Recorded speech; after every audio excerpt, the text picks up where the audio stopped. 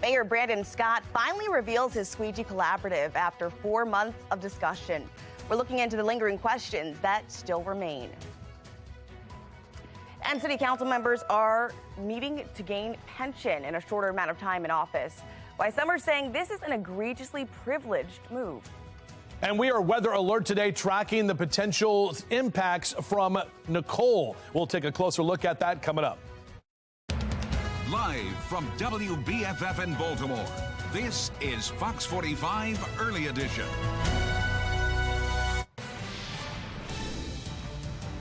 Good morning to you. We start off with a weather alert, but we want to first say happy Veterans Day to all who are watching. Let's check in with meteorologist Justin Chambers with your forecast this morning. Yeah, Justin. good morning, Taylor. Weather alert because we're tracking the potential for some strong to severe thunderstorms later this afternoon as the rain and the remnants from Nicole move into our area. Taking a look at our radar right now, not really seeing much. Most of the rain is still in western Maryland and to the south down toward Fredericksburg. When you pull out a little bit farther, you can see more of that rain is moving up from the Carolinas and into the Appalachians as well. And this is what's going to be taking place over the next few hours as the rain moves in. So it will be a little bit of a wet commute on the kind of the back half of it after about 7, 8 o'clock this morning. Our weather alert day is for this: rain showers and storms. Some of them could be strong to severe, and the afternoon into the evening is the timing of when those storms are expected to get a little bit stronger. Our temperatures are mild right now. We're not cold this morning. We're in the upper 50s and lower 60s, continuing that trend through the main part of your commute. And even today, our highs will get to the upper 60s and lower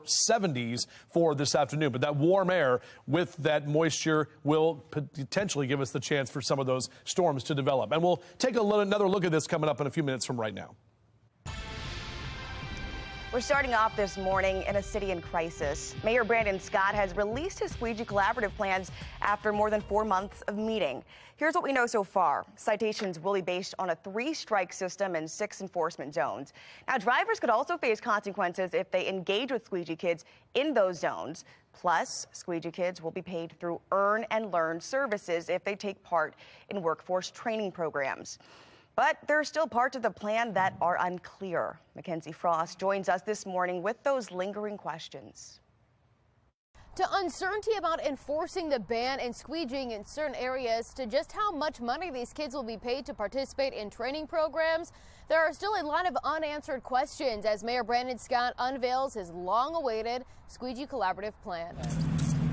Just blocks away from one of the most problematic streets. Now we're all together. Good afternoon, everyone. Mayor Brandon Scott standing with dozens of others, announcing how he will address Baltimore's squeegee kid problem. Despite speaker after speaker lauding the laundry list of ideas. I've never been more proud. We are driven. We just want the guidance. Questions about how this plan will become reality are mounting, especially the ban itself. We heard for months and months that the enforcement of the laws were unconstitutional and you were concerned, and now we're seeing it being enforced.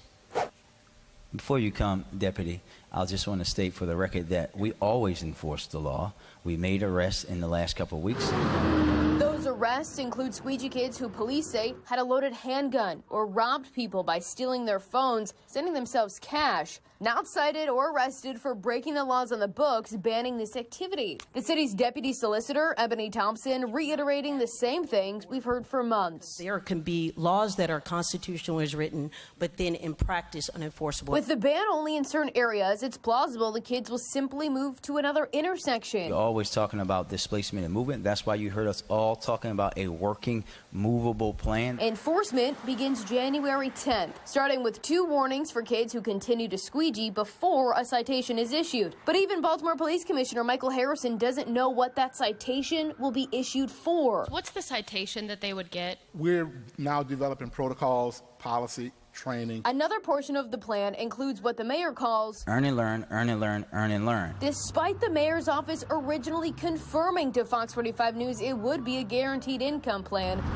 the Scott administration now saying it's a way for the squeegee kids who commit to stop their activity to get workforce and educational training. We ensure their success by not giving up on them. That's why they will be connected with a credible mentor, a navigator who will be there through the hard times. Just to be clear, are there any mechanisms in place in this plan right now that would require them to go through another round of training, or is there anything in place that would say you can't be a part of this program because you said you were going to? We're giving you this training and we're giving you this assistance, but you're still going out on the corners. Yes. So yes, that actually is explicitly called out in the plan, Okay. where you have to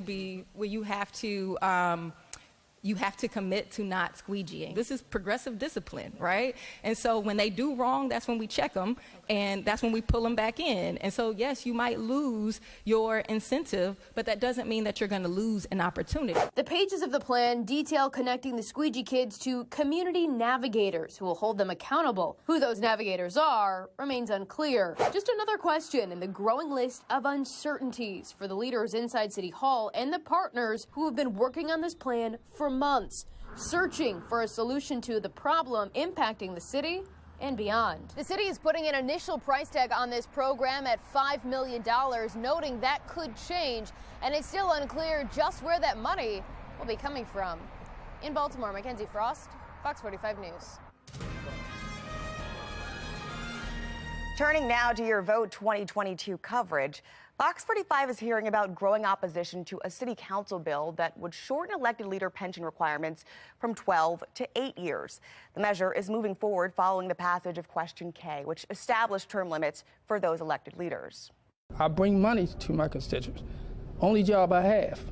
I'm working hard. When I leave here, I want to have a pension. Now, that perspective from Councilmember Robert Stokes, drawing criticism from Baltimore's police union, calling it an egregious privileged move. For more context, the pension requirement for first responders moved up from 20 years to 25 years 12 years ago. I can understand why the firefighters and police are so upset. The message that the people of Baltimore are sending is not you're doing such a good job, you deserve an early retirement. It's you're doing such a bad job that we want you out of office as soon as possible. The bill faces a final vote before it heads to the mayor's desk. He hasn't indicated whether he'll sign off or not. Governor Hogan taking the crime crisis in Baltimore into his own hands, who he's teaming up with to make the city a safer place. Plus, we are weather alert this morning. Meteorologist Justin Chambers letting us know how Hurricane Nicole will impact us here in Maryland. You're watching Fox 45 Early Edition, all local, all morning.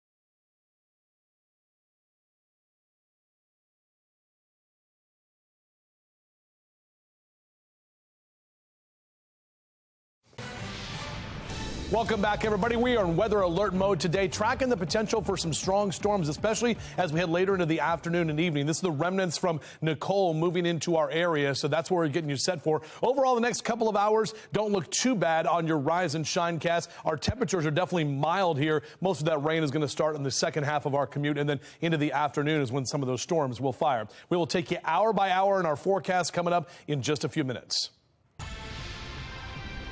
In a city in crisis, Governor Hogan is teaming up with U.S. Attorney for Maryland Eric Barron to implement a surge strategy to combat Baltimore's crime.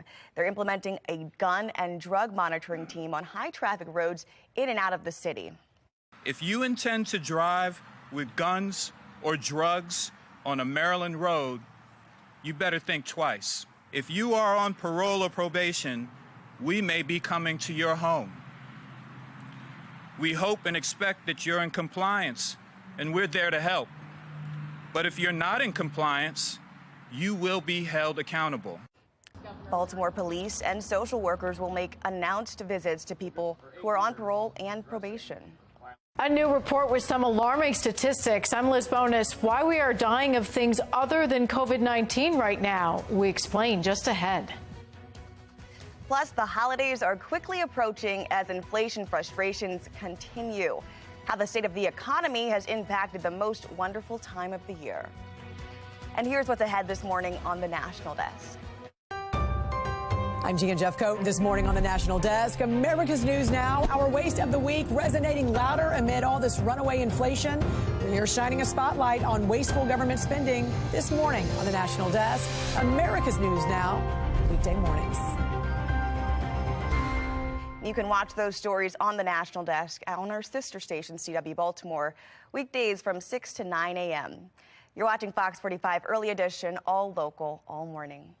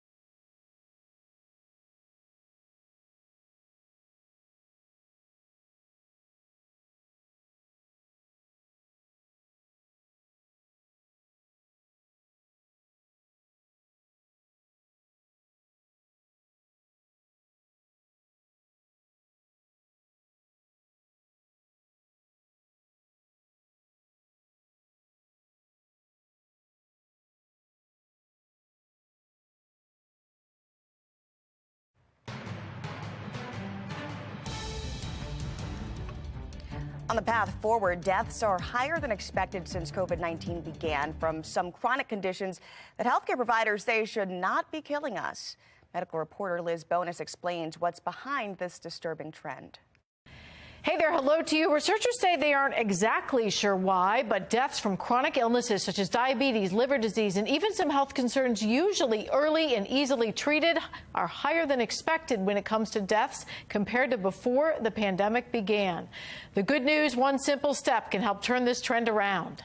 In my 20s, where I thought was invincible and shouldn't be worried about anything, I had some worry. Jennifer Buck learned that step early on in her health when a routine test and the analysis of it led to a diagnosis of cervical cancer. It is regularly seeing your primary care doctor. For me, I've got to stay healthy, and I got to catch things so that if there is something wrong, we can do something about it, and it's not this overwhelming, intense process to get myself better again. But even now, as a young mom, she admits the past few years she's missed a few appointments. Because of COVID, honestly. A new study shows she's likely not alone. A study of nearly 140,000 people that recently looked at excess deaths, not from COVID-19, found those deaths were up in conditions normally linked to old age, liver disease, and diabetes since March of 2020 when the pandemic began. It remained above the 5-year average for nearly half of this time until now. Nice deep breath. These are conditions Ohio's TriHealth primary care doctor Jonathan Buck says are usually interrupted if your primary care doctor identifies risk factors early. It's all part of a push right now to turn this trend around nationwide called population health. Population health is sort of the idea of, removing the idea of coming to the doctor when you're sick. You see high blood pressure, high blood sugar levels, and many other numbers identified by your doctor let you know early something is wrong. Most people, I think, don't realize that those are chronic conditions, and chronic conditions don't kill you today. Instead, they shut down the body slowly unless they're identified by a provider who knows this isn't normal for you. As I get to know you, I get to know you. And that knowing you is what Dr. Buck says signals him to intervene and potentially help you save your own life. I'm medical reporter Liz Bonus. Now back to you.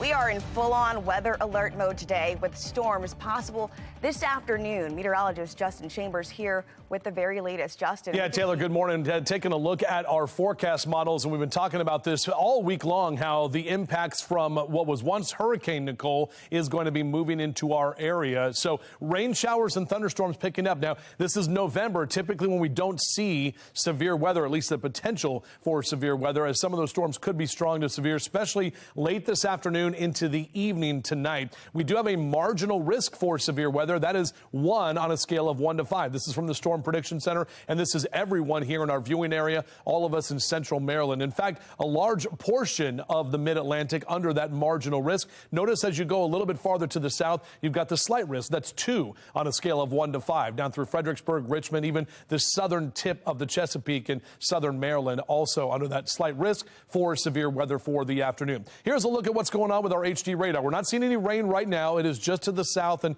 to the west of us, already starting to move into D.C. So if you're driving to D.C. this morning, probably going to run into some of those showers, and eventually we're going to see those showers here over the next couple of hours. The larger picture here, the center of this storm is still a tropical depression from the National Hurricane Center, and it's just south of Atlanta. You can actually see that spinning right there in Georgia. This is going to bring a lot of rain to Georgia and the Carolinas as it continues to track up into the Appalachians and into parts of the mid-Atlantic over the next couple of hours. So here's a look at our hourly future scan. Again, we'll see those showers pick up as we get later into the morning time, and by the time we get to about 9 a.m., still those scattered showers with us. Kind of a break here in parts of the middle of the day, and then watch what happens as we get to about 1, 2 o'clock this afternoon. You'll see some of those storms develop, some of the heavier areas there in the orange and the yellow, picking up that potential for some of the heavier rain. About 5, 6 p.m., those showers continue to move out of here. We'll get a break at about 7 p.m. tonight, and then another round of those showers is going to be rolling in as we head into the overnight hours.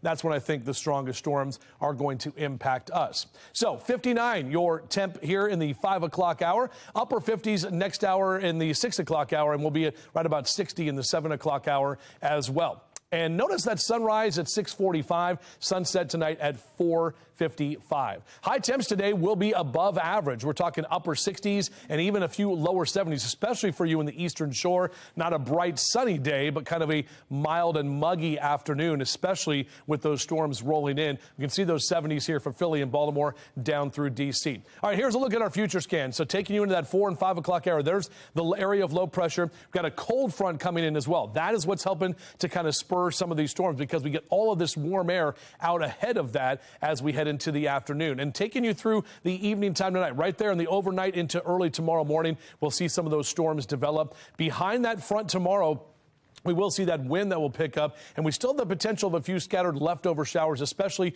late tomorrow evening into the overnight hours. Sunday is going to be quite a bit colder, as you'll see the colder air filtering in behind that front, and we will definitely start to see a trend where we trend down in terms of our temperatures. Here's that 7-day forecast for you. A weather alert day today, 67 tomorrow, only lower 50s on Sunday. We keep some of that cloud cover around as well, and then those temperatures back into the upper 40s for early next week. Back to you. Alrighty, let's do a quick look at your drive times, courtesy of the Len Stoller Traffic Network. Everything moving smoothly this early as folks get out and start their commute this Friday. With Election Day behind us and the pressure easing a bit, President Biden offering a more daunting assessment of America's financial woes. I'm Scott Duman in Washington with a closer look. And the long-awaited Squeegee Collaborative leaving more questions than answers. We look at the plan and the possible consequences for drivers. You're watching Fox 45 Early Edition, all local, all morning.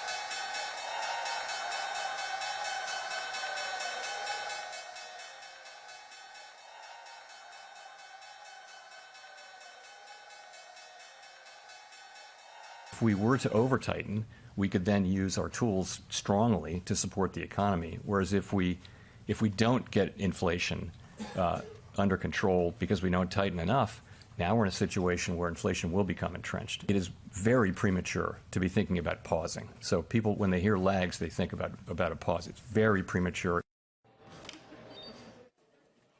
Now, in September, the inflation was at a 40-year high of just over 8%. Ongoing rate increases due to stifled demand are fueling concerns about a potential recession over the next year. Many voters called inflation their top concern in the midterm elections. Now, a post-election admission by the president when it comes to Americans' big worry about how to pay the bills. Sinclair's chief correspondent, Scott Thuman, has the details. As a large number of votes are still being tabulated, another set of numbers are also under close observation: the nation's economic struggles after midterm elections. The president just months ago signed the massive $400+ billion Inflation Reduction Act aimed at shrinking the deficit and America's everyday cost of living, with assurances it would work.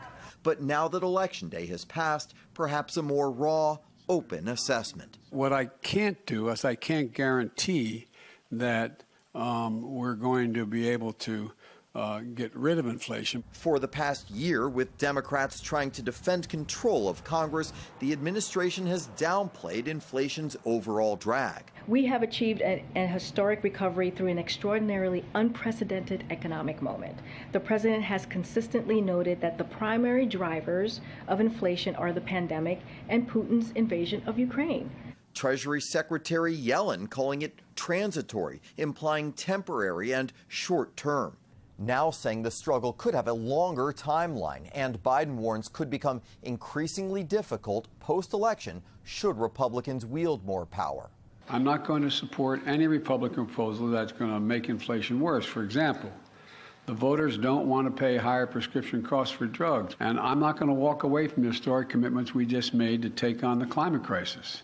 While inflation eased more than expected in October, the significantly higher costs on food, energy, and gas still Americans' top concerns. First thing we're going to do is make sure an economy that's strong. With more Republicans heading to the Hill and it likely that Democrats are no longer the sole party in power, the president may be more frank in talking inflation and possibly, too, spreading the blame. At the Capitol Hill Bureau, Scott Thuman, Fox 45 News. Americans are spending on the holidays despite record high inflation. According to recent data from Adobe, Americans spent $72.2 billion on online shopping in October alone. That's a 10.9% increase from the month before. In October, many major retailers began rolling out their early shopping deals to help ease the burden of holiday shoppers. The biggest deals seen in the categories include electronics and toys. Even with these early deals, though, Adobe's still predicting the biggest discounts to come during Cyber Week. Mortgage rates plunged 60 basis points on reports inflation eased last month more than expected. According to Mortgage News Daily, the average rate on a 30-year fixed mortgage fell from 7% to 6.6%. That's a record drop not seen since the start of the pandemic. Stocks for home builders and developers also surged amid Wall Street's broader rally. Still, mortgage rates are high, about double what they were at the start of the year.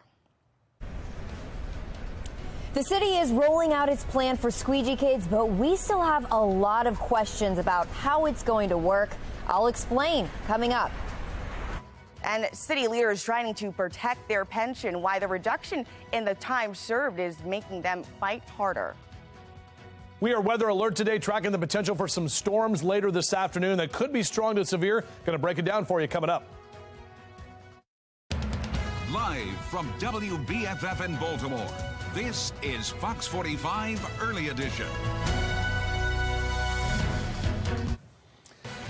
Just about 4:59 here, and we are weather alert on this Friday, November 11th. Happy Veterans Day. I'm Tom Rogers. I'm Megan Gilland. Let's check in with meteorologist Justin Chambers. I know a lot of kids getting out early today because of Veterans Day, and this rain could certainly greet them when they get off the bus. Absolutely. Rain and thunderstorms, too, guys. That's the thing we're concerned about. Not necessarily the rain, but some of the potential for some of the stronger storms where we could even see a brief spin-up tornado once we get into the later part of the day today. This is a look over downtown Baltimore right now. We do have the cloud cover that's out there. Not really getting much in the way of actual rain as of yet. In fact, you can see on our HD radar, most of the rain is still to the south of us. Getting a couple of showers in D.C. and down toward Fredericksburg, and those are going to continue to track to the north. And you can see on the kind of wider picture here how more of those showers will continue to track into our area through the course of the morning. But the weather alert day, rain shower storms, some could be strong to severe, mainly afternoon into the evening time. Your morning drive should be fine, at least for the first part, but the next couple of hours, that's when the rain is going to roll in. So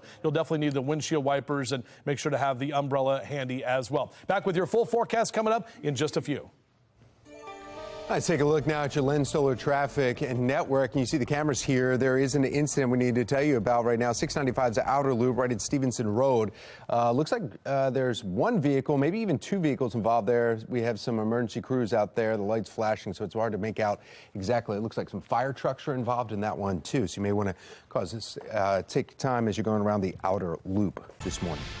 5 o'clock, and we begin this hour in a city in crisis. We finally know the results of Mayor Brandon Scott's Squeegee Collaborative 4 months after it was created. Yeah, this morning we're examining all 18 recommendations. We want to point out the three biggest takeaways. Squeegee kids will be banned from these 6 intersections. They will not be allowed to operate there. Megan will be taking a closer look at these red zones in just a few minutes. Now, the enforcement starts January 10th.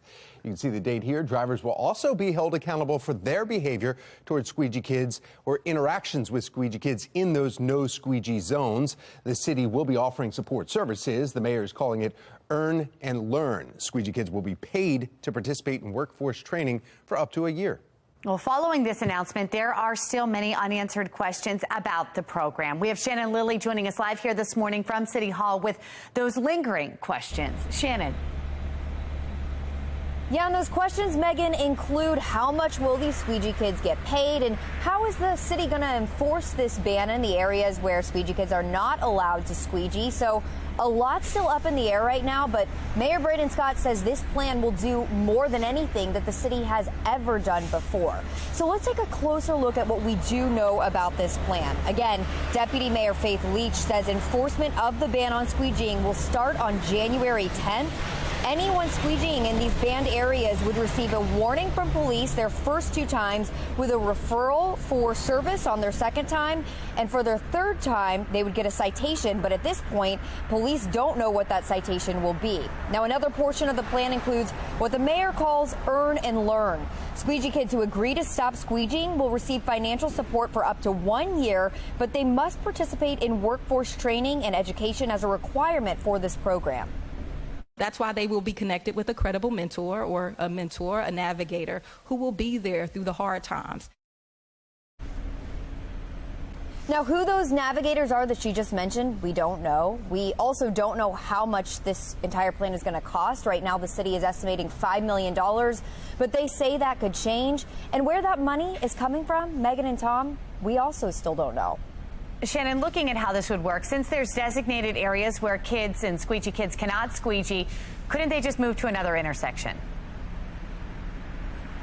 Yeah, absolutely, Megan. And that's actually something that the mayor is addressing. And he says that that's where the other parts of this plan come into play. He's also calling this a movable plan. So it seems they're going to address those issues as they arise. Reporting live from City Hall, I'm Shannon Lilly, Fox 45 News, Early Edition. 5:03 now, and in the 4 months that we've been waiting on the Squeegee Collaborative results, there have been a number of alarming incidents involving squeegee kids. In late July, drivers sent FOX45 video of what seems to be squeegee kids punching another driver at the corner of President and Lombard Streets. And then in August, Fox45 News heard from a college student who says squeegee kids attacked her at Martin Luther King Jr. and Washington Boulevards. And just days ago, police say a 19-year-old squeegee kid sprayed a woman right in her face at the intersection of 83 and North Avenue. Police say they arrested that squeegee kid after they found him with a loaded handgun.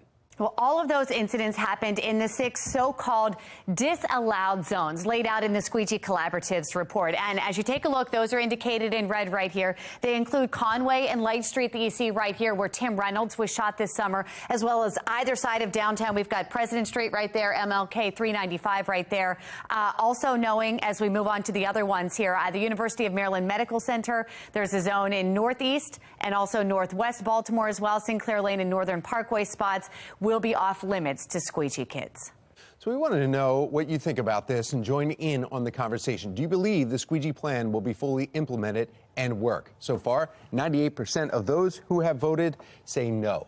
You can still vote right now at foxbaltimore.com/vote. Stay right here with Fox 45 News all morning as we continue to follow the squeegee kid crisis in Baltimore City. Our commitment to you is to hold our leaders accountable for the plan that they announced, as well as the other problems facing Baltimore. Fox 45 News is hearing more opposition to a Baltimore City Council bill that would shorten the number of years of service needed for elected leaders to be eligible for a pension. Yeah, this bill is on a third reader. It's a response to ballot question K that voters passed Tuesday, putting term limits on some elected leaders. And now it is one step closer to a final vote, which could impact their pension and your taxpayer dollars. Taylor Stewart is here in studio now to look at the growing criticism. That's right. This bill would shorten elected leaders' pension requirements from 12 years to 8. City Council President Nick Mosby sponsored the bill. The measure was already put up for a vote last week in a subcommittee under the assumption question K would pass. The implication being elected leaders can only serve 2 terms in the same position. The message that the people of Baltimore are sending is not you're doing such a good job, you deserve an early retirement. It's you're doing such a bad job that we want you out of office as soon as possible. Now, this bill is moving forward following the passage of question K. The mayor hasn't said whether or not he'll sign off on it, but we'll keep you updated. Well, Taylor, this bill is drawing some criticism, particularly from full-time first responders.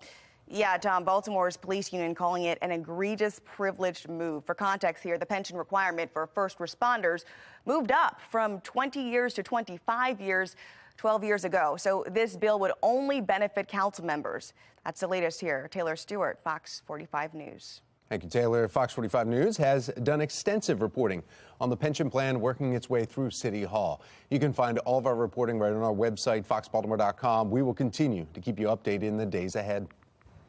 Votes in and recreational marijuana is legalized in the state of Maryland. When the law, though, goes into effect and what else it will cover. Tracking the remnants from Nicole moving into our area. That's why we are weather alert today. We will break down your forecast coming up in just a few minutes.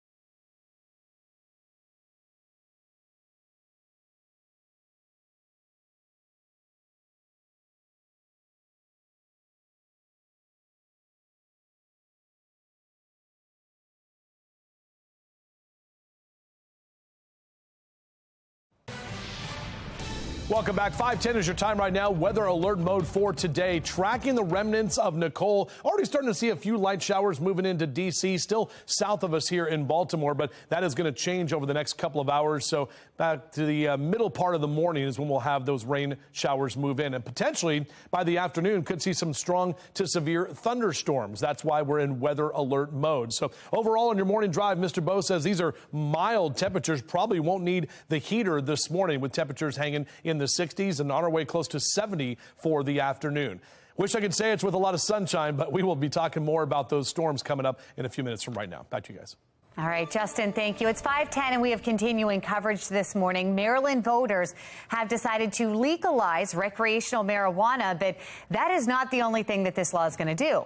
Yeah, it could potentially clear past convictions for thousands of Marylanders, and in many cases, the law will automatically clear the simple possession charges. The law goes into effect on July 1st, but one legal expert we spoke with says you don't have to wait until then. Well, it might happen automatically. You can also take an affirmative step. If it's been more than 4 years, you have a conviction of possession of marijuana charge, it likely can come off now. Now, experts say you don't need a lawyer to file this petition. Anyone can fill out a form on the Maryland Judiciary's expungement page for a $30 fee. You can find more on that right in our story on our website, foxbaltimore.com. As one leaves office, another begins his journey as Maryland governor. Still ahead, how Governor Larry Hogan and Governor-elect Wes Moore are coming together. And we are still following a very close race in Anne Arundel County. Optimistic words from the candidates. You're watching Fox 45's Early Edition, all local, all morning.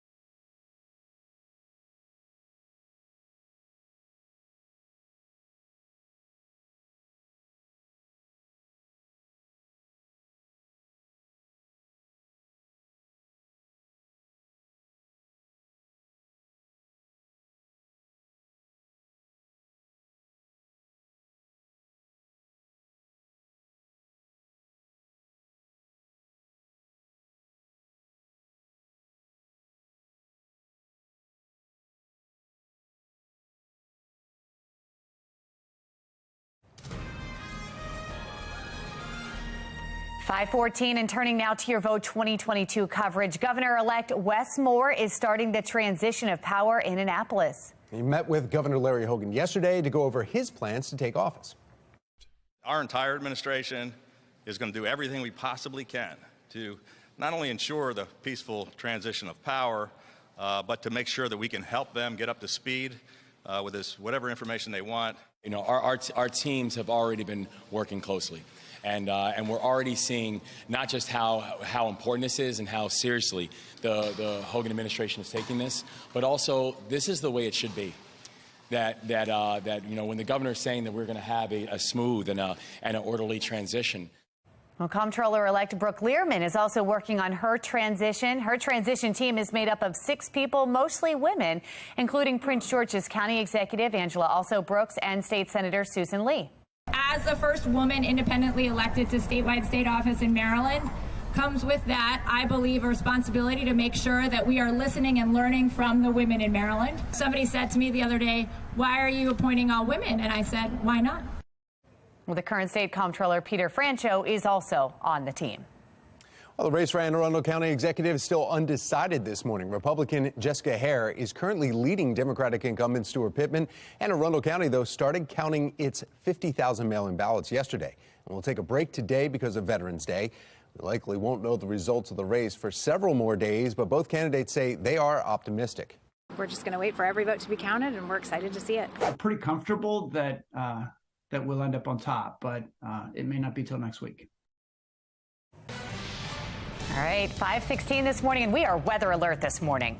In fact, we're going to get right over to meteorologist Justin Chambers. There's a little bit of rain starting to fall around the Baltimore region now. Yeah, it's starting to see just a couple of light showers, guys, but it's really later this morning that rain will continue to roll in. And it's this afternoon with the warm air that is in place and that cold front coming in. That's when we'll have that best chance of seeing some of the potential strong to severe thunderstorms as well. Right now, from the live cam, you can see a lot of that cloud cover that is out there at this time. And again, overall, our temperatures are mild. Look at that number. Officially 61 at BWI. Not much wind to speak of yet, but the wind will pick up later today. It is Veterans Day, so thank you to all the veterans who are serving or have served our country. We're seeing those temperatures, however, in the 7 o'clock hour, right about 60 degrees with upper 60s through noontime and mid to upper 60s later this afternoon. So temperatures are definitely mild, but all of that will help to play in to some of those storms that are going to be firing later today. And that's why the Storm Prediction Center has us under a marginal risk for severe weather. Now, that's still just level 1 out of a scale of 1 to 5, but still this time of year, we typically don't see a bunch of thunderstorms. It's more of a summer type activity that we usually see. Here's a look at the storm outlook a little bit farther to the south. So those areas in yellow are under a slight risk, which is 2 on a scale of 1 to 5. That's where we're expecting to see those stronger storms at this time. Now, here's a look at our HD radar. Again, just a couple of light showers to the south of us. Most of the heavy rain is down through parts of Virginia. This is the area of low pressure, which was once Hurricane Nicole, now still a tropical depression with 35-mile-an-hour sustained winds, but it's bringing a lot of wind and rain, and especially that tornadic activity possible in parts of South Carolina, kind of on the eastern edge of that storm. That's why we have those tornado watches that are posted there. We had a tornado warning earlier this morning in South Carolina, but no warnings at this time. Again, that tornado watch goes through 7 o'clock this morning on that side of the storm. And that's one of the reasons we're weather alert, because we have the potential for heavy rain, strong wind, and a brief spin-up tornado. We cannot rule that out with the fact that this thing is going to get a little bit more active later into the day today. Here's a look at our hourly future scan. This updates every hour, so we'll bring this to you all morning long. 7 o'clock this morning, seeing those showers that are rolling through, and then continuing to see kind of a wet commute in that 8 and 9 o'clock hour, taking you through midday today, where we see the yellow right there. That's an indication of some of the heavier downpours that we are expecting. As you get to about 2, 3 o'clock, more of those thunderstorms are going to be possible. Notice the red lines. That's an indication of that stronger southerly wind that is picking up ahead of the cold front pushing through. Then by about 5 o'clock for your drive home, we are going to see more of those showers. Maybe you have the day off today for Veterans Day, which is good because it's going to be one of those days where you want to make sure that you know your safe place, just in case we get into some of those tornado watches or warnings this afternoon. Our bus stop forecast, beep, beep, for those kids who are at school, even if it's just a half day today. Numbers are mainly in the 60s through 7 a.m. and upper 60s through noon. Definitely an umbrella today will be needed, and that rain gear. And check out our temperatures, too. Upper 60s and lower 70s across Carroll and Baltimore counties. Even down through Howard and Anne Arundel counties, you're going to see those numbers in the upper 60s and close to 70 for the afternoon. Enjoy the temps today and for at least the first half of tomorrow, because we've got a big temperature drop-off. We're going to wake up in the 40s on Sunday morning, only get to about 52 on Sunday afternoon. And then notice those temps next week stay in the upper 40s and lower 50s for our afternoon highs. Tom? All right, thank you, Justin. Taking a look at your Lynn Solar Traffic Network. This camera just switched. It was just turned around when it was facing the other direction. This is 695's outer loop right at Stevenson Lane. There was an accident there and multiple emergency vehicles there that are blocking not only the shoulder in the one lane, but then, of course, with the move over law, it's essentially blocking 2 lanes. So it's causing a little bit of a slowdown there, but they're still working to clear that area. All we're doing is taking a problem and moving it to a different intersection, period. Questions this morning surrounding the long-awaited Squeegee Collaborative. The concerns now from residents as we push for clarification. Plus, as Governor Hogan prepares to leave office, some are now looking to 2024. What he's saying about a possible presidential run. It's 5:20. You're watching Fox 45 Early Edition, all local, all morning.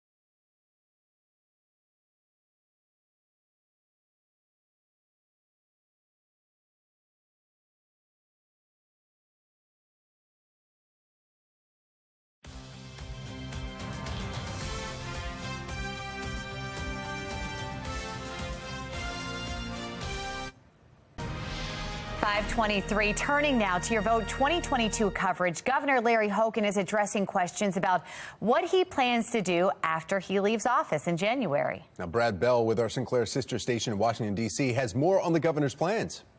Outgoing term-limited Maryland Governor Larry Hogan has been hinting at a presidential run for more than 4 years.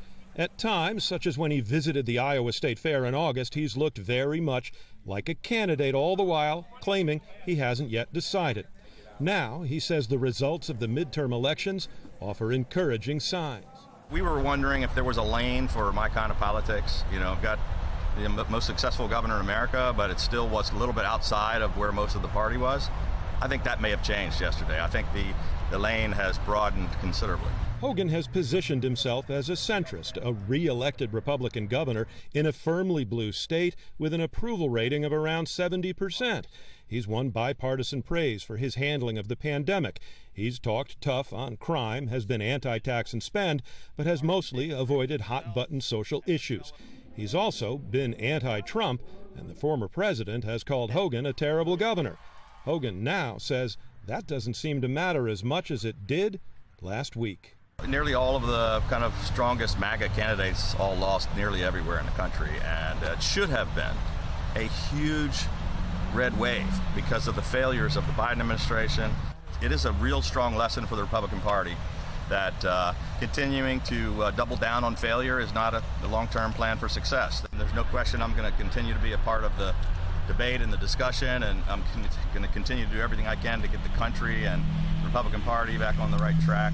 Now, when asked directly if he's going to run for president, Governor Hogan continues to say what he has said all along, that there will be no announcement until his term ends in January. In Annapolis, Brad Bell, Fox 45 News. All right, Brad, thank you. We are following some close races nationally. All eyes are on Nevada and Arizona as they tally their votes for Senate seats. In Nevada, Republican Adam Laxalt is in the lead, but Democratic incumbent Senator Catherine Cortez is slowly closing that gap there. Then in Arizona, Democratic incumbent Senator Mark Kelly is holding a lead over Blake Masters. But in Georgia, we're now seeing the campaigning underway for that runoff election, which is now scheduled next month, December 4th, after neither candidate scored more than 50% of the vote. Libertarian Chase Oliver believes that his Senate run might be to blame for that. I think it shows a certain amount of dissatisfaction with the parties in power. Looking ahead to next week, former President Donald Trump is set to make an announcement on Tuesday, and many are speculating it could be about a 2024 run. The city is rolling out its plan for squeegee kids, and you are reacting. Coming up, we're going to hear why some say it's a good idea, while others say it is not. We're live all morning here at Gerstel Academy for their annual Veterans Day ceremony. I'm Olivia Danson. Coming up next, we're speaking with the event coordinator about the significance of today.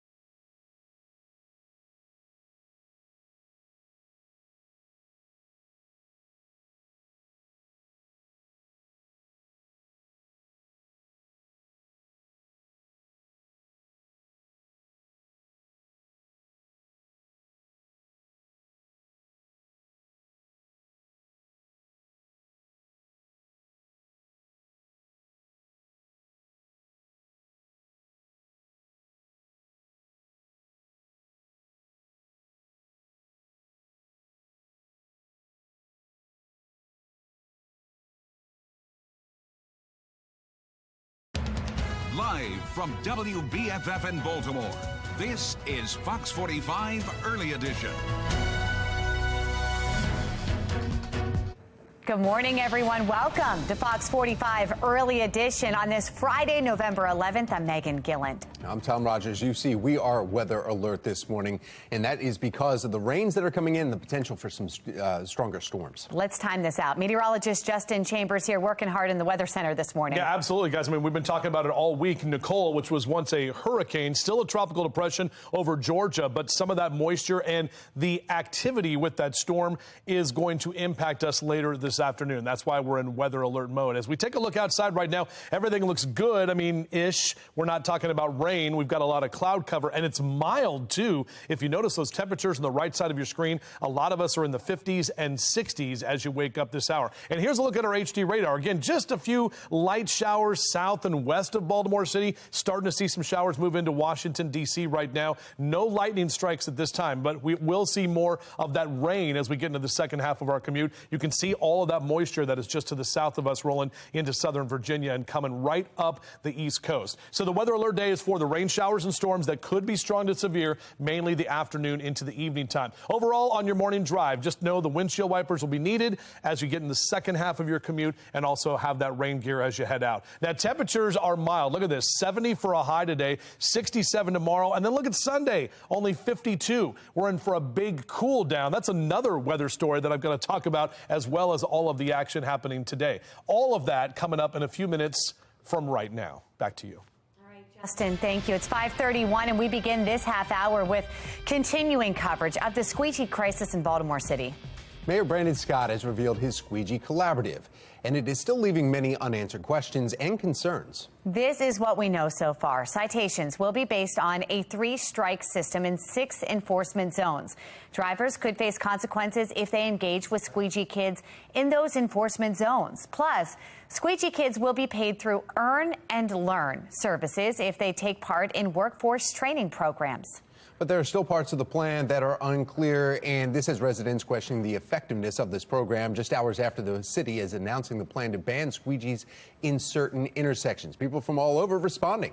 Shannon Lilly joining us now live this morning from right outside of City Hall with that reaction. Shannon.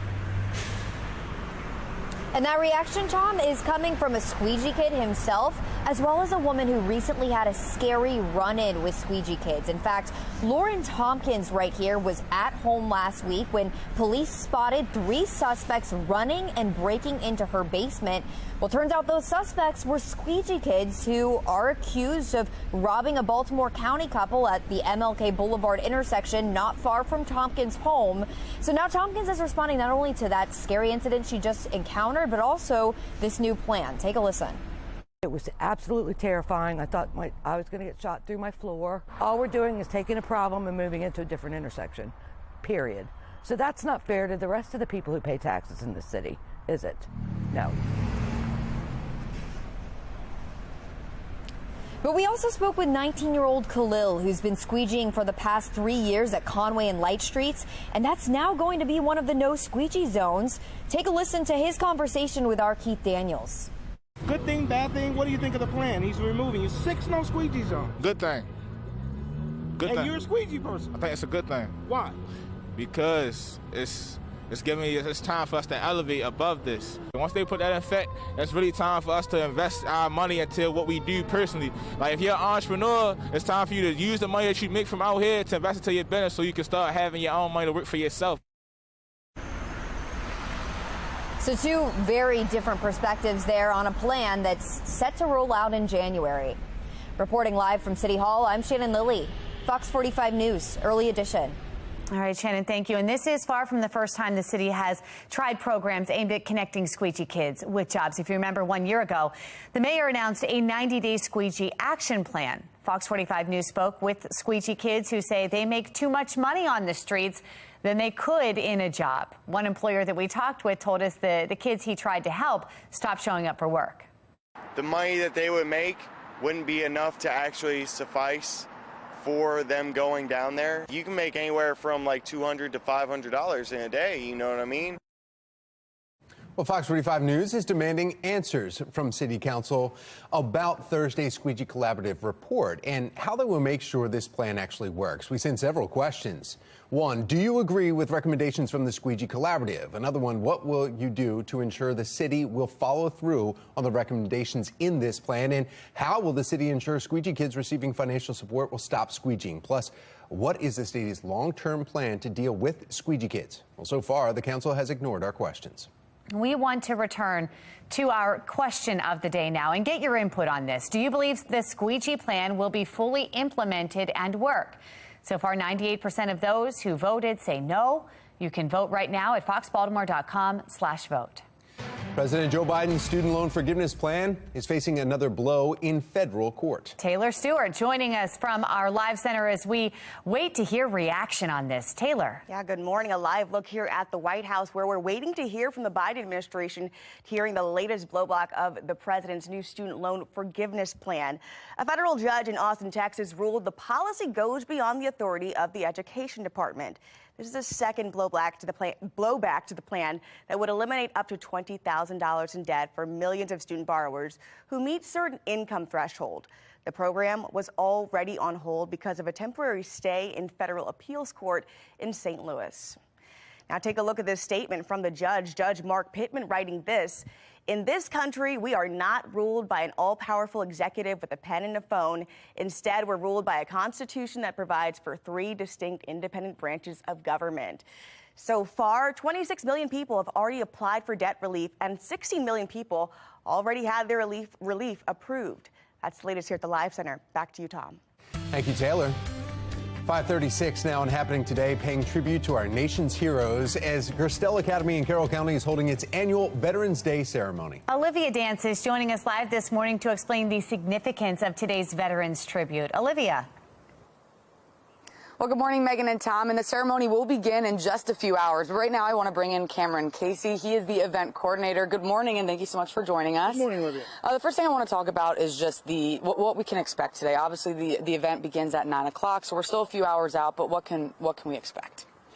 We've invited veterans from our community. They're going to come join us today on campus. We'll have a presentation indoors. Some of our 8th grade students will be presenting poems, introducing videos. The point is to really acknowledge these veterans, make them feel appreciated. Absolutely, and obviously Veterans Day is extremely significant, but can you tell me a little bit about the significance of the tribute ceremony today? Yes, it's 2 reasons. Again, we want to make sure these veterans feel appreciated, even if it's only once a year, which isn't often enough. They need to see the future generations and the way we can express our appreciation to them. It's also important for our students to see these men and women. You can open a history book and read about all these various campaigns or the sacrifices our service members have made, but when you get to see these men and women, look them in the eye, it really gives you a sense of all the things that we have. Absolutely, very well said. And I know that this is an annual event, but is there anything different this year that we can expect? Yes, if our viewers have watched in the past, they've seen us do a flag-raising ceremony outdoors before then bringing everyone inside.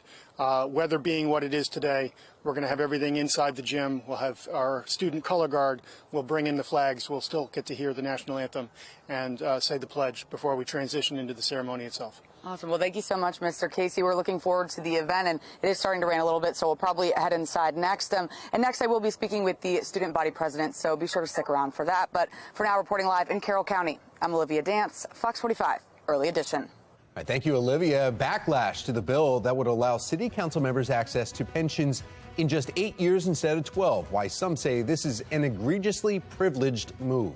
Plus, we are weather alert this morning. Meteorologist Justin Chambers tracking Hurricane Nicole and the impacts we could see in Maryland. It's 5:38, and you're watching Fox 45 Early Edition, a local all morning.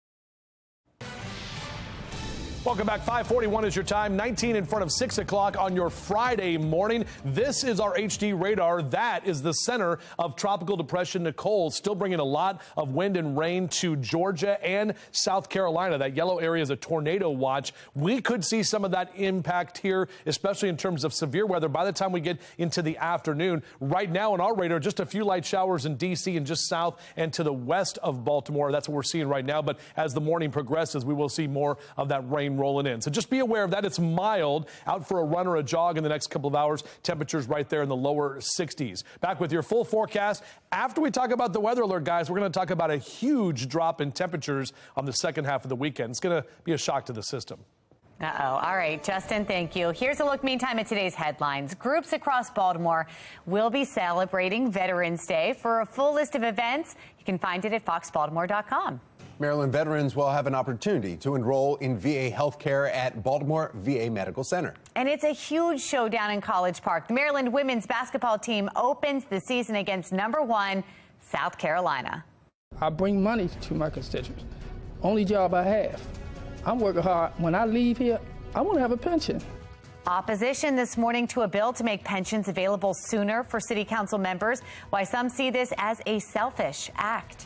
Plus, we continue to track Hurricane Nicole and the impacts that could be seen right here in Maryland. We're also looking at what it has uncovered, the chilling find on the Florida coast. 5:42, and you're watching Fox 45's Early Edition, all local, all morning.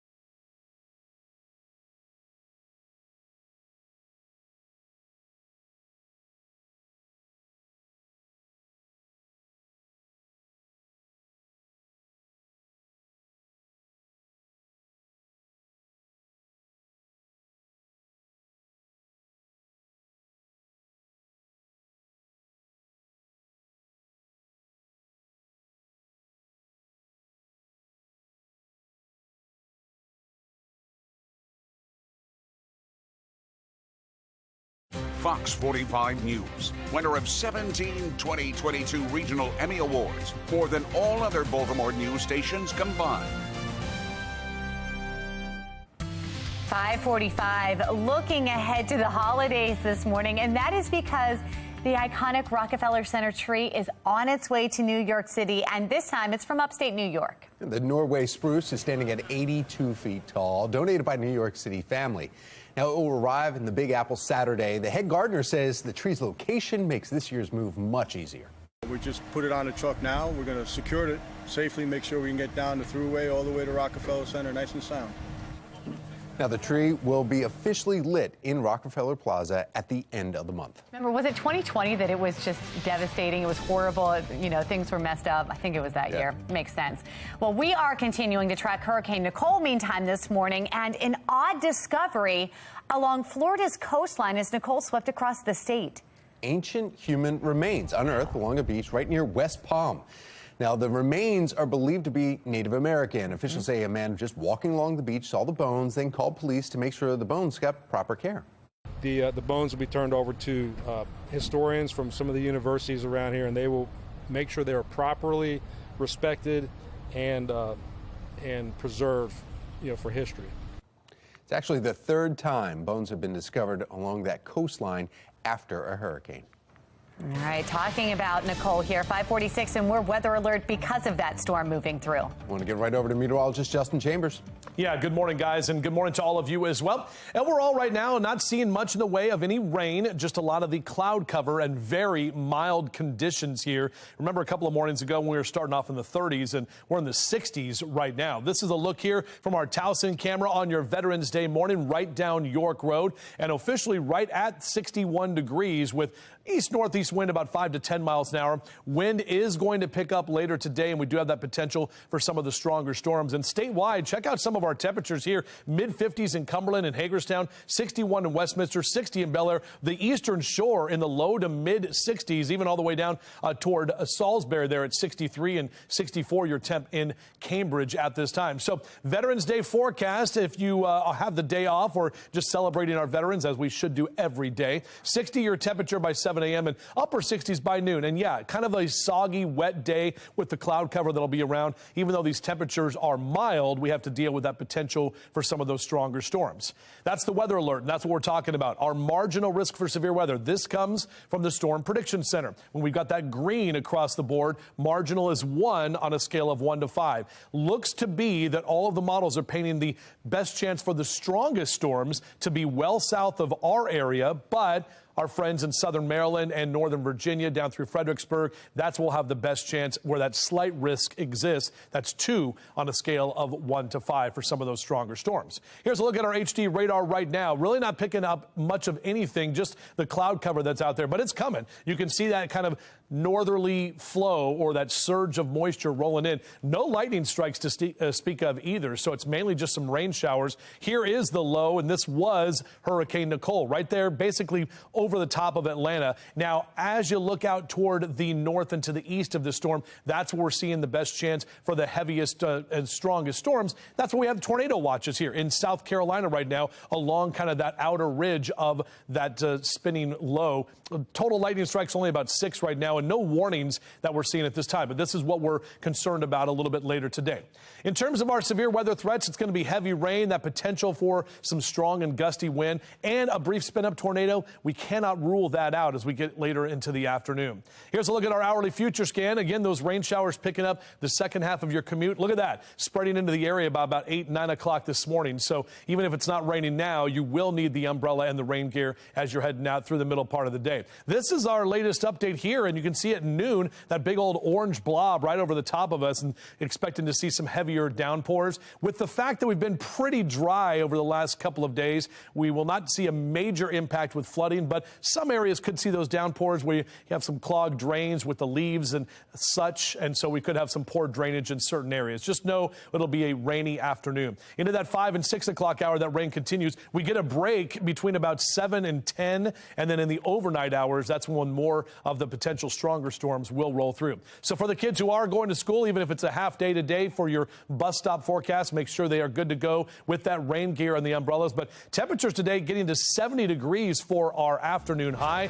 We're still in the upper 60s tomorrow. We'll see some scattered showers around, especially in the morning time. Much colder conditions. We're waking up in the 40s Sunday morning, only lower 50s for highs on Sunday. And then next week, check it out, highs only in the upper 40s with lows in the 30s. Meg? All right, Justin, thank you. Let's take a look at our Len Stoller traffic network. We had been watching that earlier crash on the outer loop of 695. You can see crews still on the scene. The flashing lights indicated there. But the good news, this is moved to the shoulder. Of course, you still have to move over, so it's causing a little bit of a delay right there. But we're getting through. That's the good news here this morning. I'm Christine Frazan with a look at one of the top campaign issues for Democrats, the threat to democracy, and how it played out this election cycle. And the long-awaited Squeegee Collaborative, leaving more questions than answers. We look into the plan and the possible consequences for drivers. It is 5:51 and you're watching Fox 45 Early Edition, all local, all morning.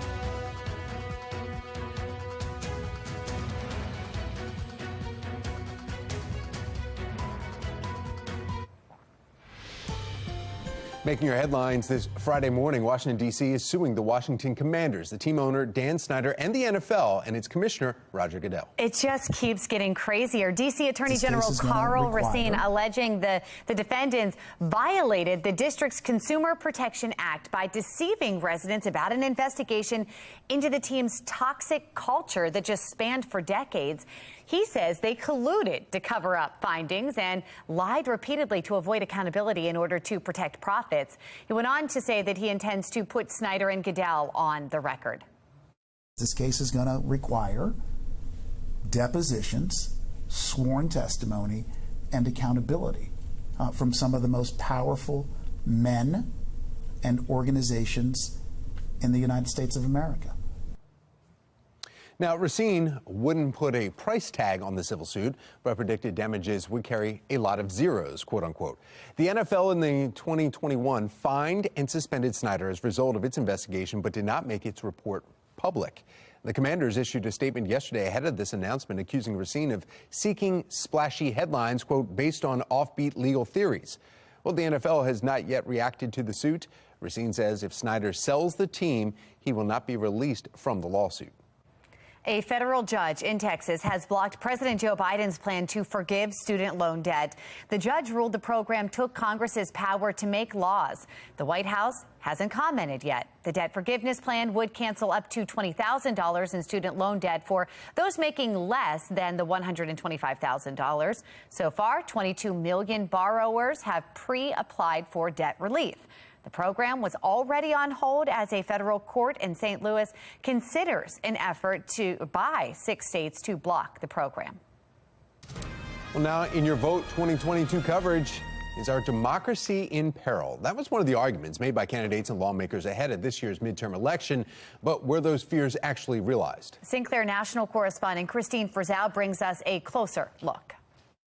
Make no mistake, democracy is on the ballot for all of us. Throughout the midterm campaign, it was a repeated refrain, especially from Democrats. I think a vote tomorrow is a vote to defend our democracy. Warnings sent about what might happen on Election Day. There are 50% of Americans have election deniers on the ballot. But many of those candidates painted as election deniers lost. But instead of fighting the results, sent statements like this from Michigan gubernatorial candidate Tudor Dixon, saying she called Governor Whitmer to concede. Lee Zeldin congratulating New York Governor Hochul on her election to a full 4-year term. And Dr. Mehmet Oz sending well wishes to John Fetterman and his family, both personally and as our next U.S. Senator. The New York Times even reported concessions are making a comeback, as concerns about voter intimidation and updates to voting bills in states like Arizona, Texas, and Georgia, Jim Crow 2.0, didn't appear to stifle turnout.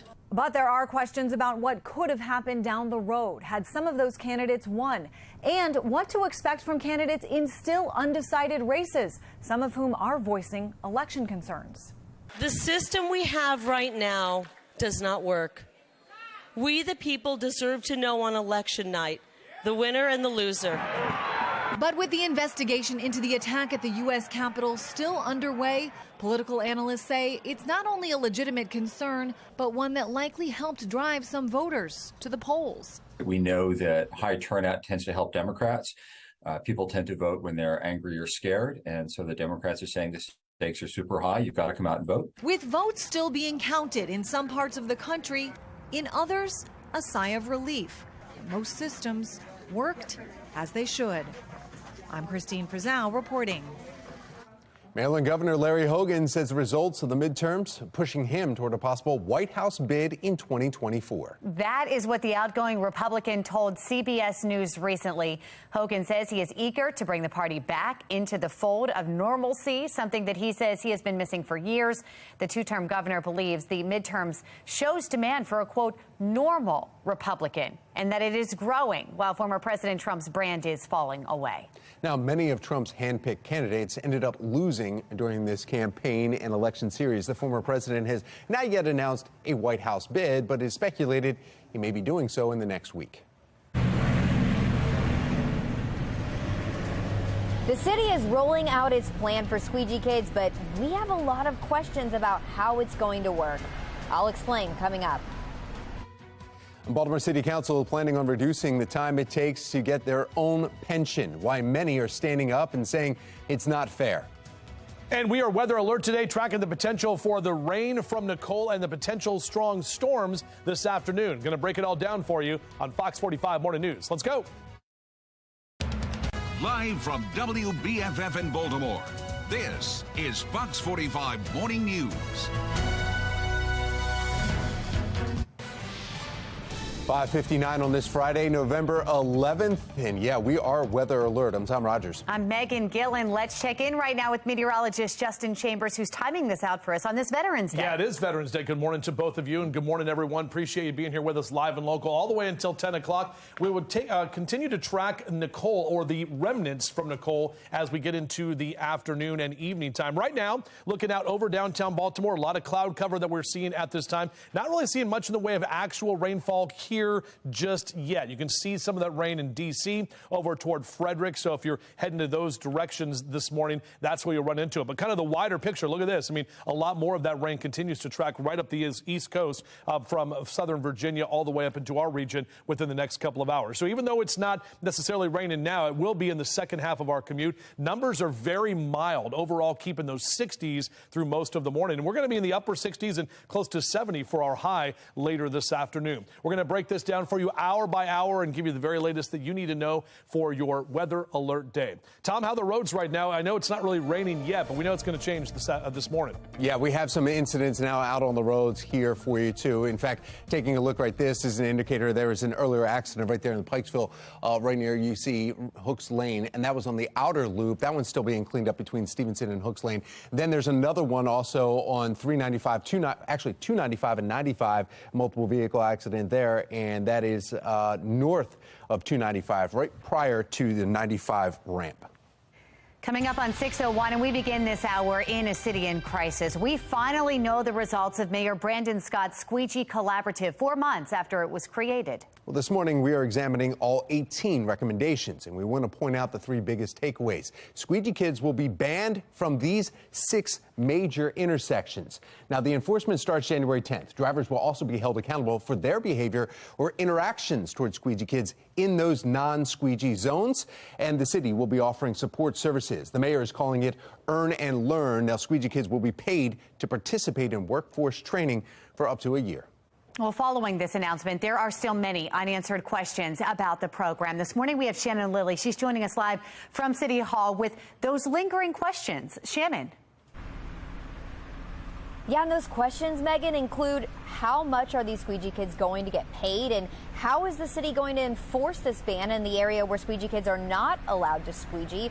So a lot's still up in the air, but Mayor Brandon Scott says with this plan, the city is doing more than it's ever done before. So let's take a closer look at what we do know about this plan. Again, Deputy Mayor Faith Leach says enforcement of the ban on squeegeeing will start on January 10th, and anyone squeegeeing in these banned areas would receive a warning from police their first 2 times with a referral for service on their second time.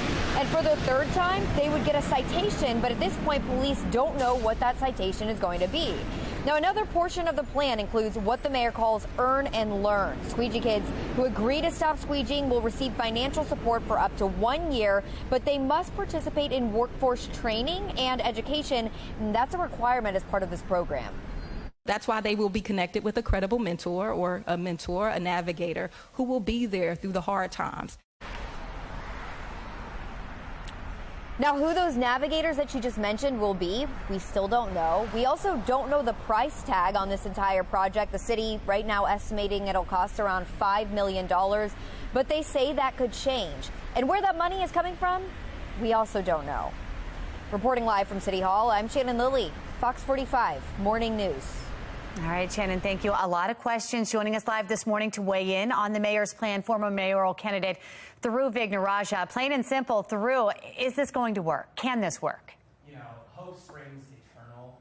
There's some encouraging dimensions, which include the mayor waking up to the reality that we do have to enforce the law, that we do have to get these kids off of certain corners. The strategy that we're using to effectuate that is an open question. Can we really afford $5 million a year to clear 6 corners? Are we going to have kids that are attracted to the corners because their buddies told them that if they drop out of school and go to these corners, they get $400 a week?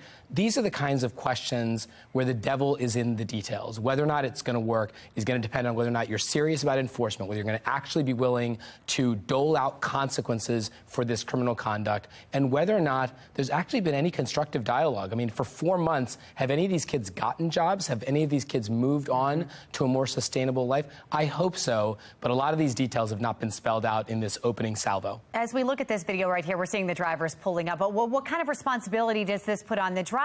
Because, you know, they are mentioned as part of this plan. Look, this is a strange strategy to put the onus on a group of individuals who are often perceived as the victims of this squeegee strategy.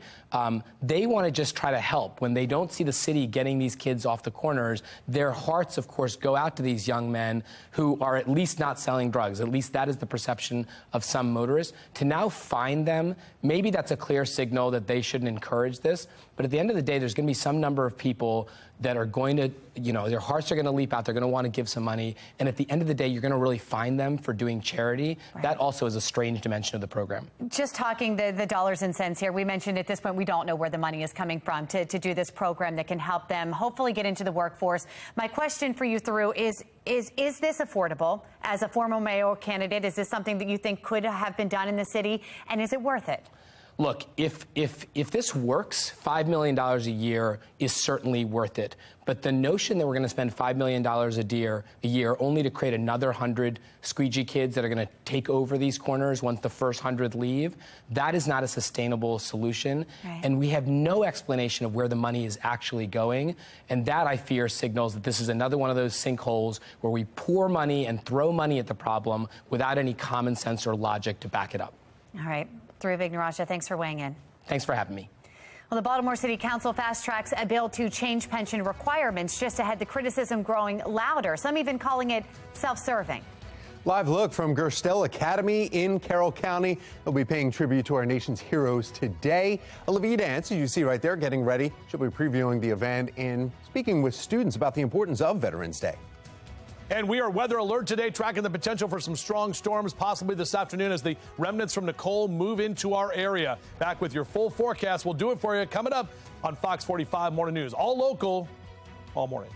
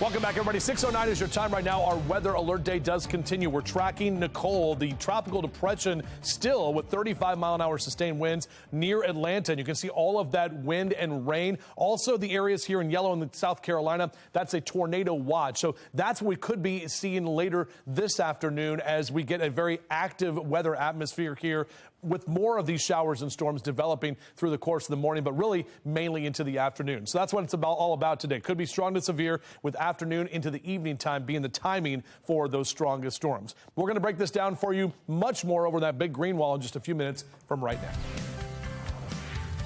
Coming up on 6:10 and happening today, we are paying tribute to our nation's heroes as Gerstel Academy in Carroll County is holding its annual Veterans Day ceremony. Olivia Dance is joining us live now from the school. Olivia? Well, good morning, Megan and Tom. And right now we're in Gerstel's Academy's Alumni Hall, and we're still a few hours away from their Veterans Day ceremony. But right now I want to bring in Xavier. Good morning. Good morning. He is the student body president here, and you're going to talk to us about how students in the Academy are going to be honoring veterans today and why it's important to do so.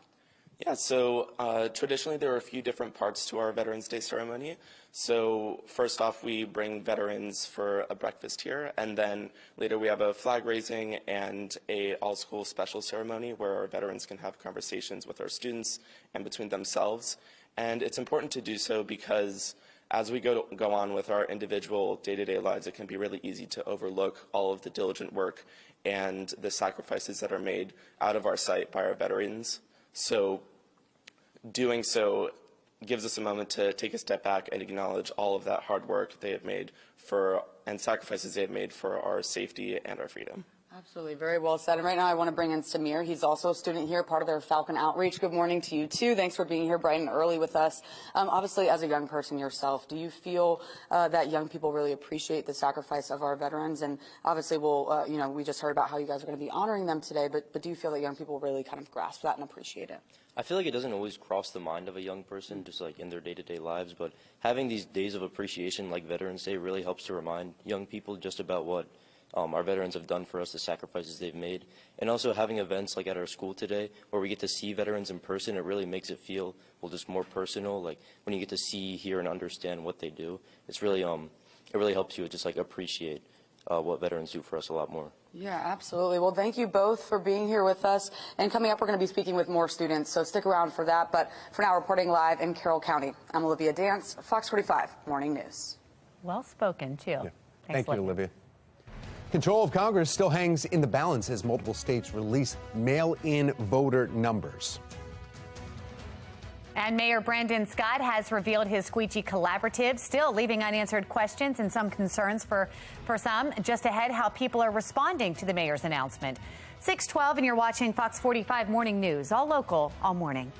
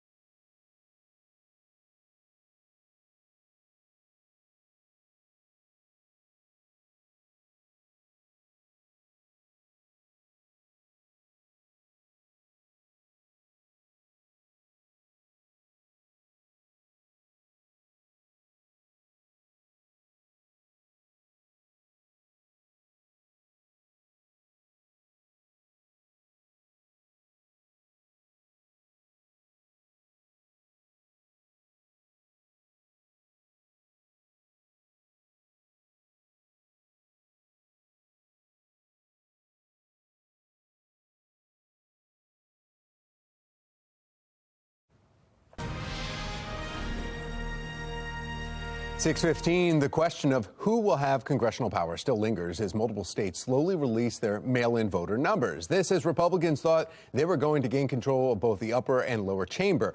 What does this mean for our next presidential election? Will it have an impact? Joining us now for this week's Washington Wrap, D.C. Insider political commentator Armstrong Williams. Happy Veterans Day, Armstrong. Thanks for joining us. Yeah, blessings to all our soldiers and people who serve us. Yeah. Now, Armstrong, let's talk about this election, though. It's coming in a lot of spin, a lot of speculation, too. Republicans may actually lose a Senate seat here, possibly, and barely holding on to the House with 8 seats needed to barely gain the power in the lower chamber. Traditionally, that swings from whatever the president's party is, it goes to the other party. You know, listen, let's first talk about President Biden's political obituary. Obviously, he's done better in the midterm election, better than Clinton, better than Barack Obama, and not so fast.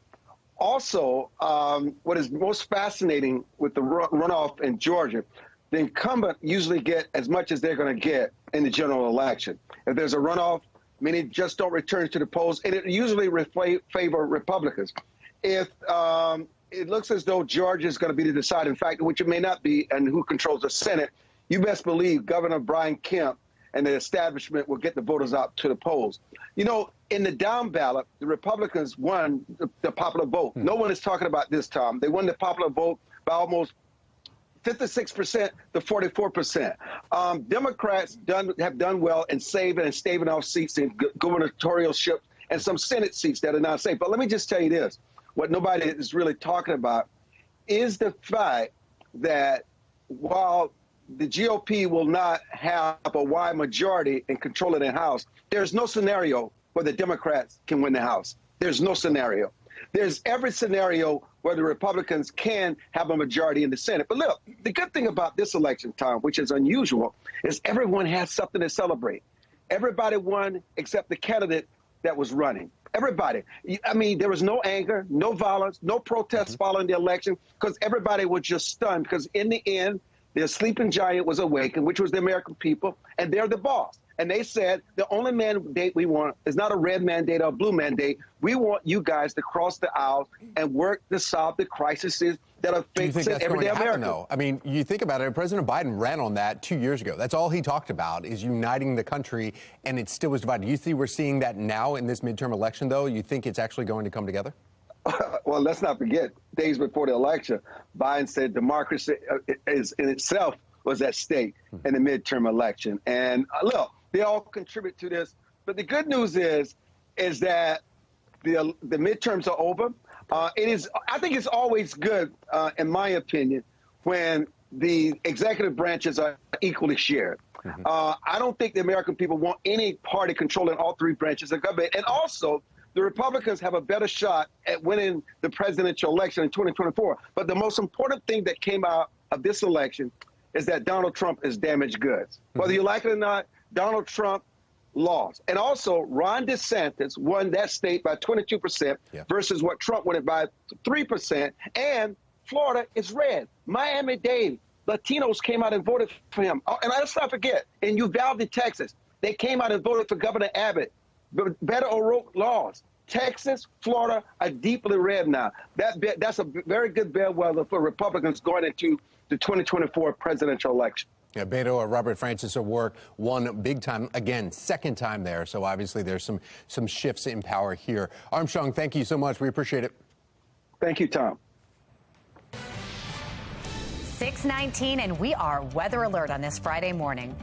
In fact, we have meteorologist Justin Chambers, though. We're all in red, Justin, back here because we are weather alert because of the impact Nicole will have coming up here in a few days. Yeah, we're actually starting to see that, Tom and Megan. Good morning to both of you. In fact, if you look closely on our Toyota HD radar and our HD camera right there, we are seeing a couple of drops of water, still some cloud cover and mild conditions, but rain is starting to move in as we speak. Our temperatures continue to be mild, 61 your temperature at BWI right now. So overall, throughout the day today, our numbers will be warm. In fact, upper 50s and low to mid 60s is what we're seeing, not only here across Cockeysville and Baltimore, but even out toward the eastern shore with some mid 60s you're seeing at this time. So Veterans Day is today. Of course, we salute all of our veterans, and temperatures are going to be warm this afternoon. 67 by noon, mid to upper 60s by about 4 or 5 o'clock. I wish I could say it'd be a bright sunny day like we had at least for the first half of yesterday, but we've got the rain showers and the potential storms, and that's why we're in weather alert mode. So our marginal risk for severe weather, all of the areas here in green, which is pretty much all of us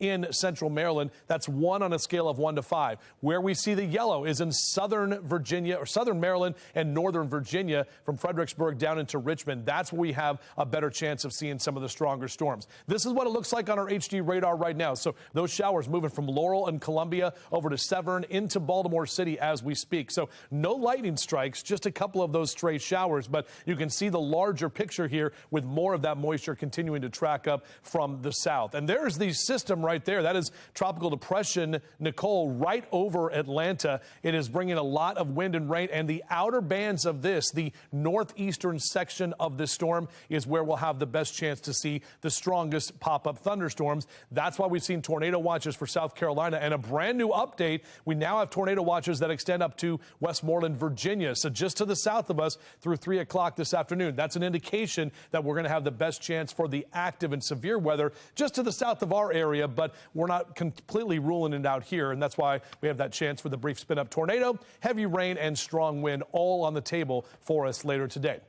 Let's take a look at that hourly future scan. Next hour, more of those showers rolling through and into that 8, 9 o'clock hour. Again, that second half of your commute, basically starting from now all the way through the rest of our morning commute, will be wet. So you will need to prepare for that. Some heavy pockets of rain and some thunderstorms right around midday today as we take you into that 2 and 3 o'clock hour this afternoon. That's when we'll have a better chance of those storms developing, even for your drive home into that 5 and 6 o'clock hour. A break later this evening, but then more of those strong storms heading in to the overnight hours tonight. As you rise and shine with us, grab that coffee and whatever breakfast you might be having. Get the umbrella as you're ready to head out the door and the rain gear handy. Upper 60s and even some lower 70s across Carroll and Baltimore counties this afternoon. Harford and Cecil counties also in the upper 60s and lower 70s. So again, very mild conditions with the storms that are rolling in. Bless you. Our future scan looks like this. We've got that area of low pressure with the cold front from the west. That's going to be moving in, and all that warm air ahead of that front is why we are seeing that potential and the unstable atmosphere passing through late tonight into about the midnight hour is where we'll see that last chance of actually seeing any of these stronger storms as you head into Friday night, Saturday, early morning. And then the temperatures drop pretty significantly. So we're only in the upper 60s tomorrow, but those numbers will go down through the afternoon. We're only going to be to 52 on Sunday and then upper 40s for most of next week for our afternoon highs. The city is rolling out its plan for squeegee kids, and you are reacting. Coming up, we're going to hear why some think it's a good idea, while others say it's not. And city leaders are fighting to save their pension. The council's reaction to Question K and the criticism it's already facing. You're watching Fox 45 Morning News, all local, all morning.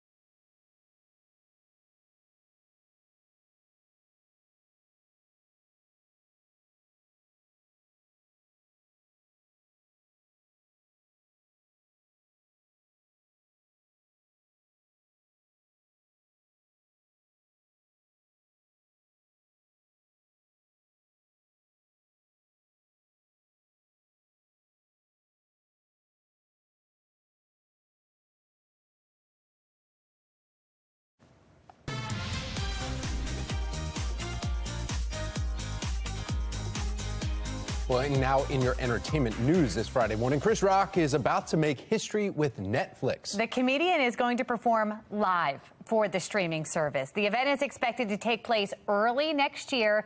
It will mark the first time Netflix has ever streamed something live to a global audience. Rock has been on the road these past few months with his Ego Death World Tour. Well, Keanu Reeves is back in action. Lionsgate releasing the first trailer of John Wick Chapter 4, featuring Reeves as the popular super assassin facing off with a new enemy played by Bill Skarsgård. Now, the highly anticipated sequel opens in theaters March 24th next year. Metro cards in Manhattan are getting a step up from the classic yellow and blue writing. The upgrade will be limited edition Dolly Parton Metro cards. The MTA is teaming up with Legacy Recordings to celebrate the music icon's latest album, Diamonds and Rhinestones, the Greatest Hits collection. Only 50,000 cards will be distributed on a first-come, first-served basis. They're going to be available at 4 Manhattan subway stations. We are weather alert this Friday morning. Meteorologist Justin Chambers will let us know how Nicole will impact us right here in Maryland. We're live at Gersdale Academy all morning for their annual Veterans Day ceremony. I'm Olivia Danson. Coming up next, we're speaking with several students about the significance of today. You're watching Fox 45 Morning News, all local, all morning.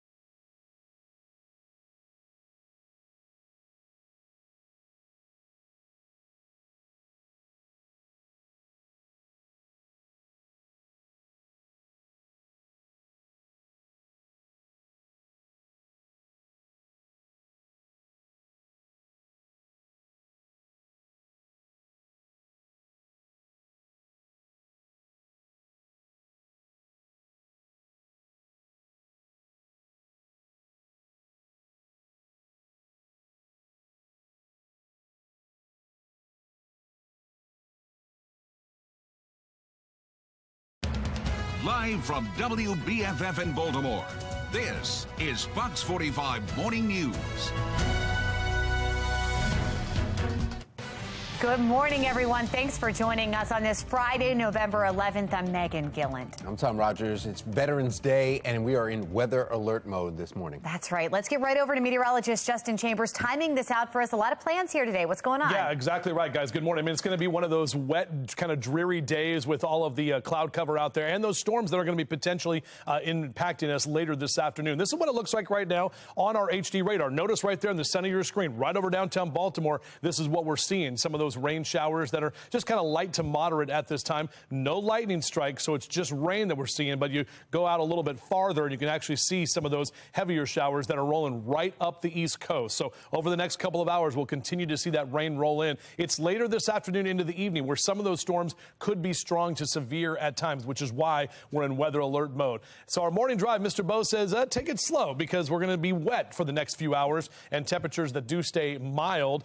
We'll see those highs today that will get close to 70 degrees, 67 on Saturday, and then look at that, lower 50s on Sunday. So a big cool down is on the way in the second half of the weekend and next week. Back with your full forecast in just a few.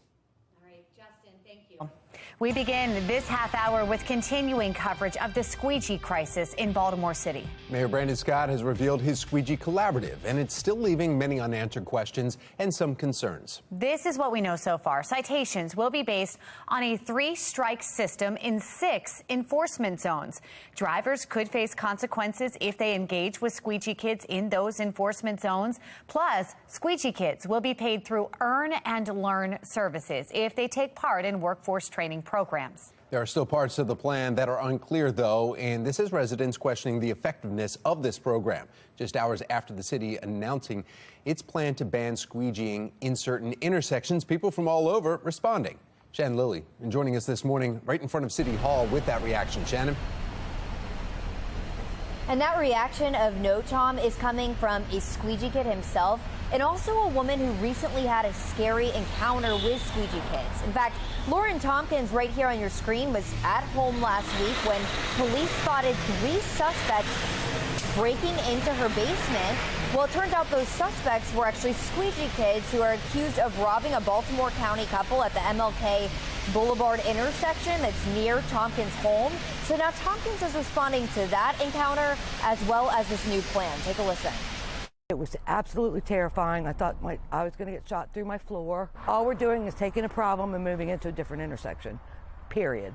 So that's not fair to the rest of the people who pay taxes in the city, is it? No. Well, we also spoke with 19-year-old Khalil, who's been squeegeeing for the past 3 years at Conway and Light Streets. And we know that that is now going to be one of the no squeegee zones. So take a listen, though, to his conversation with our Keith Daniels.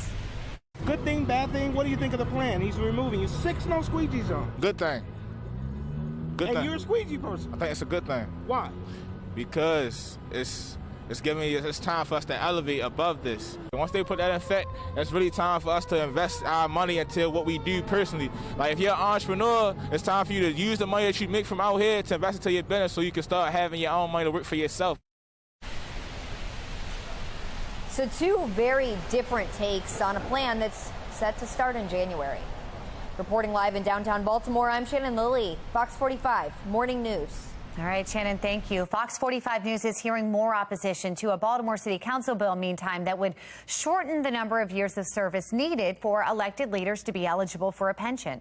Now, the bill is on its 3rd reader. It's a response to ballot question K that voters passed Tuesday to put term limits on some elected leaders. And now it is one step closer for a final vote, which could impact their pension and your taxpayer dollars. Taylor Stewart joining us here this morning now with a look at some of the growing criticism from this. Taylor.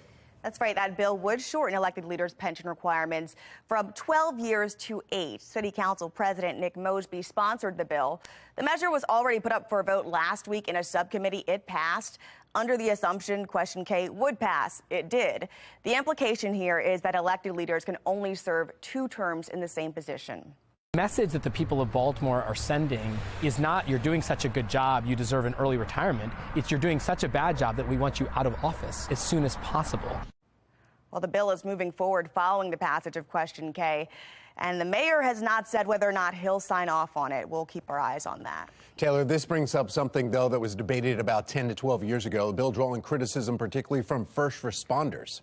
Yeah, that's right, Tom. Baltimore's police union calling this an egregious, privileged move. For context here, the pension requirement for first responders moved up from 20 to 25 years about 12 years ago. So this bill only benefits council members, and they want a closer look at that. Taylor Stewart, Fox 45 News. Thank you, Taylor. Fox 45 has done extensive reporting on the pension plan working its way through City Hall. Quickly, too. You can find all of our reporting on our website, foxbaltimore.com. We'll continue to keep you updated in the days ahead. Governor Larry Hogan addressing the squeegee kid issue, why he thinks the plan is skeptical. We are weather alert this morning. Meteorologist Justin Chambers tracking the remnants of Nicole. 6:35, and you're watching Fox 45 Morning News, all local, all morning. Weather Window, presented by the National Weather Desk. It's not often skywatchers spot these cloud formations that look like well-defined rippling waves. These are called asperitas clouds. They've been classified as an official cloud formation in recent years. A viewer sent them to Michigan meteorologist Joe Charlevoix. They were captured about 30 miles east of Lake Michigan. By the way, asperitas is a Latin word that means roughness. For more content like this, follow the National Weather Desk on Twitter.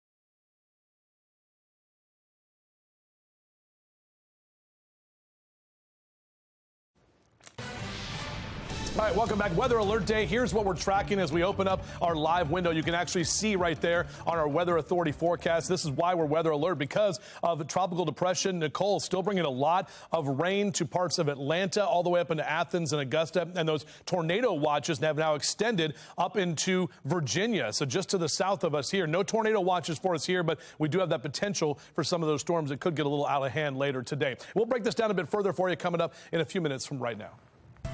All right, Justin, thank you. It is almost 6:40 and happening today. We are paying tribute to our nation's heroes as Gersdale Academy in Carroll County is holding its annual Veterans Day ceremony. Olivia Dance is joining us now from that school. Olivia. Well, good morning, Megan and Tom. The ceremony is still a few hours away, but right now I want to bring in Mr. Abbott. He is head of the upper school here. Thank you so much for joining us. And I know that Veterans Day is specifically important for you because your son, he is a graduate of Gersdale Academy, but he's currently serving in the Army. So could you share a little bit about his experience with us? Yeah, we're really proud that he made the decision to get his education in the Army. He came to his mother and I and said, this is what I want to do. I don't want to follow the traditional route, and I want to be able to serve my country. And right now, he's having a great time out in Colorado Springs and could not be more proud of him. Well, yeah, I'm sure you're very proud, and thank you so much for sharing that with us. Now I'm going to bring in some students here. You guys are all seniors here. Thanks for joining us. This is Riley, and you're going to tell us a little bit about the difference between Memorial Day and Veterans Day. Obviously, a big difference there. Well, Veterans Day is where they acknowledge the. I'm sorry. It's okay. They acknowledge the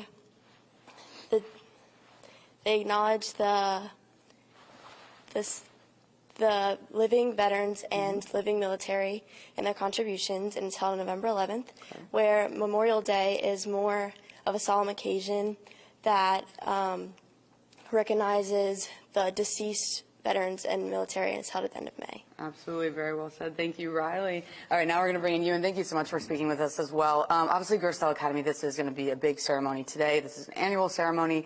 Talk to me about how what you guys do here at Gerstel Academy actually aligns with the tribute ceremony today. Well, Gerstel Academy's leadership motto is leadership, honor, courage, and our principles and attributes call on us to express appreciation and do the right thing. So we believe as students it is our job to make the world a better place, and this begins with gratitude. Awesome. Thank you so much to all of you. And next we're going to be speaking with Sam here, and we're also going to learn a little bit about these portraits over here. So be sure to stick around for that. But for now, reporting live in Carroll County, I'm Olivia Dance, Fox 45 Morning News. All right, Olivia, thank you. Mayor Brandon Scott releases his Squeegee Collaborative Plan. How both squeegee kids and drivers can now face penalties under these new guidelines. Shared living spaces, the alternative housing arrangement experts say some are choosing to cut back on costs.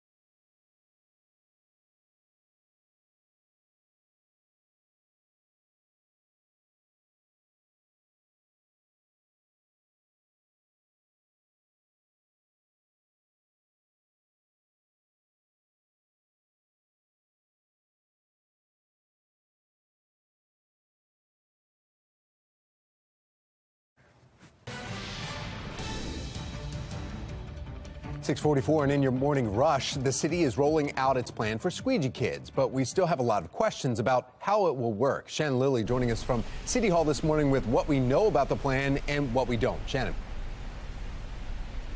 Yeah, let's start with what we know, Tom. We know that this plan is going to ban squeegeeing in certain intersections, and that squeegee kids who continue to squeegee in those intersections will get a citation on their third time. We also know that squeegee kids are going to be offered financial assistance and help if they do agree to stop squeegeeing. And they also agree to participate in a workforce training program. But that's where our questions come in. We don't know how much these squeegee kids will be paid. We also don't know how the city is going to enforce the ban or what the citation will be that the city is going to give these squeegee kids who continue to squeegee. So stay with us because in 15 minutes we are going to dive deeper into this plan, how much it could cost, and the questions that we still have. Now back to you. All right, Shannon, thank you. We want to check in now because we are weather alert with meteorologist Justin Chambers. All right, good morning, guys. And yeah, we're talking about the rain that we're already seeing fall here. This is our Towson camera. The road's already getting wet, and you can see those low clouds overhead as well. We're going to see more of this rain over the next couple of hours here. And basically throughout the day, we're going to be cloudy and rainy. Even the potential of storms exists. That's why we are in weather alert mode. So 61 your temperature right now, mild conditions. Some of that mild air is one of the reasons that we are going to have the potential for stronger storms later this afternoon. You've got a very warm and moist atmosphere. 55 Cumberland right now, 61 in Westminster. Eastern Shore, a lot of mid-60s at this hour, while we're at 59 in Laurel at this time. So taking a look at our storm outlook. This is from the Storm Prediction Center. Marginal is 1 on a scale of 1 to 5. So all of us here in the green under that marginal risk. The farther south you go, that's where we actually have the yellow, and that is a slight risk, 2 on a scale of 1 to 5, where we just had some tornado watches that were posted a moment ago, and I'm going to show you that in a sec. Here's a look at our HD radar. So Columbia up into areas in northern Baltimore County, right around the northern edge of the Beltway. We just showed you Towson. That's rolling right up 83 up into northern Baltimore County and out through Carroll County as well into Westminster and Eldersburg. That's where we're seeing some of the rain showers, but you can see a lot more rain is on the way, coming up from Virginia Beach and Richmond right up the 95 corridor. And this is going to be the case over the next few hours as that rain spreads through the area, all because of Nicole. Still a tropical depression. You can see that low spinning right there, basically right over Atlanta. It's bringing a lot of that wind and rain and the potential for some severe weather. Now up and down the East Coast, we've got this area where we've got tornado watches, and this includes areas south of Baltimore and city and county. We're talking in parts of northern Virginia where we have that tornado watch through this afternoon. So no tornado watches for us here as of yet, but we do have that potential of a brief spin-up tornado on our weather alert day. Heavy rain, strong wind. Those are things we'll be tracking as well later into the afternoon. This is a look at our hourly future scan here. So as we take you through about 8, 9 o'clock this morning, notice we've got the rain showers that are here, the steady rain showers. The areas where we'll see some yellow and orange, that's an indication of some pockets of heavier rain that will be possible, especially right around lunchtime today, where we kind of get that bulk of the moisture moving in. And then as we take you into the later part of the afternoon, off and on scattered showers with a couple of thunderstorms possible. We actually get a break about 6, 7, 8 o'clock tonight. And then as we head into the overnight hours, that's when more of those storms could develop. Some of the kids half day today for your bus stop forecast. Beep, beep with Veterans Day in effect. 61 here next hour, upper 60s through noon and into the lower 70s in that 2 and 3 o'clock hour. Wish it was a bright sunny day, but our temperatures are at least not bad. It's not a cold rain. It's more of a mild, almost like a spring-like rain with upper 60s and lower 70s here. Not only up and down the I-95 corridor, but you can see we're seeing that here in Baltimore City as well for Philly and Baltimore down through D.C. Even down the ocean, we're looking at 67 today. All right, so here's kind of the wider picture. This is our future scan. It's the cold front from the west. It's interacting with this area of low pressure, all of that warm air out ahead of that. And this is right around midnight tonight when the low is going to pass to the north. You can see kind of trailing down behind that is when we'll have that chance for some of the stronger storms again into the late night hours. Tomorrow, some scattered showers off and on throughout the day. Notice that purple and blue. That's the colder air. Could get some snow in some of the mountain locations in western Maryland. Just some upslope snow coming out with the colder air that's moving in. And all of us are going to see that colder air as well starting on Sunday. So highs of about 70 today, but only 52 Sunday and only upper 40s into the early part of next week. Meg? All right, Justin, thank you. The highly anticipated Marvel movie Black Panther Wakanda Forever. Guess what? It is now in theaters nationwide. And Be More Lifestyle host Mark Clark is here in studio to talk all about it. Good morning, Mark. Finally, the moment of truth has arrived. Black Panther Wakanda Forever is out. And look, the box office is going to be crazy. People are going to be dressing up. People are excited about it. Let's go to Twitter to see what people are saying. Okay, some of the people had a chance to check it out. All right. All right, it's not as rewatchable as the first movie, but it's better all-around story that is emotional, impactful, engaging. A wonderful tribute to Chadwick Boseman. Again, hard for me to talk this morning, but people are really talking about it. I imagine, can it be better than the original? Let's see, Jeff Nelson says contributes different stakes to the MCU that feel fresh and exciting. Angela Bassett is magnificent. Killer soundtrack, highly cathartic and respectful to Chadwick Boseman's memory. That was the big story, guys. What's going to happen after T'Challa left us, And so apparently, so far, people are saying that they've done a great job with it. So a little different, but it's going to be great. Are you guys going this weekend? I am not able to go this weekend, but yeah, I mean, my son is really looking forward to it. He loved the first one, and he's just been talking about this one, too. I mean, Black Panther, come on. And any of that entire series is incredible. You going, Mark? Yeah, the family, we're making plans. I'm going down to Virginia to see the girls, but then we got to come back. It's a whole thing. This is a big, it's going to happen this weekend. We don't know how, but it's going to happen. So that's awesome. Have fun. Sure will. Well, he's no stranger to packing out shows in major cities night after night. The comedian joining us right here in our 8 o'clock hour. And we are months away from St. Patrick's Day, but we are celebrating all things Irish right now. Just ahead, the foods and drinks and music you can check out at the Maryland State Fairgrounds. Well, wait a minute. Irish, all things Irish. Megan, are you Irish? Sláinte. Sláinte. It's time for a coffee break. Let's go.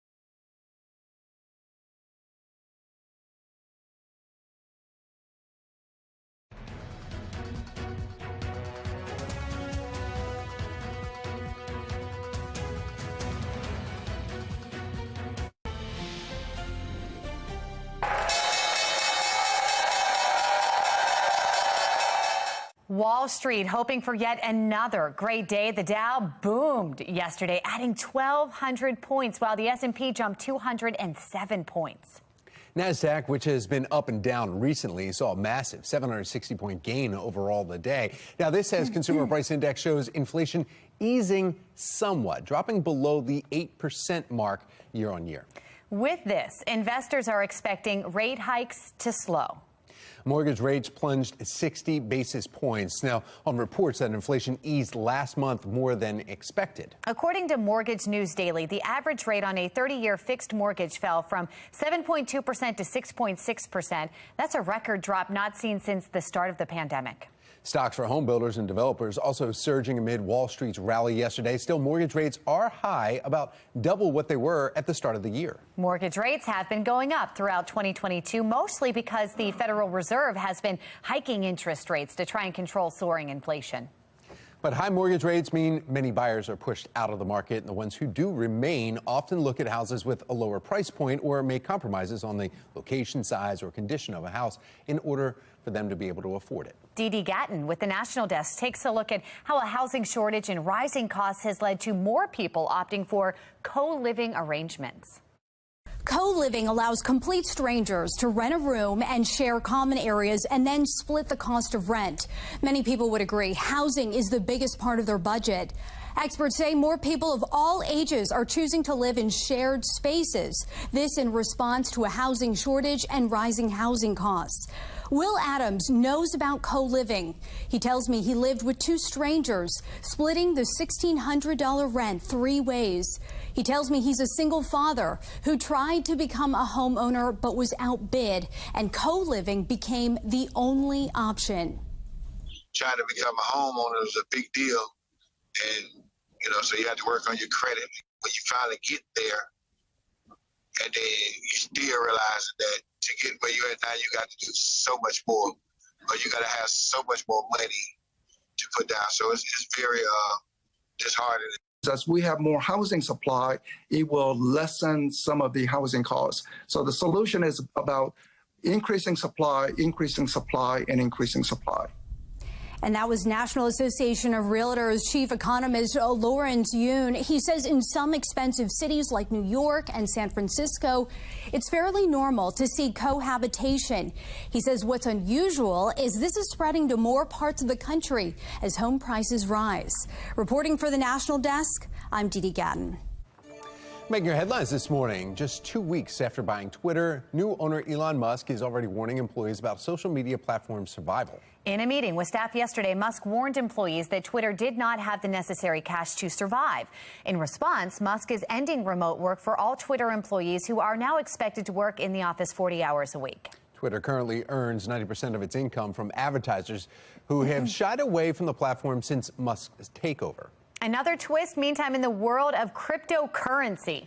Binance, one of the world's largest crypto exchange companies, says it's not going to buy its embattled rival FTX. The company says it looked into FTX's finances and noticed the mishandling of customer funds in alleged U.S. agency investigations.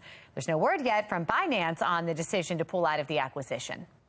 You can get Fox 45 News in a flash right through your Amazon Alexa or Echo device. We now deliver your local headlines and your forecast in less than 2 minutes. If you have an Amazon device, just tell it to enable Fox 45 Baltimore.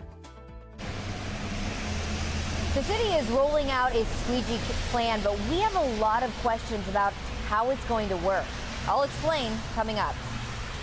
You voted for term limits. Now the city council planning on reducing the time it takes to get their own pension.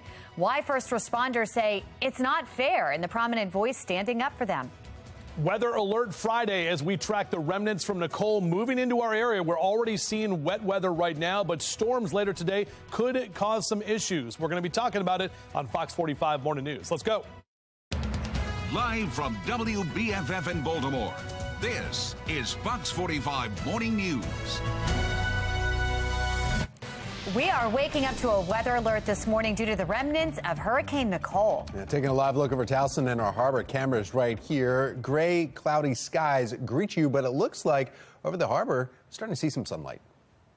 Yeah, well, thanks for waking up with us on this Friday, November 11th, Veterans Day. I'm Tom Rogers. I'm Megan Gillen. Let's check in with meteorologist Justin Chambers. Some kids off to school, some half a day to honor Veterans Day, and we're dealing with some rain. And the wet weather's going to be with us all day, guys. Unfortunately, those clouds, even though it looks kind of bright on that shot, Tom, over the Inner Harbor, we still have to deal with some of the rain showers that we're seeing, and that's what it's going to be over the next few hours, where we'll have off and on showers. I mean, Towson looks worse than it does downtown right now, but that's because we are seeing those rain showers continuing to move in. And right here on our HD radar, the heaviest rain just rolled through Towson up into Cockeysville, out toward Eldersburg, right around the outer loop of the Beltway out towards 70 there in Columbia, and down into Severn as well. You pull back a little bit farther and you can see the heaviest rain right just to the south and to the west of D.C. So right there around Dale City and Manassas, Virginia, is where we're seeing some of the pockets of heavier rain. That's going to come right up 95 and basically in our area for the next few hours. In fact, you can see the larger picture here, already really getting a lot of rain in Richmond and Virginia Beach. So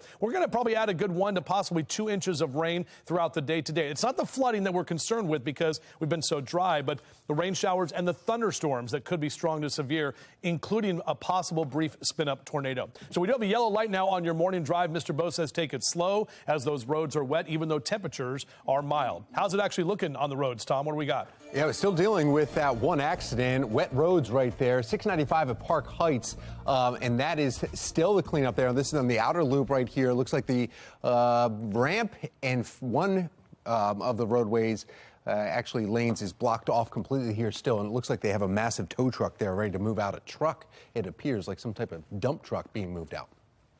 It is 7:01 now, and we want to begin this hour in a city in crisis. We finally know the results of Mayor Brandon Scott's Squeegee Collaborative 4 months after it was created. And this morning, we're examining all 18 recommendations in this. Want to point out the 3 biggest takeaways. Squeegee kids will be banned from these major intersections you see highlighted in the red right here. And Megan will be giving us a closer look at those red zones in just a few minutes. However, the enforcement starts January 10th, where drivers will also be held accountable for their behavior or interaction with squeegee kids in those no squeegee zones. The city will also be offering support services. Mayor is calling it Earn and Learn. Squeegee kids will be paid to participate in workforce training for up to a year.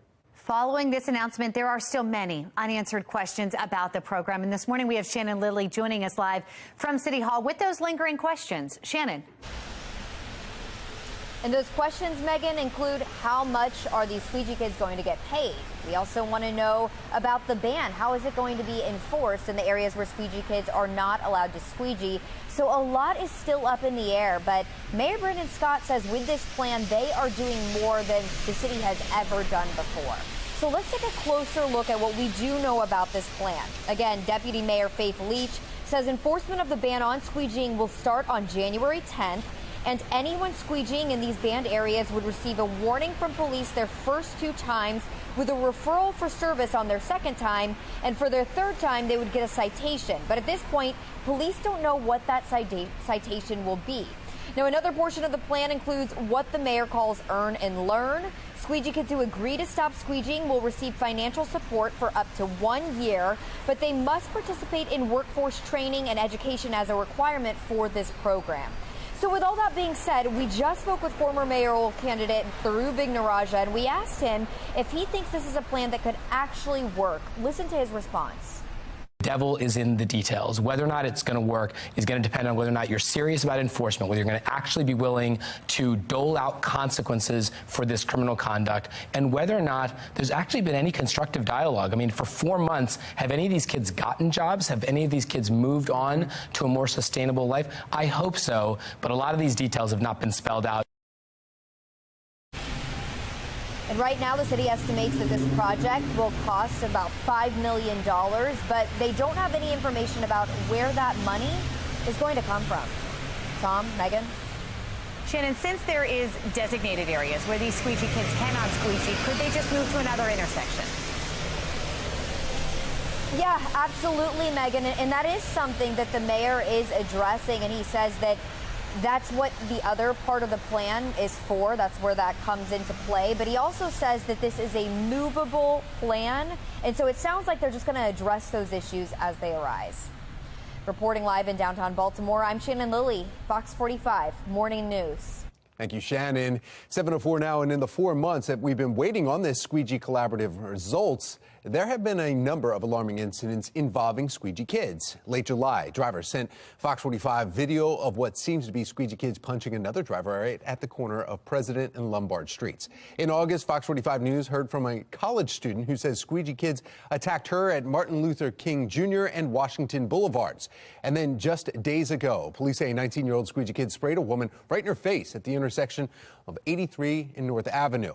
Police say they arrested that squeegee kid after they found him with a illegal loaded handgun. Well, all of those incidents happened in the 6 so-called disallowed zones that were laid out in the Squeegee Collaborative report. And you can see those are all indicated in the red little zones there. They include Conway and Light Streets that you see right here. And that's where Tim Reynolds was shot this summer, as well as either side of downtown right there. President Street by Little Italy and then Harbor East.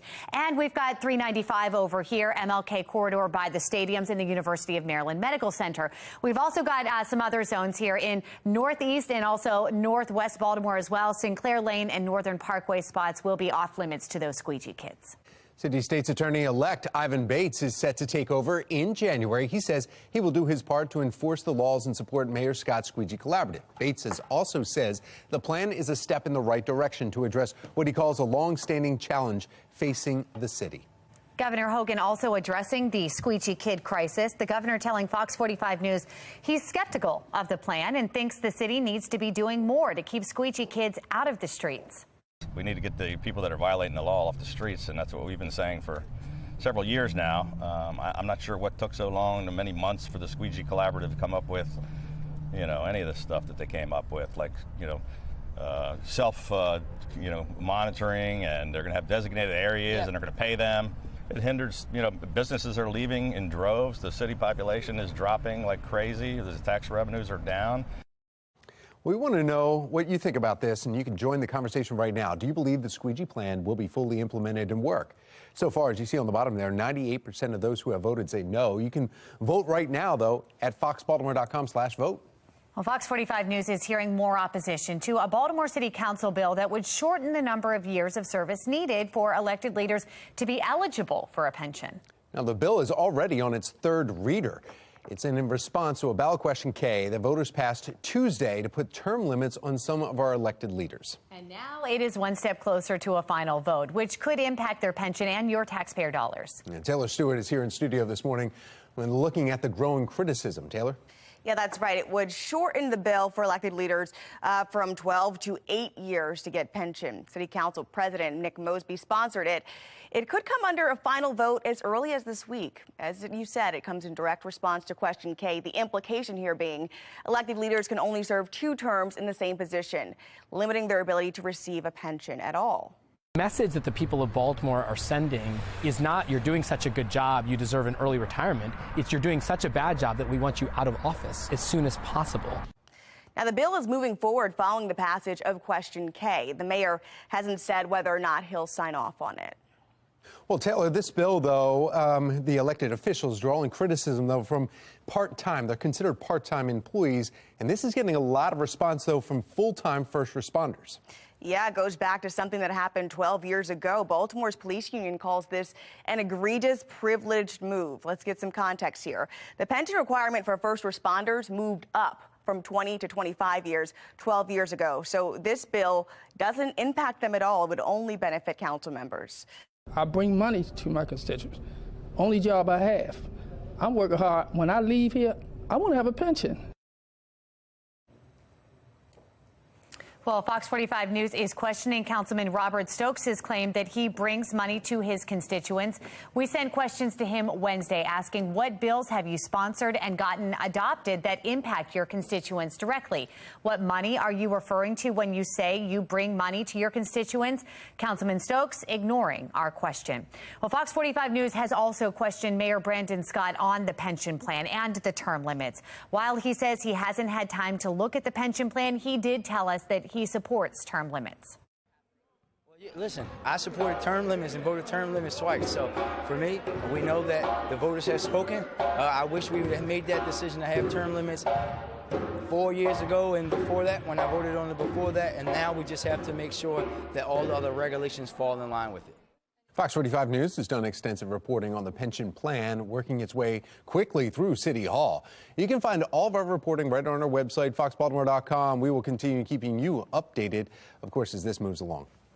All right, 7:09, and it's time to get another check of our forecast as we're in weather alert. Yeah, we have meteorologist Justin Chambers looking at exactly what Nicole will impact us this weekend. Yeah, exactly right, guys. Good morning to you. We are seeing already some of the rain that has rolled through. And even if that rain is not in your area right now, more is on the way. We just had our first round of showers through Baltimore City. A bit of a break now, but just to the south, more of those showers continue to roll in. Just kind of some light to moderate rain we're seeing at this time. No lightning strikes, maybe one or two here and there. We do have some tornado watches that have already been posted for parts of Virginia that go from 11 a.m. to 3 p.m. this afternoon. No watches for us here, but that doesn't mean that we're in the clear, as we could still see a brief spin-up tornado this afternoon. Low 60s and even some upper 50s and even some low to mid 60s for the eastern shore right now. So it is mild and muggy for this morning. As you get up with us the next couple of hours and rise and shine, those numbers stay in the 60s through the course of the morning with those rain showers. So get the umbrella, have it ready to go. We'll take a closer look at what we can expect on the second half of the weekend, which is a huge cool down.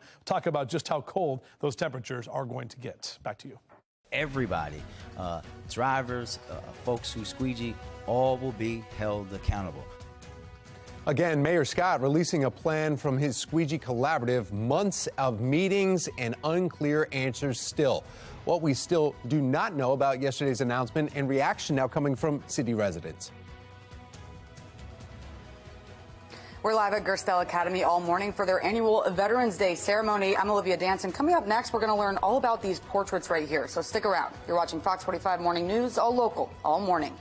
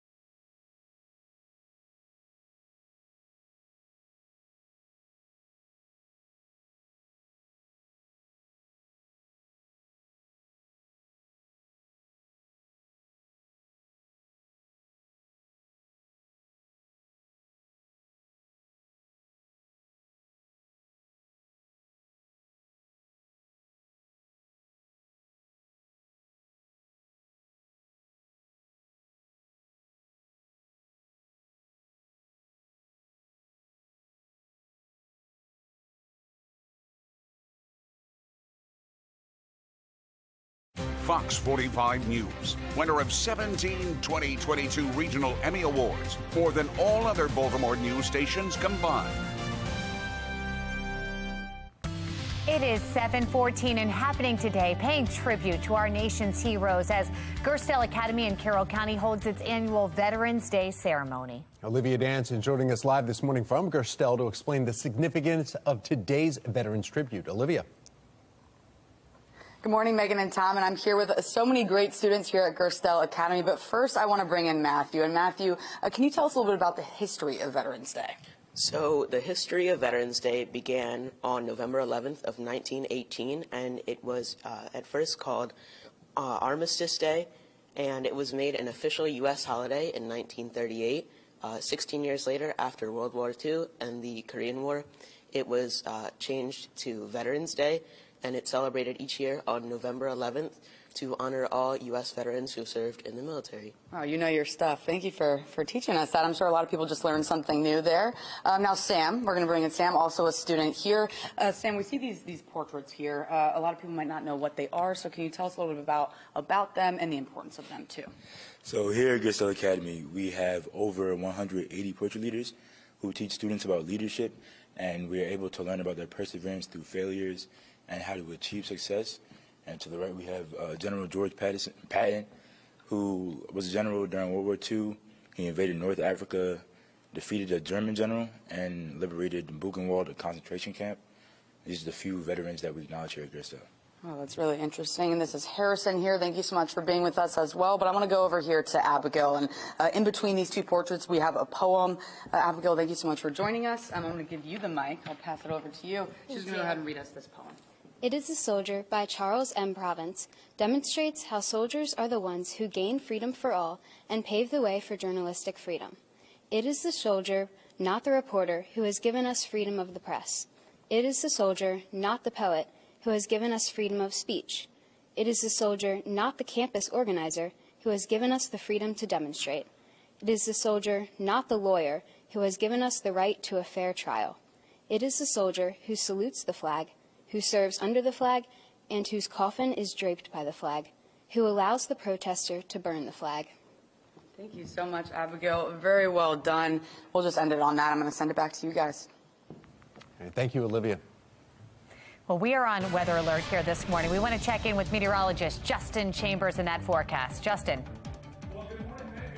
And good morning to everyone. This is our camera in the Inner Harbor. And just a moment ago, Tom was like, yeah, we see some sunshine. It was lightening up. And then boom, now we get some more rain right over this camera. This is what it's going to be like for the next couple of hours. Unfortunately, kind of a dreary Veterans Day with the cloud cover that will be with us and also those rain showers and potentially even some of the stronger storms later today. But the good news in all this is the temperatures are mild. We're at 62 officially at BWI. Notice those numbers on the right side of your screen. A lot of us are in the upper 50s, excuse me, or lower 60s right now. Now, as we go throughout the day today for your Veterans Day, as I mentioned, we keep the cloud cover, we keep the showers and the potential for storms as we get later into the afternoon. 67 by about noontime and into the mid to upper 60s, even in that 4 and 5 o'clock hour. Let's take a look at our radar. This is what we're seeing. So some of those showers right over Baltimore City, moving right up the 83 and into Baltimore County, out toward Reisterstown and Westminster, seeing some light showers. Notice not really much in the way of any lightning strikes, as it's just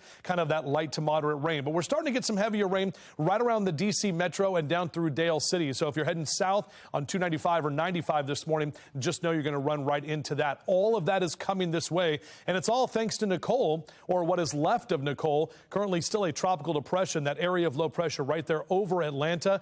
On the eastern edge of this storm is where we're seeing the best chance for the active weather, and that's typically where we see the greatest threat for severe thunderstorms, tornadoes as well. In fact, the National Weather Service has also posted this tornado watch. This is almost the entire eastern half of North Carolina and parts of southern Virginia as well. So it gets a little close to our area, but right now we're not under a tornado watch. Notice the slight risk for severe weather basically mirrors where that tornado watch is for southern Virginia. But areas here at home, we're under the marginal risk for severe weather. So it's nothing to sneeze at. We still have to make sure to be aware and stay weather aware today because some of those storms could develop later through the afternoon. The threats that we're talking about, we've been pretty dry. So in terms of flooding, not really looking at a major flooding threat. However, However, some of those downpours could create some ponding on roadways and some poor drainage, giving you the potential for some of those issues this afternoon. Strong wind, also gusty wind, and that brief spin-up tornado obviously cannot rule that out either. Here's a look at our hourly future scan. Next hour, more of those showers rolling through and really covering us by about 9 a.m. That's going to stay with us through the middle part of the day. So right around noon, 1 o'clock, you're going to see that potential for the heavier rain right over Baltimore City, down through Annapolis and Stevensville, out through the eastern shore. Then about 2, 3 o'clock this afternoon, a couple of scattered showers, pop-up thunderstorm possible. We actually are seeing a little less in terms of the intensity for the later part of the afternoon and evening. But watch what happens. Notice we get to about 11 o'clock, and look at there on the left side of your screen. That's going to be that final round of showers and storms. This will happen when a lot of us are sleeping, so it's something we have to make sure to think about. As the kids get out to school, maybe just doing a half day for Veterans Day or off completely. We're keeping those temperatures mild, upper 60s through noon and into the lower 70s for the day today. But make sure they have the rain gear ready to go. That tomorrow, we will see the potential for some scattered showers in the morning and then off and on into the afternoon. Our temps will be in the upper 60s, but they'll be falling dramatically. As we head into Sunday, we're going to wake up in the lower 40s. Much colder conditions, only 52 for a high Sunday, and then back to the upper 40s into Monday and Tuesday of next week. That cold snap is coming, guys. Meg? All right, Justin, thank you. Checking out our Len Stoller traffic network here. We are now hearing about a crash. You see it marked on the map there. This is in Jessup on the BW Parkway northbound right at 32. You can see indicated on the yellow. We've got some backups. Our live camera's not showing it being too bad, but just something to keep in mind. Job of the Day is sponsored by Antwerpen Auto Group.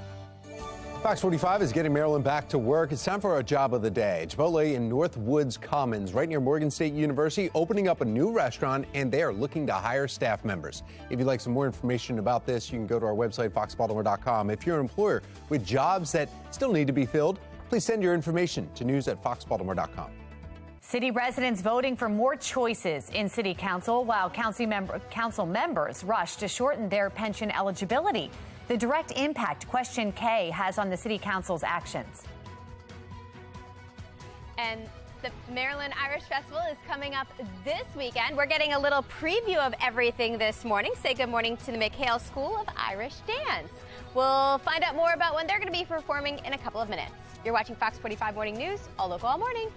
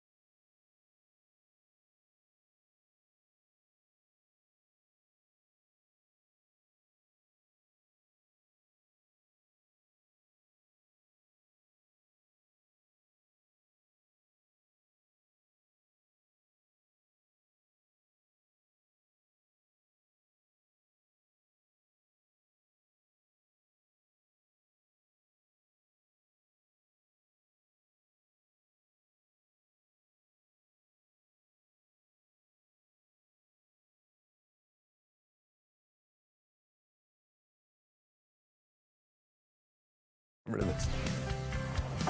7:24, and celebrate Irish culture with great music, food, and some beer. Can't beat that. The annual Maryland Irish Festival is happening this weekend. For our hometown hotspot, we have meteorologist Amy Aronson live at the State Fairgrounds ahead of the event. How's it going, Amy?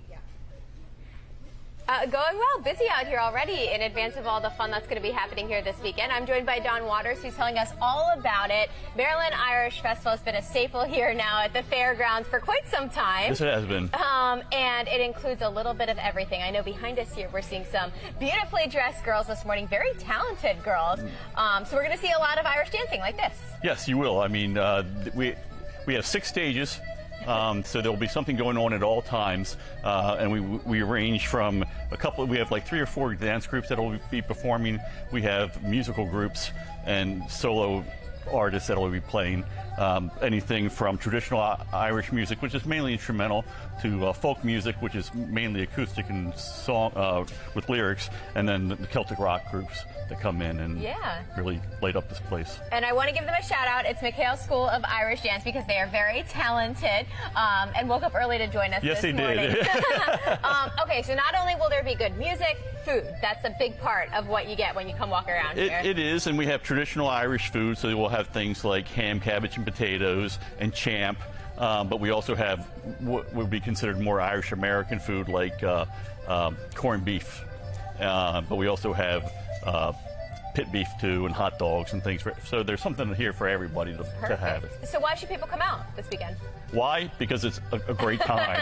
If you want to find out why the Irish have so much fun, come to the festival. You don't have to be Irish to come out. Please come out. It's all indoors, so whatever the weather is, you'll remain dry.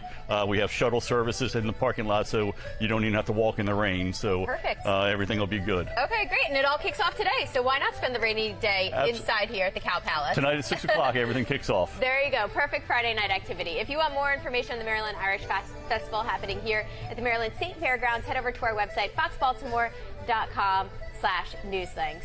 And what do you think? This is always a good time, guys, right? You can see the flags behind us here. They are set up for the opening ceremonies. All right, Amy, you need to give those girls a break. They've been dancing the entire time, and they looked amazing. Well, they're young. They're awesome. I know. With a smile on their face. Well, that is the perfect place to be, as Amy's showing us there, because we know we're weather alert here this morning. Yes, we are. Meteorologist Justin Chambers tracking Hurricane Nicole and the impacts we could see right here in Maryland throughout the weekend. We're live at Gerstel Academy all morning for their annual Veterans Day tribute. I'm Olivia Danson. Coming up next, we're speaking with more students about what's different at this year's ceremony. You're watching Fox 45 Morning News, all local, all morning.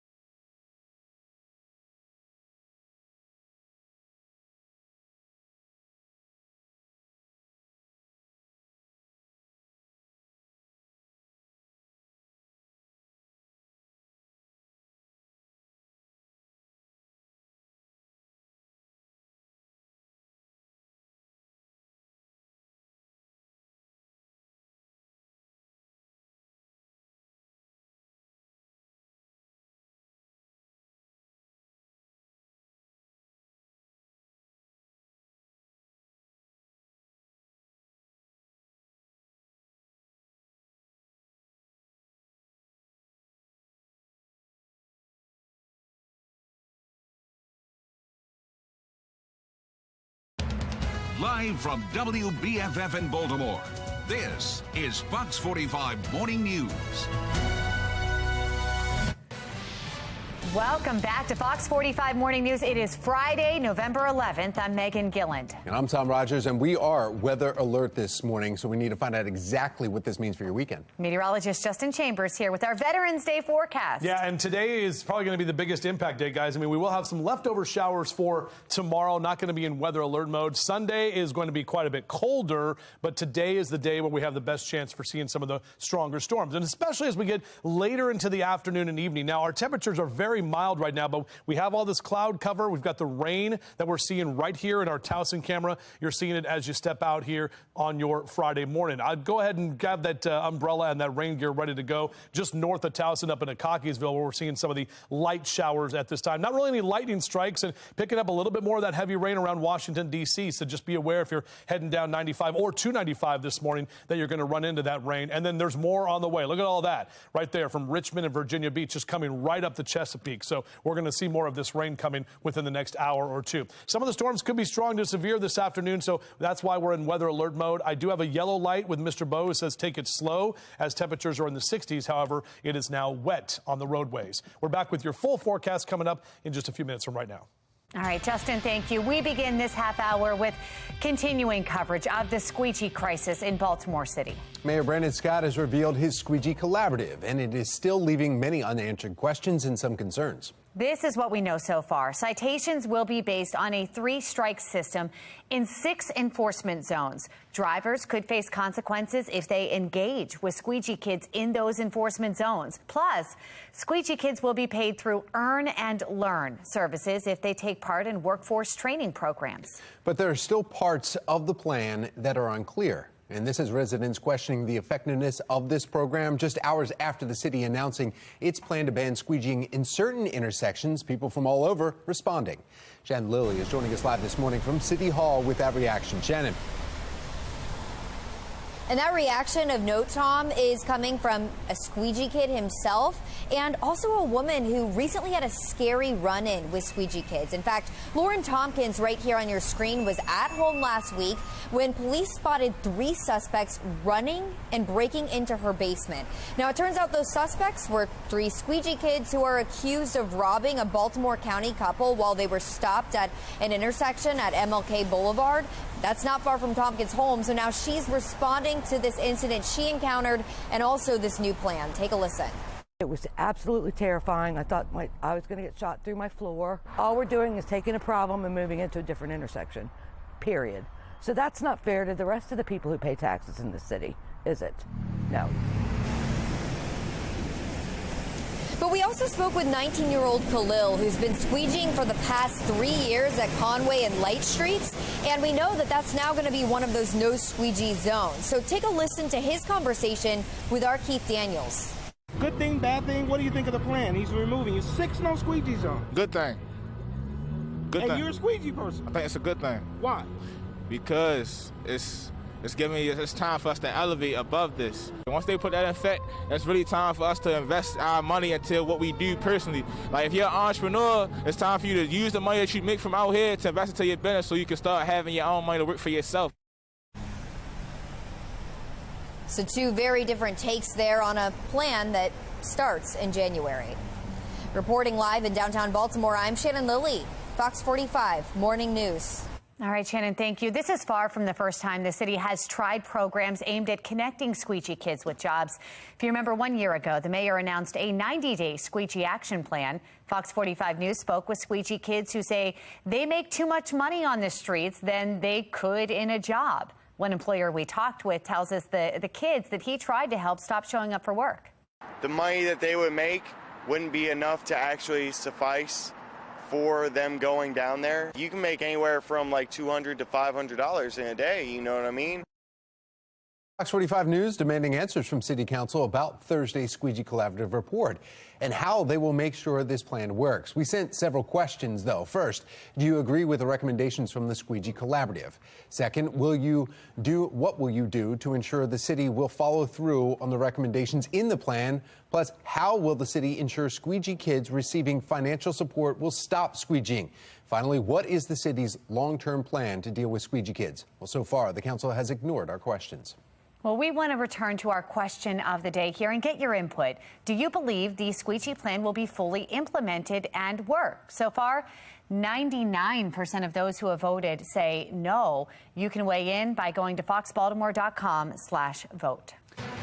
President Joe Biden's student loan forgiveness plan facing another blow in federal court. That's right. Taylor Stewart joining us from our live center as we await to hear reaction. Taylor. Yeah, guys, a live look right now at the White House where we're waiting to hear from the Biden administration as the latest blockade to the president's new student loan forgiveness plan comes underway here in Austin, Texas. A federal judge there ruled the policy goes beyond the authority of the Education Department. This is a second blowback to the plan that would eliminate up to $20,000 in debts for millions of students who meet a certain income threshold. The program was already on hold because of a temporary stay in federal appeals court in St. Louis. U.S. District Judge Mark Pittman writing this in a statement. In this country, we are not ruled by an all-powerful executive with a pen and a phone. Instead, we're ruled by a constitution that provides for three distinct independent branches of government. So far, 26 million people had applied for debt relief. 16 million people already have their relief approved. That's the latest in the Live Center. Tom? Thank you, Taylor. Also happening today, paying tribute to our nation's heroes as Gerstel Academy in Carroll County is holding its annual Veterans Day ceremony. Olivia Dance joining us live this morning to explain the significance of today's Veterans Tribute. Olivia.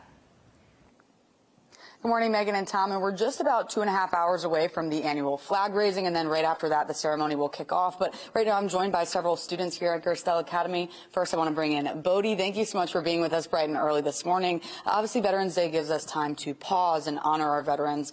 Talk about the importance of that, though, taking that moment to pause.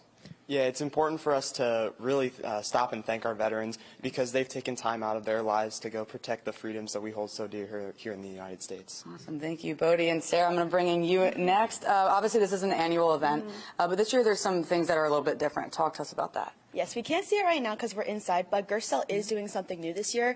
We're displaying flags outside, honoring the alumni who have served, and Gerstel is really proud of its graduates. Awesome. Thank you, Sarah.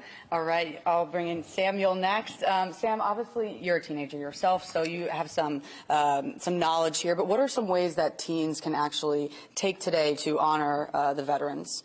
What are some ideas that you have? As you know, freedom isn't free. There are many teenagers who respect veterans every single day.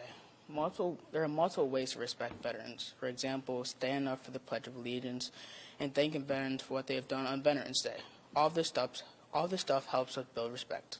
Awesome. Thank you so much, guys, for joining us. And those are great ideas, things that we can really do actually every day, not just today on Veterans Day. But stick around because coming up, we're going to take a closer look at some of these portraits here, learn about them, and we'll be joined by more students. And again, we're just about 2.5 hours away from that flag raising, so be sure to stick around for that as well. But for now, reporting live in Carroll County, I'm Olivia Dance, Fox 45 Morning News. Thank you, Olivia. City Council members looking to gain pensions while serving a shorter amount of time in office. Why some are saying this is an extremely privileged move.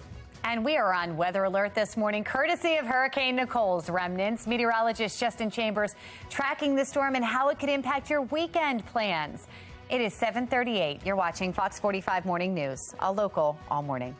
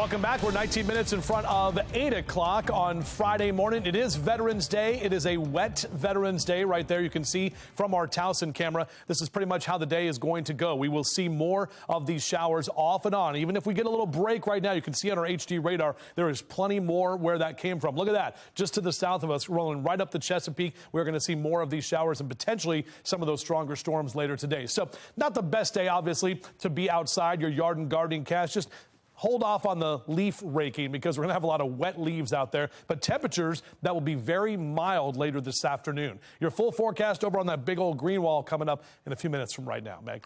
All right, Justin, thank you. And remember, to everyone at home, you can track severe storms even when we're not on the air by downloading the free Weather Authority app. Just go to your app store, search WBFF, and that'll get you started. Well, it's finally here. Black Panther Wakanda Forever. Now in theaters nationwide. We have reaction coming from fans all over the world. That's coming up in our So Baltimore. But first, is the product you spray in your hair every morning cancerous? We're going to speak with the doctor about the rising concerns of benzene in dry shampoos and what you need to do to protect yourself moving forward. Seeing some oohs and ahs in studio here, 742. You're watching Fox 45 Morning News, all local, all morning.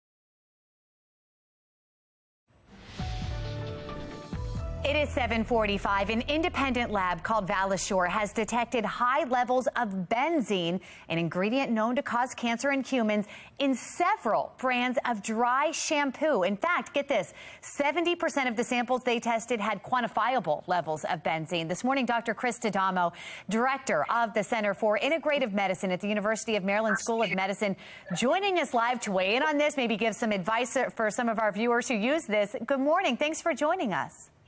Good morning to you. Happy to talk about this kind of scary topic today. It really is. You hear 70% of the samples containing benzene. How serious is this? How much of that product would you need to use in order for it to be dangerous?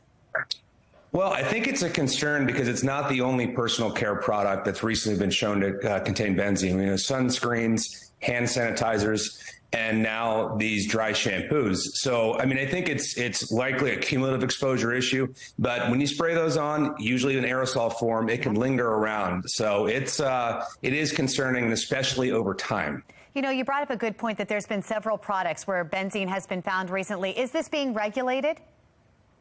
Well, there have been some recalls. The levels are regulated in general. So it's about 2 parts per million is what's acceptable. But some of these that were detected had 10 times or more that amount. And this can lead to over long-term exposures to cancers and other bad outcomes. I feel like people are going to hear two sides of this. Number one, part of your brain is going to be very scared and be worried about this. The other part is going to say everything these days can cause cancer. And where do we find the fact, the truth between those two lines?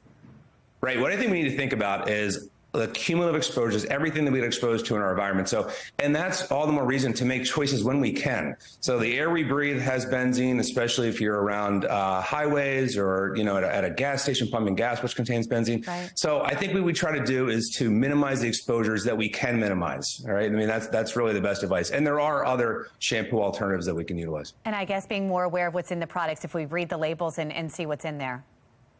Yes, you know, unfortunately, benzene's not going to be on the label. Now, there are other types of chemicals that cause issues and endocrine disruptors and other problems that are on the label. But benzene is actually not on the label because it's not supposed to be there at all. Mm-hmm. All right. Very interesting. Thank you for drawing attention to this. We appreciate it. You're very welcome. Thank you.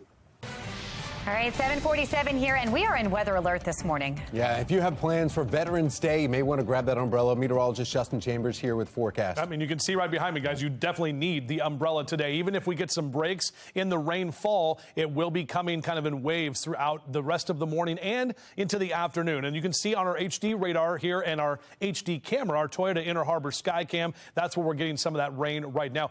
Temperatures have been mild all morning. Will continue to be mild throughout the day today. Only lower 60s here, so we didn't even drop overnight. We're going to be a lot colder as we get into the second half of the weekend. Here's a look at the current HD radar. Just a few of those light showers in Baltimore out through Catonsville, north into Baltimore County, up north of Cockeysville, kind of right around the areas for Harford and Baltimore County where they intersect there on the border. Meanwhile, just to the south, really starting to get a little bit more active. Now, not thunderstorms, but definitely that more moderate to heavy rain. Gaithersburg, right around D.C. at this time. And then the farther or further south you go, we are seeing more of those showers developing, all because of Nicole. The remnants of Nicole, still an area of low pressure right over Georgia and the Atlanta area. But the eastern side of the storm is where we have the best chance of the severe weather. We actually have a tornado watch here, and we had a tornado warning just a little while ago right there to the west of Raleigh. And you can see that right there between High Point and Raleigh. So all of this area here in yellow, which includes Virginia and pretty much half of South Carolina and North Carolina, under tornado watches later today. And that lines up with our Storm Prediction Center model with the slight risk. The yellow areas, that's a 2 on a scale of 1 to 5. All of us here at home are under the marginal risk, 1 on a scale of 1 to 5. So we definitely have the chance that we could see a brief spin-up tornado. It's not going to be anything widespread, but something we have to keep our eyes on. Heavy rain, strong wind, also that brief spin-up tornado, not necessarily a hail threat for today. It's going to be a pretty decent amount of rain, too. So the flooding threat is minimal because we've been so dry, but don't get me wrong, you're going to get some downpours that will be pretty good here throughout the morning into the afternoon. This is 9 a.m. All of the green right there taking over the area, and right around 10, 11 o'clock, even by lunchtime. Look at some of those oranges and reds. That's an indication of some of the heavier rain that's going to be rolling into Cockeysville, out into the eastern shore, down through Baltimore City, and even areas down through Annapolis. Now, as we take you into that 2 and 3 o'clock hour this afternoon, a couple of scattered showers and a few thunderstorms possible. Notice how it kind of breaks up again later into the afternoon and evening. Now, this is 7 o'clock tonight, but watch what happens as we get to 11 p.m. Notice what's right there on the left side of your screen. That is the next round, or the final round, that will be rolling through. All of this is because we've got the warm air ahead of the cold front. We have this area of low pressure, the remnants from Nicole riding right along that front. And this is at 8 o'clock tonight. Watch what happens. You can see it swing through right around midnight. So that's going to be, you'll hear the thunder potentially, and you'll also feel the gusty wind as well as that heavy rain as a lot of us are sleeping tonight. Now, tomorrow we will We'll start off with some showers here and there. As we take you into tomorrow afternoon and evening, still some scattered showers kind of left over. So keeping the gray skies around on Saturday. Then the much colder air, a secondary cold front's coming in. Look at all that blue right there. That is the potential for some snow in some of the higher elevations, even here in the Alleghenies, where we could see some upslope snow by the end of the weekend. And then we'll be much colder going into Sunday afternoon and especially into Monday of next week. And you can see that here on your 7-day forecast. So weather alert day today, 67 tomorrow, lower 50s Sunday for highs, and then upper 40s into Monday and Tuesday. Another round of rain coming by Tuesday afternoon. Tom? Thank you, Justin. Coming up in our next hour, he's no stranger to selling out shows in major cities night after night. And now he's here in Baltimore. And it is National Adoption Week, and the Maryland SPCA is celebrating with a big event. Coming up later this morning, we're going to introduce you to one of the many pets who are looking for a new home. And real pet lovers don't mind a little bit of a dog or cat hair in their coffee. No. I don't know about that. If you do, it's all about the caffeine. Doesn't matter. Let's have a coffee break. Did you get something? Yeah, a little bit.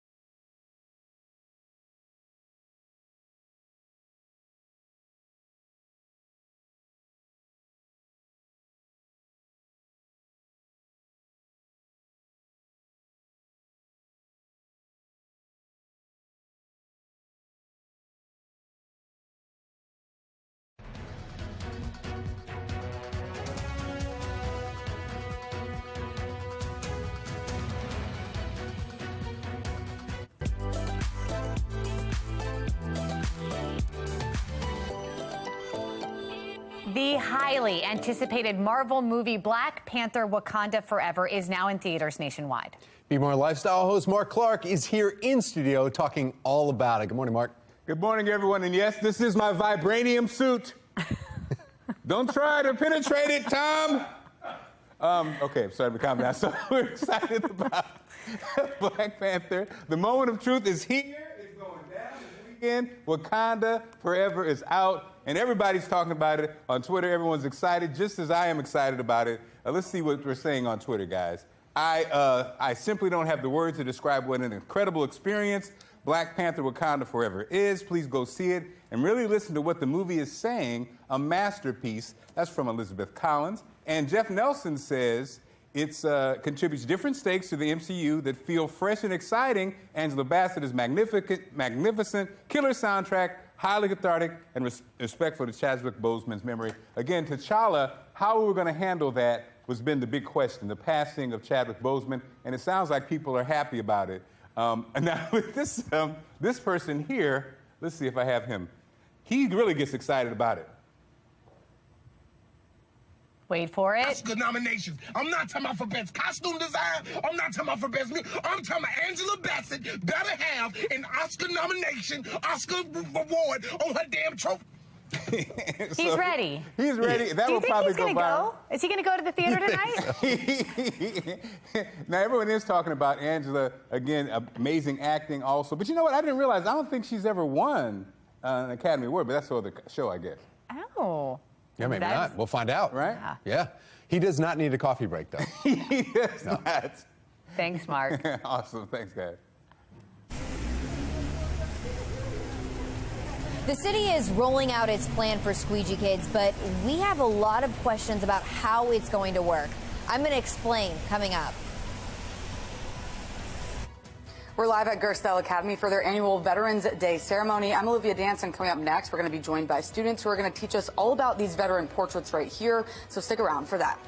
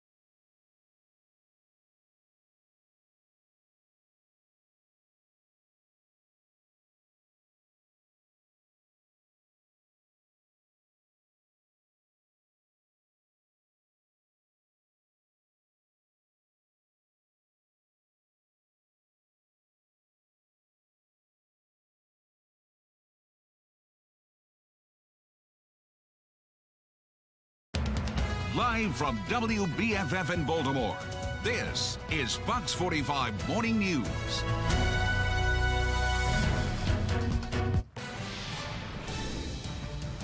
It is 8 o'clock on this Friday, November 11th, Veteran Day. I am Tom Rogers. I'm Taylor Stewart, but we are in a weather-worn day. Let's go ahead and check in with meteorologist Justin Chambers for a look at the forecast. It's really wet outside. Yeah, it sure is, guys. Weather alert day is what we're talking about here for today, and that's what we're going to be basically dealing with throughout most of the day and into the afternoon. This is what it looks like in Towson right now. A lot of cloud cover, the rain that is with us as well. You can see on our HD radar those showers that are moving back into Baltimore City, down through Brooklyn Park, down to Severn as well. Just some light showers, but it's a little heavier right around Laurel, right there on the left side of your screen. rain. So you can see as we pull back a bit further overall down toward the D.C. metro areas where we're seeing some of the heavier rain showers. And there is a lot left to come here. In fact, more of this rain. You can see that slug of moisture just coming right up from Richmond and Virginia Beach. That'll be here within the next few hours. Also, later this afternoon, the potential does exist for some storms that could be strong to severe from the afternoon into the evening time. So you're out and about, Cass. We'll keep those numbers mild, low to mid and upper 60s here for the next few hours. Overall, we're back with your full forecast and talk about what we can expect the rest of the weekend and how long this rain is going to be sticking around. We begin this hour in a city in crisis. Finally, we know the results of Mayor Brandon Scott's Squeegee Collaborative 4 months after it was created. Now, this morning, we're examining all 18 recommendations. We want to point out the 3 biggest takeaways from this. Now, squeegee kids will be banned from 6 major intersections, and we will be taking a closer look at those red zones in just a few minutes. Yeah, in fact, they are right here, Taylor, where we're just seeing these red zones that are broken down and highlighted in this map here. Now, the enforcement starts January 10th, where drivers will also be held accountable for their behavior with interacting with squeegee kids in those no squeegee zones. And then the city will also be offering support services. The mayor is calling it Earn and Learn. Squeegee kids will be paid to participate in workforce training for up to a year. Now, following this announcement, there are still many unanswered questions about the program. Shannon Lilly joining us live for an answer. And those lingering questions we still seem to be having this morning at Shannon. Yeah, and those questions, Taylor, include how much are these squeegee kids going to get paid? And we also want to know about the ban. How is the city going to enforce the ban in the areas where squeegee kids are not allowed to squeegee? So a lot still up in the air. But Mayor Brandon Scott says with this plan, they are doing more than the city has ever done. So let's take a closer look at what we do know about this plan. Again, Deputy Mayor Faith Leach says enforcement of the ban on squeegeeing will start on January 10th. Anyone squeegeeing in these banned areas would receive a warning from police their first 2 times with a referral for service on their second time. And then for their third time, they would get a citation. But at this point, police don't know what that citation will be.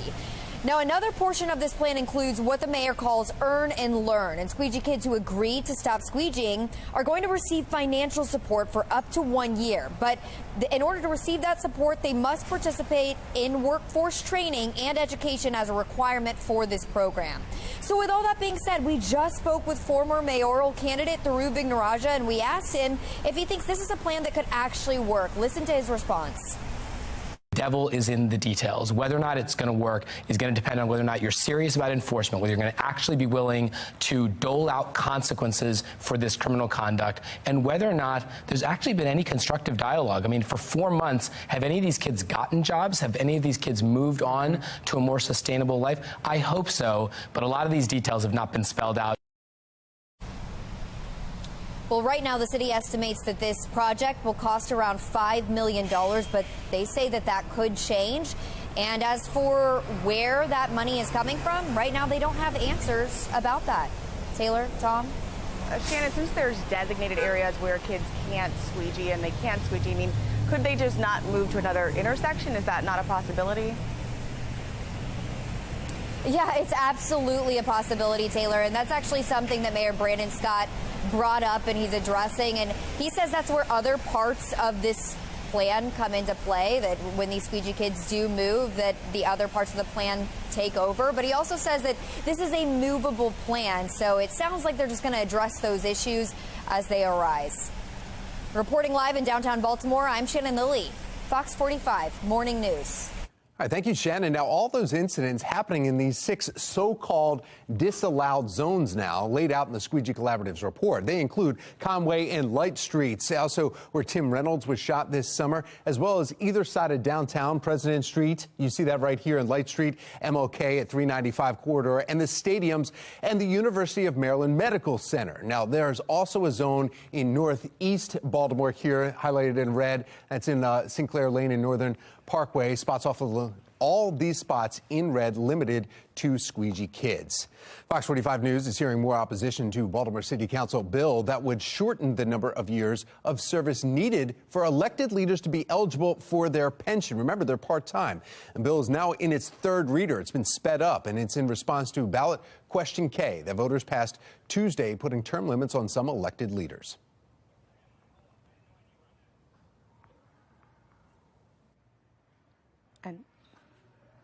And now it's one step closer to a final vote, which could impact their pension and your taxpayer dollars. The bill would shorten elected leaders' pension requirements from 12 to 8 years. City Council President Nick Mosby, he sponsored the bill. The measure was already put up for a vote last week in a subcommittee under the assumption Question K would pass. It did. The implication here, though, is elected leaders can only serve 2 terms in the same position, and those 8 years don't meet the pension requirement. The message that the people of Baltimore are sending is not you're doing such a good job, you deserve an early retirement. It's you're doing such a bad job that we want you out of office as soon as possible. The bill is moving forward following the passage of Question K. The mayor has not said whether or not he'll sign off on it, though.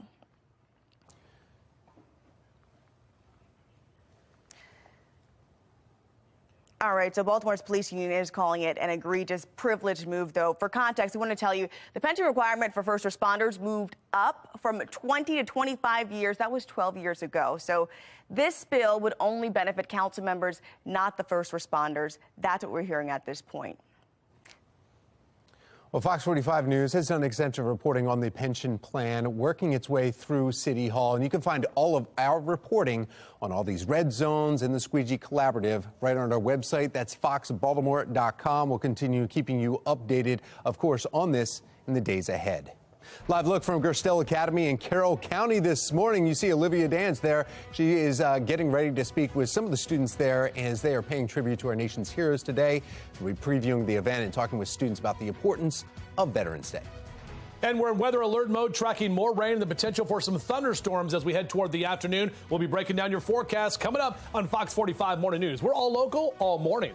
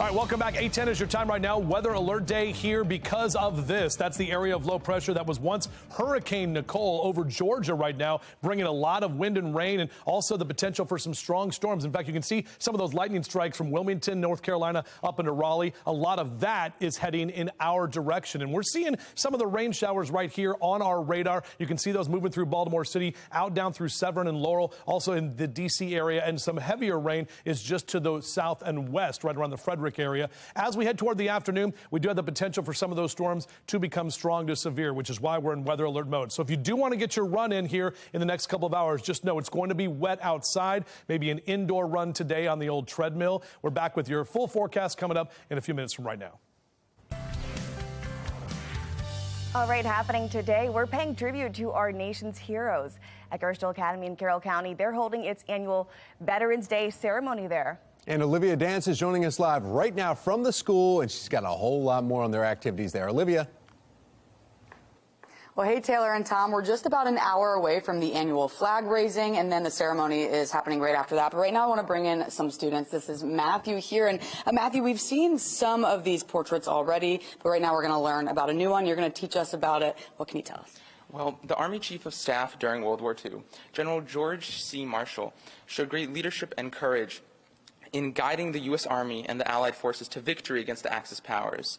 And not only do the many veteran portrait leaders like General Marshall we have here inspire students like me to exemplify those values on a daily basis, but they also remind us to acknowledge the sacrifice that men and women serving are making to, protect the freedoms and values that we hold so dearly to our hearts here in America. Absolutely, well said. And from my understanding, these portraits are displayed around the school all year round. So really, you guys can reflect on what our veterans have done for us year round, not just today on Veterans Day. But right now I'm going to bring in Lexi. And Lexi, thanks for joining us, by the way. But as a young lady yourself, how have the contributions of women veterans inspired you? Well, first, did you know that 10% of all veterans are women? Their courage and determination in serving our country have made society a better place. They took action and have provided me with a vision that I could follow in their footsteps if I choose to serve. Awesome. I didn't know that, but that's really interesting. Thanks so much, guys. And coming up, we're going to be speaking with the Carroll County Commissioner, who will be joining us, so stick around for that. But for now, reporting live in Carroll County, I'm Olivia Dance, Fox 45 Morning News. Thank you, Olivia.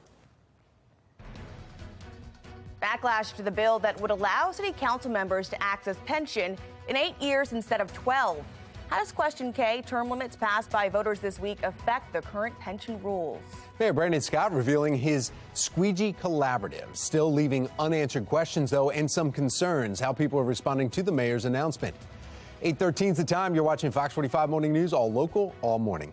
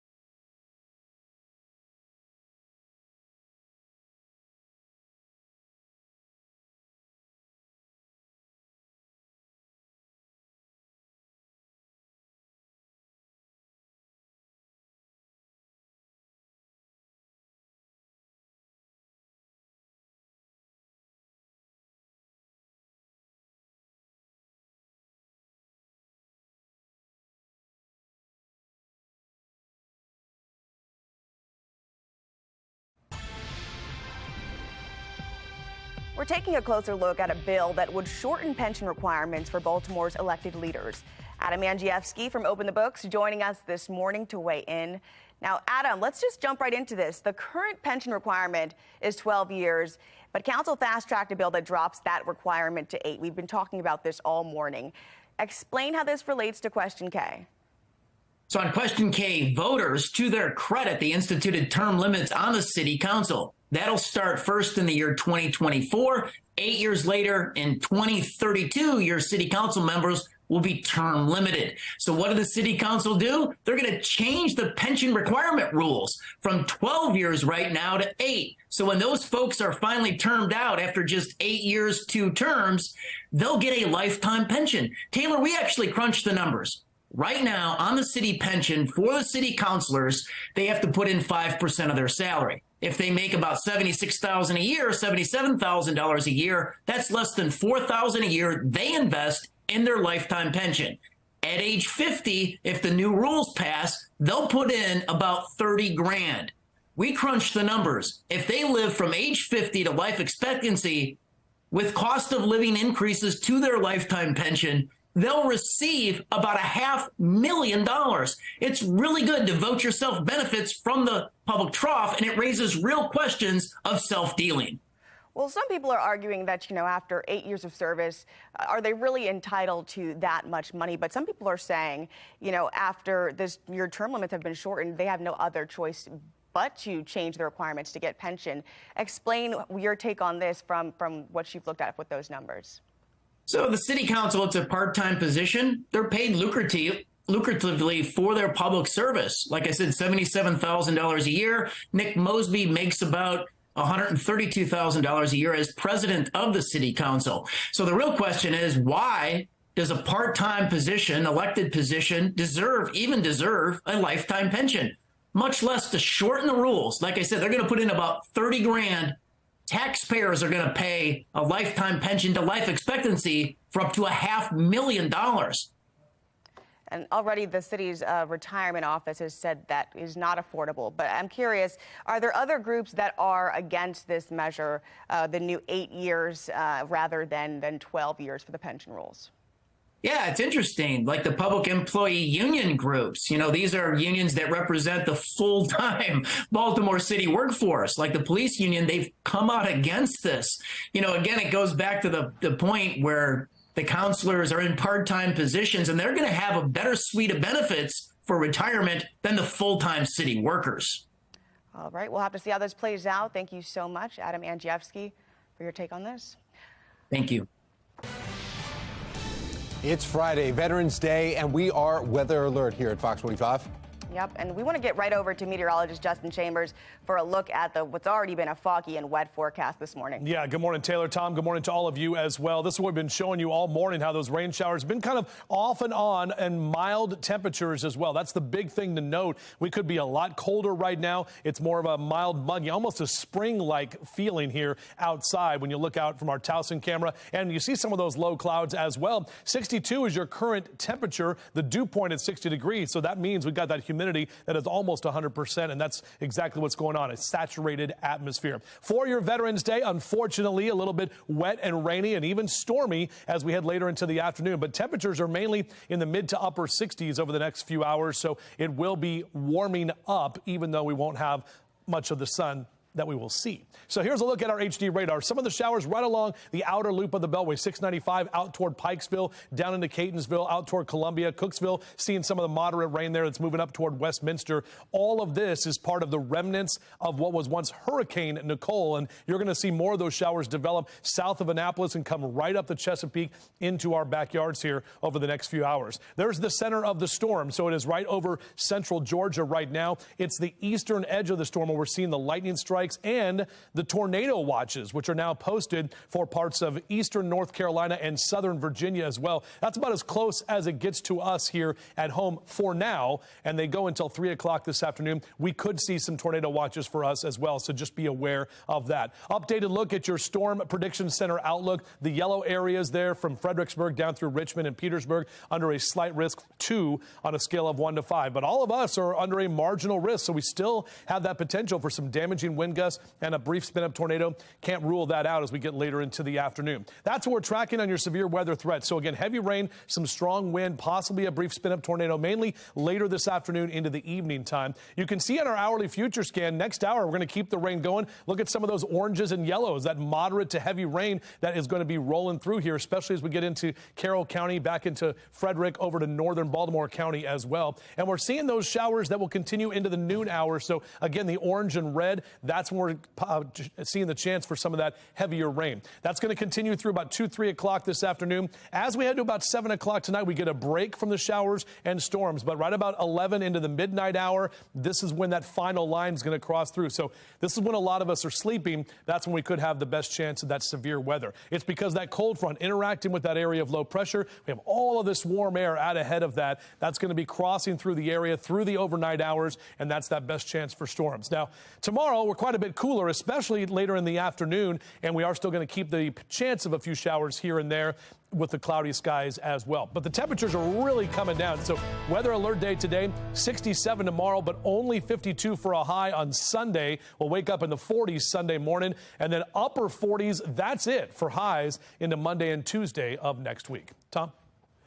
Thank you, Justin. Recruiting and hiring veterans may be a slightly different process than most. The steps companies need to follow to make it easier, and what veterans can do to make sure they are ready. And the Maryland Irish Festival is coming up this weekend, and the Shamrooks will be there. We're going to get a preview of the music you can hear in just a couple of minutes. You're watching Fox 45 Morning News, all local, all morning.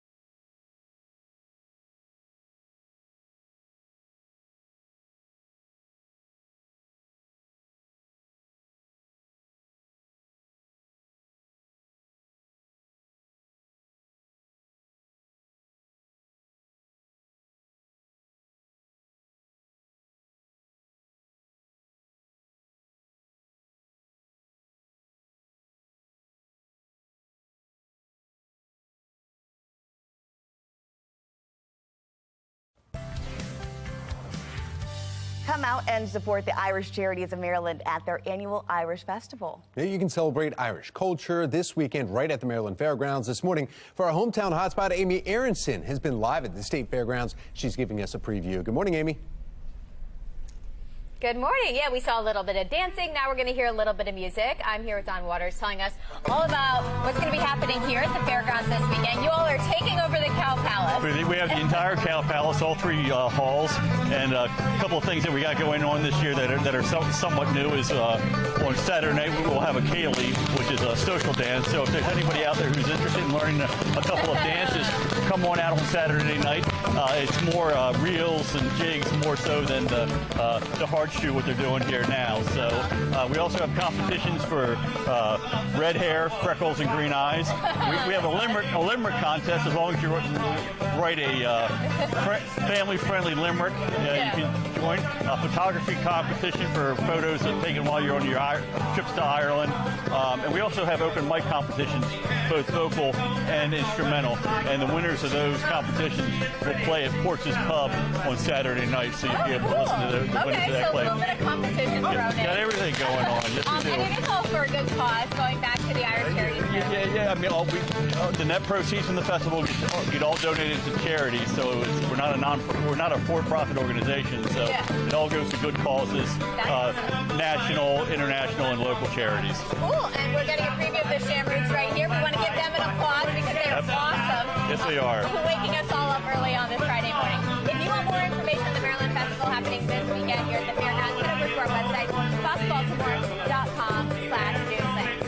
I hope y'all are dancing back in the studio because how good are they? Oh my goodness, I know. Yeah, they're a lot of fun. Too. They got a lot of talent.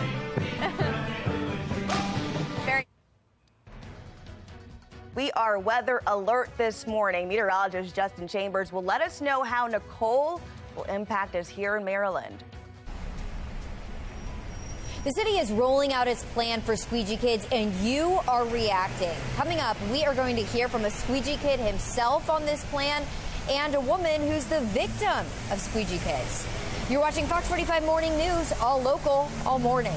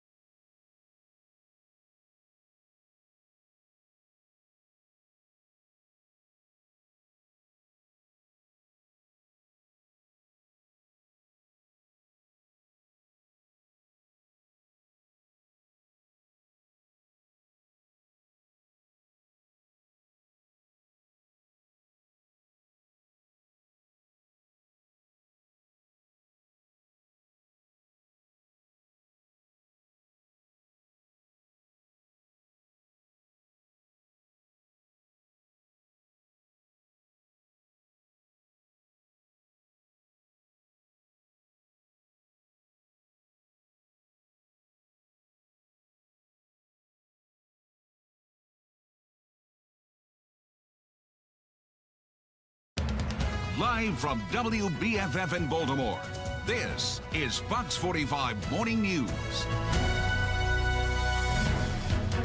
Good Good morning, everyone. Welcome back. It's Friday, November 11th. I'm Megan Gilland. I'm Tom Rogers, and we are weather alert on this Friday morning. Meteorologist Justin Chambers here timing it out for us on this Veterans Day. Yeah, guys, we're already seeing the rain. We've seen it basically since the early part of the morning. About 6 o'clock is when it started, and now more of that rain continues to roll through. You can see that right there on our HD radar. So those showers are right over Baltimore City. Seeing some light to moderate rain out toward Edgemere, Sparrows Point, heading out over toward Middle River and Essex. We're seeing that continue to be the issue. Our temperatures are in the 50s and 60s here, numbers that are going to stay mild, not only this morning, but also into the afternoon. Even some upper 60s for you out toward the eastern shore right now. So weather alert day looks like this. Rain showers and storms. Some of them could be strong to severe at times as we head into the afternoon and evening. And we'll take you through that hour-by-hour forecast coming up in a few.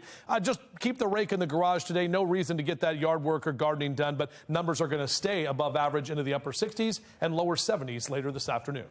All right, Justin, thank you. We begin this half hour with continuing coverage of the squeegee crisis in Baltimore City. Yeah, Mayor Brandon Scott has now revealed his squeegee collaborative, and it is still leaving many unanswered questions and some concerns. This is what we know so far. Citations will be based on a 3-strike system in 6 enforcement zones. Drivers could face consequences if they engage with squeegee kids in those enforcement zones. Plus, squeegee kids will be paid through earn and learn services if they take part in workforce training programs. There are still parts, though, of this plan that are unclear, and this has residents questioning the effectiveness of this program. Just hours after the city announcing its plan to ban the squeegeeing in certain intersections, people from all over responding. Shannon Lilly joining us live this morning from City Hall with reaction. Shannon. And that reaction of note, Megan, is coming from a squeegee kid himself, as well as a woman who recently had a scary encounter with squeegee kids. In fact, Lauren Tompkins, right here on your screen, was at home last week when police spotted 3 suspects running towards her home, breaking into her basement. Well, it turns out those suspects are actually squeegee kids who are accused of robbing a Baltimore County couple who were stopped at the intersection at MLK Boulevard, not far from Tompkins' home, where this whole incident unfolded. So now Tompkins is responding to that incident as well as this new plan. Take a listen. It was absolutely terrifying. I thought I was going to get shot through my floor. All we're doing is taking a problem and moving it to a different intersection, period.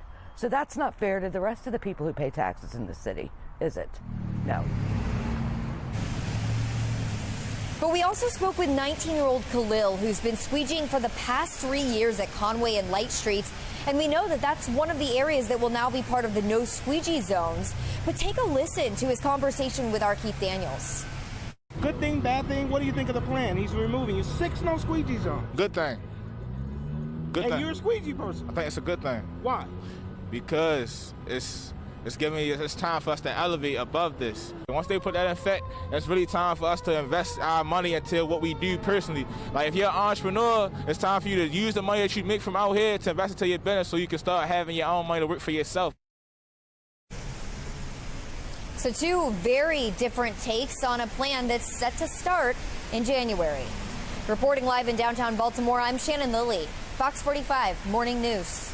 I thank you, Shannon. Joining us live this morning to weigh in on the mayor's plan, Sean Kennedy with the Maryland Public Policy Institute. Good morning, Sean. Good morning. We get the 27-page report here, an announcement yesterday, months out collecting data, and we've heard some things that were leaked earlier. But the question is, most people are saying is this going to be able to work?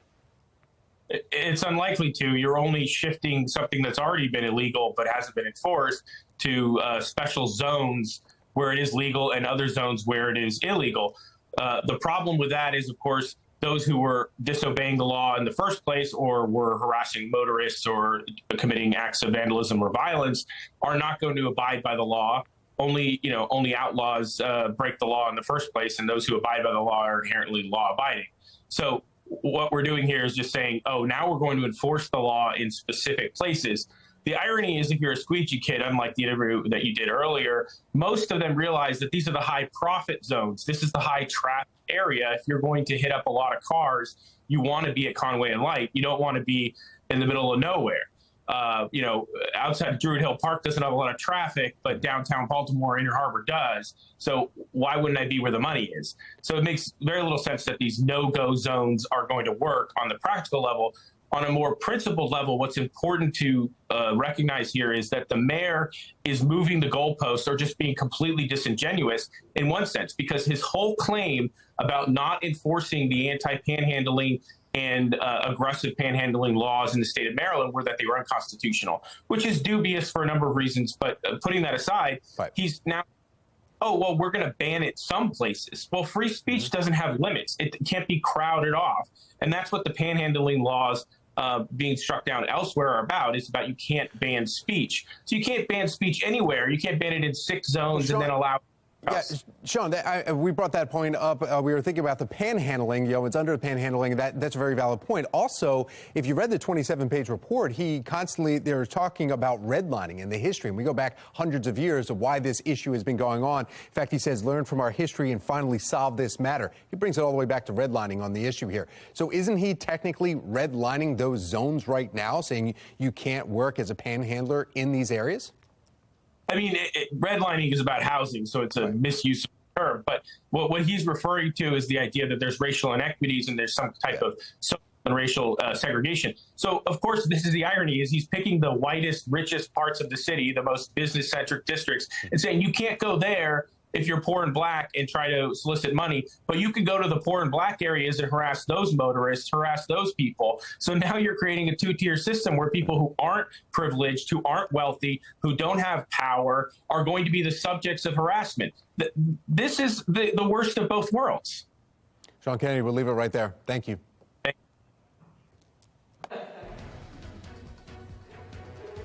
We're live at Gerstel Academy for their annual Veterans Day ceremony. I'm Olivia Danson. Coming up next, we will be talking with several state and local leaders about the importance of today.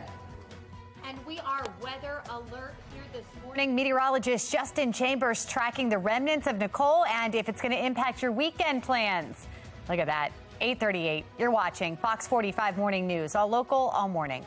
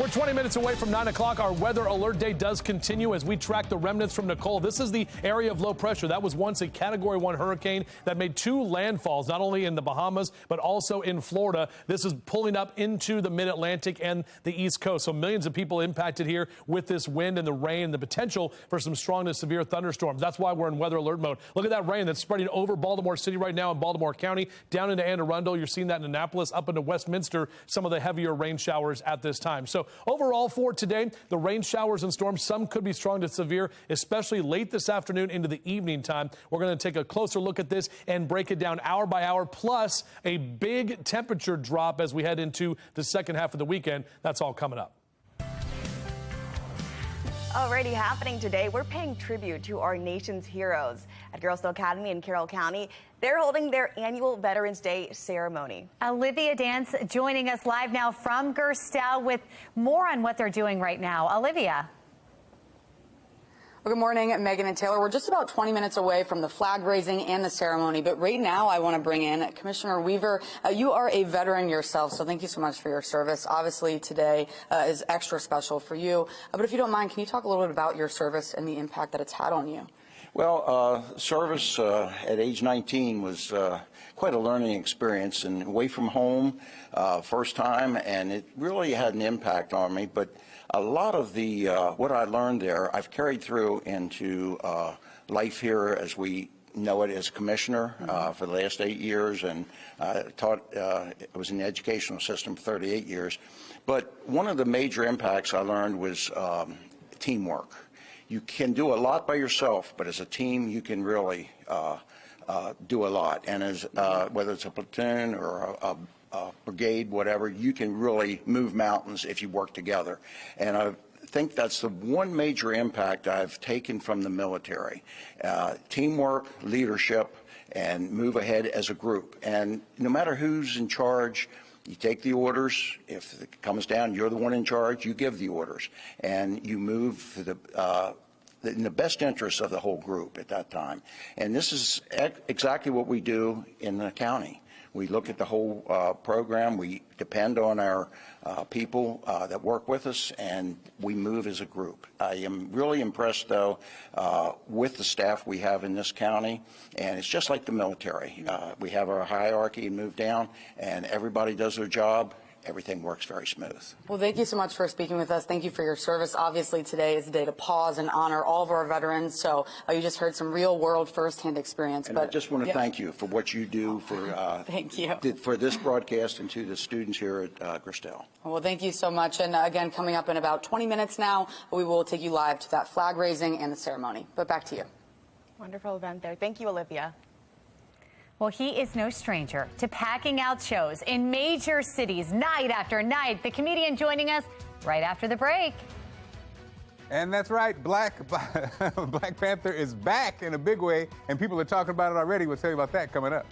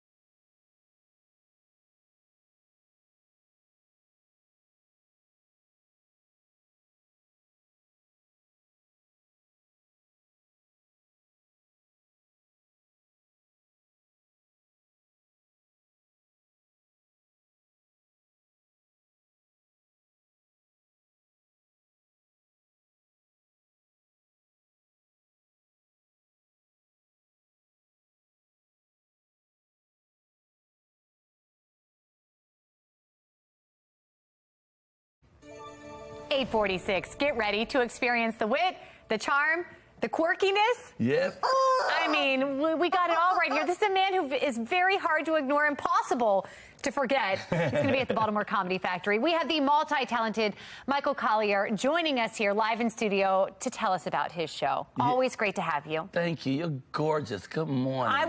Look at you. I'm just trying to figure out how you look so good early in the morning. You fine as frogs. So he is a Hallmark Christmas card, by the way. You give everyone here the best compliments. No, You're I just here tell to lift the people truth. up. The truth is easy. You know, look at that smile on you. You must have all your teeth. What you got, like 45, 46? You want to count them? You got every tooth you ever had. I've been working hard. Beautiful. Tell me about your show last night. Well, we're doing the show. Oh, last night was amazing. It was so packed. We're at the Baltimore Comedy Factory, and I do 5 shows, 1 tonight, 2 Friday, 2 Saturday. You have 5 opportunities to miss me. I'm so good, I wish I was in the audience watching me. It's really fun, and we get to interact with my audience. What makes you so good? Why do we need to be in that audience? I think because I love the people, and they know it. They know I love them. They know I'm genuinely funny, and I tell jokes. A lot of people don't do jokes anymore, and so I tell jokes as well as routines, and I touch on the real topics. I talk about my life because I'm an addict. I did crack 23 years, and as of March 1st, I have 12 years of pure sobriety. Michael, that's amazing. Congratulations. Blessings, thank you. And people come to the show who only been high 10 years and think they can't get out. And then they watch me, and they see an example that you can do it if you just keep persevering. So how'd you do it? I smoked more crack. No, I'm just joking. Michael. No, I didn't. No. You have to, you know, sometimes it's a fire, and then you have to burn a fire to stop the fire, so you have to smoke crack to stop. But you eventually got out somehow. I'm just joking. God is what got me out. Yeah. You know, prayer is what got me out. I got sick and tired of being sick and tired. Yeah. You know what I'm saying? And you have this energy, this optimism around you that follows you around. It's important to be optimistic. It's important to be positive. I think happiness is a superpower. I think it's like a magic wand. If you can stay happy every day and all day, as I do, then nothing can harm you. Nothing can penetrate that energy. You also bring some jokes that you know, will poke some fun at people, but the way you say it makes it almost that you're not offended. Yeah, I think it's important that you don't offend people as you're playing with them in the audience. Like, I might see a big double meat-eating dude, and I say, big dude, you know you swole. So a big dude ain't mad you call him big dude. You think he didn't know? Yeah. He know he 420, you know, so he can laugh along with you, but I won't talk about a person that hurt his feelings. Yeah. I won't do that. I don't want the money so bad. And Chris Rock did not know that girl had alopecia. I didn't know. They talking about everybody know. I didn't know. And he is such a genius that he didn't have to go after her like that. Will Smith, let me tell you what happened. The Will Smith thing, here's the truth. It had nothing to do with the joke. It had to do with that relationship he's going through. Interesting. He's so and only they know right that now. relationship of what's going on at home. Girl, he's so uptight. If you say peanut butter, he's gonna slap anybody. Come on, I'll slap it. You know, but I don't think that Chris did anything wrong. I think Will was a little uptight. It was Jada. We're going to talk about that on the show. I was going to say, you got to come to Baltimore Comedy Factory, hear more of these deep insights, deep thoughts. Michael, it is always nice to have you here. Tell it to the chicken. You're beautiful and wonderful, and thank you for letting me be here. And like I said, you fine as frog's hair. You ever seen frog hair? You can't see it. It's Justin, too damn I don't know if I want to toss to you because I'm kind of enjoying this now. I want to hear the compliments. It's going to be so good. Y'all need to come to my show. Bring your mama and Pookie and run. It's off the chain. It's called the Baltimore Comedy Factory, and it's going to be fabulous. Justin, you going? Now I am because of that. That was awesome. That was good stuff. All right. Thank you for being here. Wow, that's some good stuff over there on the couch. Now, we got to get all serious now because we are talking about a weather alert day that is in effect, and we are getting a lot of rain right now, right over the Inner Harbor. So we've kind of had those pockets where we haven't seen the rain.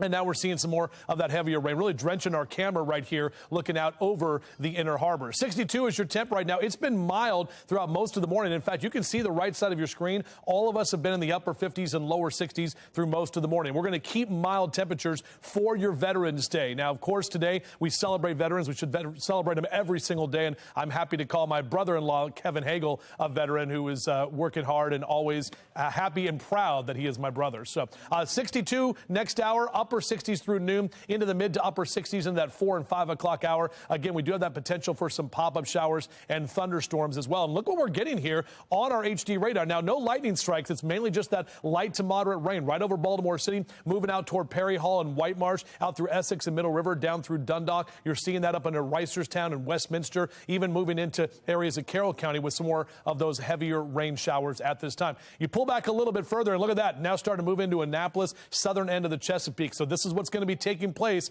over the next few hours. All this moisture is just going to be rolling right into our area. This is all because of Nicole, or what was once Hurricane Nicole, that area of low pressure spinning around in northern Georgia. And that line of thunderstorms right there, you can see that's cutting right through parts of North Carolina. We actually have tornado warnings posted right around High Point, just to the north and west of Raleigh. All of the areas here in yellow under tornado watches, and that includes parts of Virginia. So just to the south of us, we've got tornado watches that are posted. Also a slight risk for severe weather from the Storm Prediction Center in the yellow, and the green is the marginal risk. So that's 1 on a scale of 1 to 5, and that's for all of us here in central Maryland throughout the afternoon today. Mainly, their impacts are going to be the heavy rain, strong wind, potential for a brief spin-up tornado. So we definitely have the atmosphere that is going to be favorable for that. This is our latest hourly future scan. This updates every hour, and look how much rain we're looking at right around 10 a.m. More of the yellow and the orange indicating that heavier rain from Cockeysville down through the eastern shore,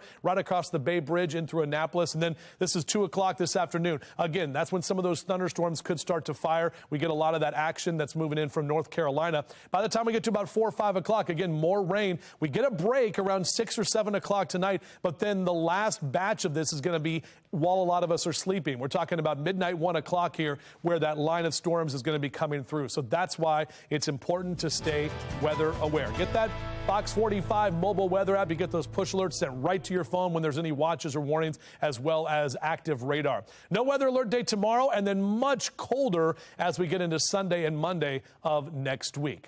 Time to take a look at a view through your window. This is Pablo, the Ravens dog. Love that shot right there. Appreciate you sending that in, and we would love to see the view through your window. Go to our website, foxbaltimore.com/chime in, or scan that QR code right there on your screen.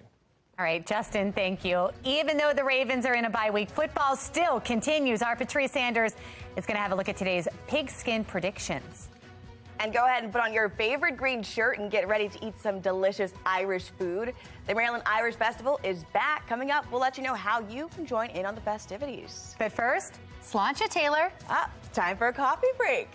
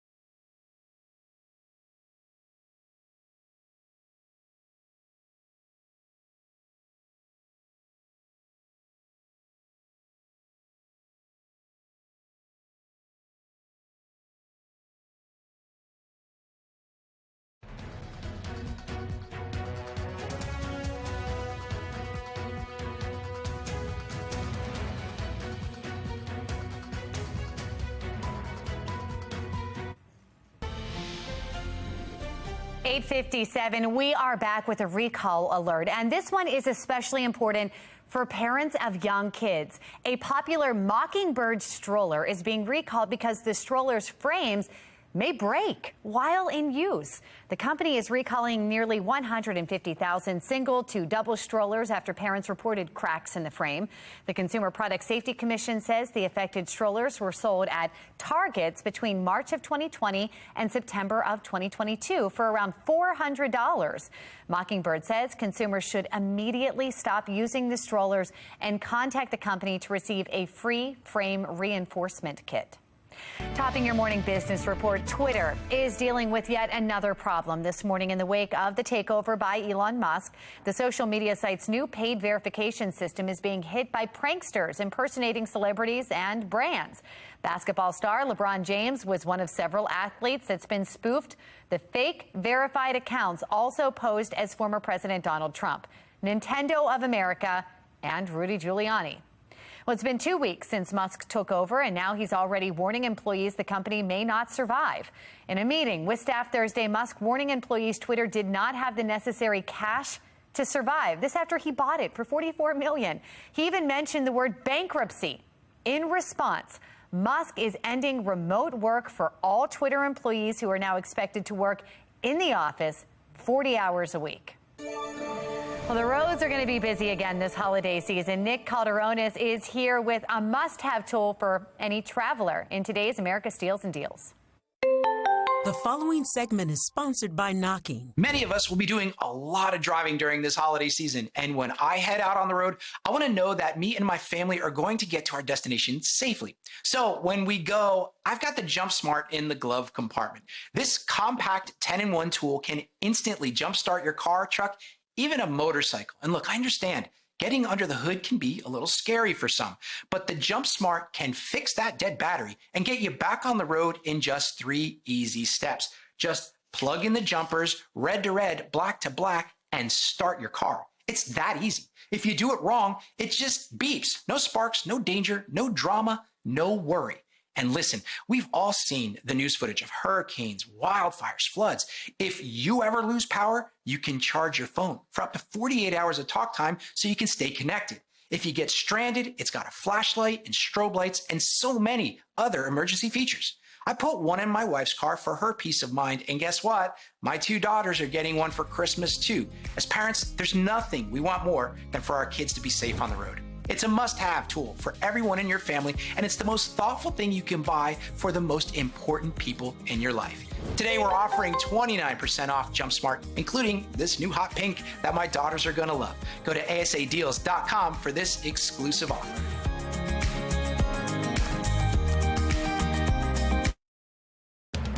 Live from WBFF in Baltimore, this is Fox 45 Good Day Baltimore. You are taking a live look at the Veterans Day ceremony happening right now at Gerstel Academy. Now, we are going to rejoin them in just a minute once they begin to raise the flag. Well, thanks for joining us on this Friday, Veterans Day, November 11th. I'm Tom Rogers. I'm Megan Gillen. Let's check right in with meteorologist Justin Chambers because we're in weather alert here today. Yeah, we absolutely are, guys. That's what we're talking about. The rain that continues to fall. We've been seeing that. We haven't seen any storms yet. That's good, but the rain is even heavy at times for certain areas, so just be aware of that as we take a look outside. This is from our Towson camera. That rain has been falling for at least the last hour or so. We're going to continue to see this rain move through the area, and you can see right there on our HD radar that rain extends all the way down to Greenhaven, Severna Park, into Arnold, down through Annapolis, out toward Eldersburg and Westminster, even up into Cockeysville, out toward Bel Air. And then more rain is on the way. Look at all of that coming south of D.C., right up from Virginia, and basically moving from the south to the north. And the wider picture here, we won't get a break until probably about midday from this rain, but we also have storms that we're watching as well. So rain shower storms could be strong to severe from the afternoon into the evening time. That's why we're in weather alert mode. Temperatures are going to stay mild, too. Overall, numbers in the low to mid 60s, even close to 70 by this afternoon, even with the rain that's coming in. We'll continue to track this and give you another full update in just a few minutes from right now. Back to you. All right, Justin, thank you. Looking at our Len Stoller traffic network here this morning, we've got our live cameras pulled up, and you can see the roads very wet out there, as Justin has been mentioning. Everyone seems to be moving along just fine. Just be cautious of the conditions. In a city in crisis, we finally know the results of Mayor Brandon Scott's Squeegee Collaborative 4 months after it was created. Yeah, this morning we are examining the 18 recommendations, and we want to point out the 3 biggest takeaways here. Squeegee kids will be banned from these 6 major intersections. You see them highlighted here in the red, and we'll be taking a closer look at those red zones here in just a few minutes. Now, the enforcement starts January 10th. Drivers will also be held accountable for their interaction towards squeegee kids in those no squeegee zones. The city will be offering support services, the mayor calling it Earn to Learn, Earn and Learn. Squeegee kids will be paid to participate in workforce training for up to a year. Well, following this announcement, there are still many unanswered questions about the program. Shannon Lilly joins us this morning from City Hall with those lingering questions. Shannon. Yeah, and those questions include how much are these squeegee kids going to get paid? We also want to know about the ban. How is the city going to enforce this ban in areas where squeegee kids are not allowed to squeegee? So a lot still up in the air, but Mayor Brandon Scott says with this plan, they are doing more than the city has ever done before. So let's take a look at what we do know about the plan. Again, Deputy Mayor Faith Leach says enforcement of the ban on squeegeeing will start on January 10th. And anyone squeegeeing in these banned areas would receive a warning from police their first 2 times, with a referral for service for their second time. And for their third time, they would get a citation. But at this point, police don't know what that citation will be. Now, another portion of the plan includes what the mayor calls Earn and Learn. Squeegee kids who agree to stop squeegeeing will receive financial support for up to 1 year, but they must participate in workforce training and education as a requirement for the program. Now, just a little while ago, we spoke with mayoral candidate Thiru Vignaraja about what he thinks about this plan and if it'll work. The devil is in the details. Whether or not it's going to work is going to depend on whether or not you're serious about enforcement, whether you're going to actually be willing to dole out consequences for this criminal conduct, and whether or not there's actually been any constructive dialogue. I mean, for 4 months, have any of these kids gotten jobs? Have any of these kids moved on to a more sustainable life? I hope so, but a lot of these details have not been spelled out. Well, right now, the city estimates that this project will cost around $5 million, but they say that can change. And at this point, they don't know where that money will come from. Reporting in downtown Baltimore, I'm Shannon Lilly, Fox 45 News. Good day, Baltimore. Thank you, Shannon. And all of those incidents happened in the 6 so-called disallowed zones. And you see those indicated in the red spots right here. Those are the Squeegee Collaborative's report zones here. And they include Conway and Light Streets that you see right here. And that's actually where Tim Reynolds was shot this summer, as well as either side of downtown here. We've got President Street right here, of course, by Little Italy and Harbor East. And then over here, we've got 395, of course, the MLK corridor by the stadiums in the University of Maryland Medical Center. We've also got some zones in Northeast and Northwest Baltimore as well. Sinclair Lane and Northern Parkway spots will also be off limits to squeegee kids. Now, City State's Attorney-elect Ivan Bates is set to take over this January. He says he will do his part to enforce the laws and support Mayor Scott's Squeegee Collaborative. Bates also says the plan is a step in the right direction to address what he calls long-standing challenge facing the city. Governor Hogan also addressing the squeegee kid crisis. The governor telling Fox 45 News he is skeptical of the plan and thinks the city needs to be doing more to keep squeegee kids out of the streets. We need to get the people that are violating the law off the streets, and that's what we've been saying for several years now. I'm not sure what took so long, many months, for the Squeegee Collaborative to come up with, any of the stuff that they came up with, like, self, monitoring, and they're going to have designated areas, and they're going to pay them. It hinders, businesses are leaving in droves. The city population is dropping like crazy. The tax revenues are down. Well, Fox 45 News will continue to follow the squeegee kid issue in Baltimore City, and our commitment to you is to hold leaders accountable for not only this plan that they announced, as well as other problems facing Baltimore City. The annual Maryland Irish Festival is celebrating with great music, food, and fun this weekend. You matched the flag, Megan. Look at this. Yes, 2 Irish people here supporting the Irish charities of Maryland and communities. This morning for our hometown hotspot, Amy Aronson is at the State Fairgrounds with more. Amy. Maryland Irish Festival is happening this weekend, and a huge part of that, of course, is the food. So right now I'm joined by Jim Paracci, who's here to tell us more about everything you can enjoy when you come out this weekend. We're getting a little selection here, so what are we looking at? So right now what you're looking at is one of our most popular items at the festival is a champ, which is mashed potatoes and scallions with lots of butter. Gotta have the butter. Yeah, gotta have the butter. And then we have one of our premier foods is the corned beef sandwich. Not really Irish, but for somehow or another it got into our culture. And we sell corned beef, we sell fish and chips, we sell fries, call them Irish fries. We have our pit beef is all soaked in Guinness prior to being cooked. We have Irish stew. We have shepherd's pie. Something for and everyone. then we have what we call our Guinness Originals, which I developed the recipes for all 3 of these items. It's a Guinness sausage with a stout sauce that I developed. And then we have a Guinness glazed wing, which the only place in the state of Maryland you can get it is right here. That sounds delicious. 3 days a year, and that's it. And then we have a Guinness slider, which is it became really popular the last couple of years. Everything sounds so good. And then we have hot dogs. There is something for the kids too, Exactly, then, right? exactly, If you yeah. could recommend one thing that people would try when they come in here this weekend, what would it be? I would go with the sliders. The sliders. Yes, okay. yeah. And then you've got some drinks to wash Got some everything drinks. down. We have all of our drinks are Guinness products. So we have Guinness Blonde from the brewery here in Baltimore. Plus we have 2 new other items that are here. We have, of course, Guinness Stout, and then we have Killian's. We have Harp. We also have wine from Bordy Vineyards. Oh, cool. And then we have a local selection of Irish whiskeys from Tullamore Dew. Perfect. And we do a whiskey tasting on Friday night, Saturday, and Sunday. Okay, So, cool. yeah. Awesome. Yeah. Thank you so much. Thank Lots you. of options here.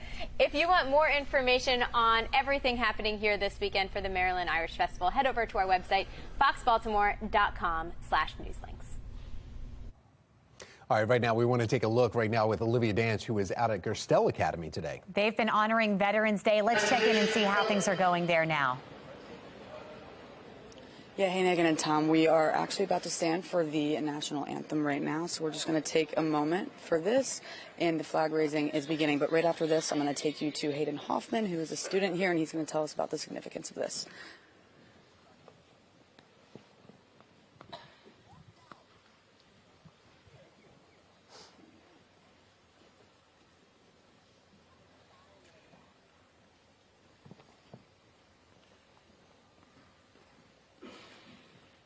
I do want to note that this ceremony usually takes place outside, but it's going to be, obviously it's inside right now just due to the weather.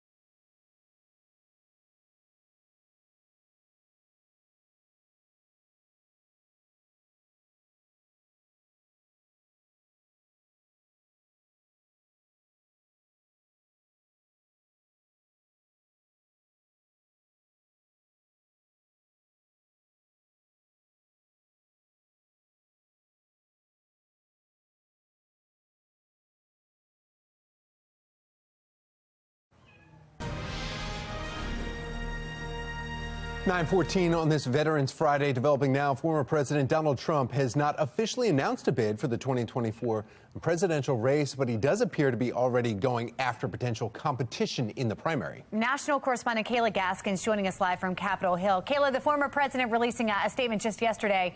What's he saying? Well, good morning. So all the results from the 2022 midterms are still not in, and so many people now looking ahead to 2024. So the statement released by former President Donald Trump focused on Florida's Governor Ron DeSantis, who had a very good election week. But he hasn't made any comments himself about running for president. However, some in the Republican Party appear to be pushing for a rivalry between Ron DeSantis and former President Trump. Now, Trump wanting to make it very clear that he is the one responsible for Ron DeSantis winning office in the first place. It was thanks to his endorsement. He then takes a few jabs at DeSantis and at the media in his statement. Trump giving DeSantis a nickname this week, Ron DeSanctimonious. And we know Donald Trump likes to give nicknames to people who he perceives as against him or rivals. We had Sleepy Joe in 2020 and Crooked Hillary in 2016, for example. Trump says he will announce his own presidential bid for 2024 next week. In the statement, Trump comparing the upcoming presidential race to the 2016 race, saying, quote, "They will keep coming after us, MAGA, but ultimately we will win." Well, Kayla, though, President Biden has said repeatedly that he has always planned to run for a second term. Does he plan on running again come 2024? And he said that he was focused on the president, including a big meeting this week with a leader of China. Yeah, that's right. So President Biden saying he has plans to run in 2024, but still not making an official announcement. We learned from his speech this week that we can possibly expect an official announcement maybe sometime in early 2023. But right now, President Biden focusing on the president and focusing on a big meeting, the first in-person meeting between himself and China's President Xi Jinping. Now, White House Press Secretary Karine Jean-Pierre saying that they are expected to discuss efforts to maintain and deepen the lines of communication between the United States and the People's Republic of China, also manage competition between the two powers, and talk about transnational challenges affecting the international community. This meeting will take place at the G20 summit in Bali. There are limited expectations for what the meeting will actually achieve. However, there's also little hope the meeting will ease rising tensions between the two countries. These tensions have worsened since Nancy Pelosi's summer trip to Taiwan. After that trip, China actually cut off communication with the United States. So the hope here is that Biden can, quote, build a floor, really set a foundation for at least a somewhat functioning relationship between the new nations. Kayla Gaskins, national correspondent in Washington, D.C., thank you. Well, today's number of the day is 35. That is the percentage of voters who believe most or just about all information released by the federal government during the pandemic was intentionally false and misleading. A Scott Rasmussen national survey finds an additional 28% believe this is true for some of the info. An equal number of voters, 11% to be exact, say only a little or none at all was intentionally misleading. 9:17, and we are weather alert on this Friday morning, especially if you have some Veterans Day plans. That's right. Meteorologist Justin Chambers here with our weather alert forecast. Yeah, I mean, guys, you look at the forecast numbers, you're like, all right, 70 degrees. That'd be awesome if we had plenty of sunshine to enjoy our Veterans Day in the afternoon and being outdoors. That's not going to be the case today just because this is what it looks like right now. And pretty much throughout the day, we're going to have off and on showers, potentially some more heavy rain at times, possibly even some strong to severe thunderstorms. That is why we are in our weather alert mode. But you can see in Towson right now, our live camera from our Mile 1 Auto Group cam, lots of the low clouds, the rain that is falling right now, keeping those roads wet and all those leaves wet as well. 63-year temp currently in Towson. Now here's a look at the HD radar, and notice not a lot of lightning strikes. In fact, we've got a big old goose egg there on our lightning strike counter, but it's mainly just the rain showers that are spreading all the way from Dundalk and Essex out through Perry Hall and White Marsh, up into Towson, over to Parkville, into Cockeysville, north up into the 83 or I-83 up into northern Baltimore County. Then you go a little farther to the south and to the west, and we're seeing that down near North Laurel, areas around Columbia, down through the D.C. metro area, seeing a lot of that rain. And then you go further south, and you can see in Annapolis where we're getting some good, much-needed rain. We haven't had rain in a while, so what we're looking at in terms of actual rainfall or flooding potential, it's kind of minor. We may see a few areas of some minor flooding where you have poor drainage and some of those downpours as well. All of this, though, is from what was once Nicole, that area of low pressure over central Georgia right now.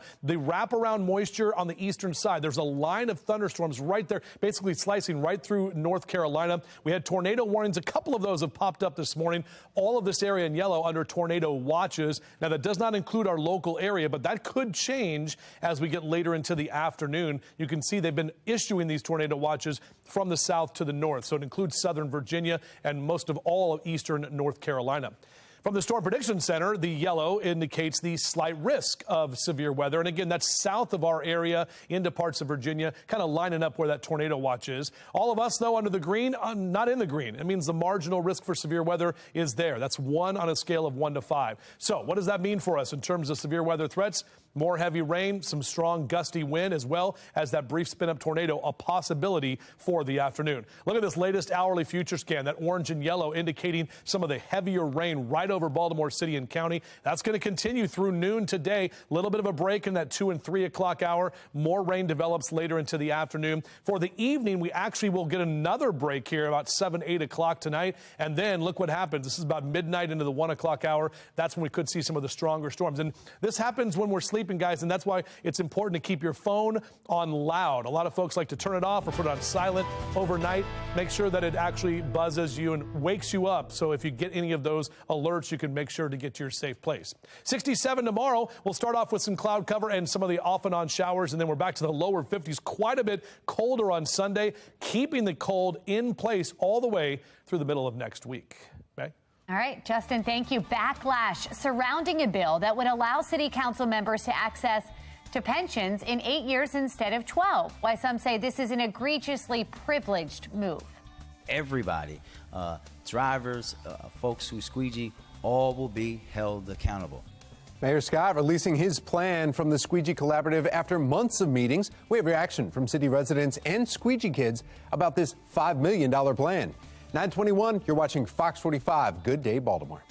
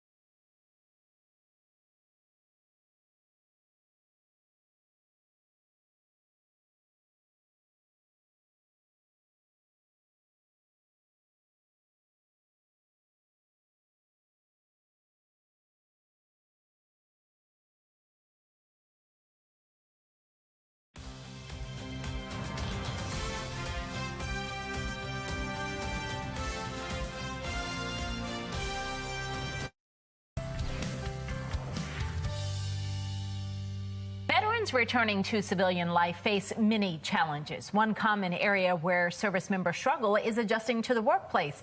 The Veterans Employment and Training Services is on a mission to ensure that employers know that veterans are trained for any job. The Maryland Director for Vets, Thomas Riley, joins us this morning to explain. Good morning. Good morning. Thank you for having me. So a lot of employers have job openings in this day and age. You've got vets that can fill those positions. Talk about what you guys do. Absolutely. So within Maryland, we have almost 380,000 veterans. Wow.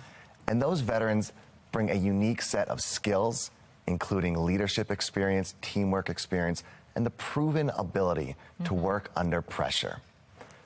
Not only is it the right thing to do for our employers to fill their ranks with these great employees, but it's just good for business. I would think that the vets would be in high demand because they would come with great skill sets and just the character to be great employees in different positions. Is that not what you're seeing?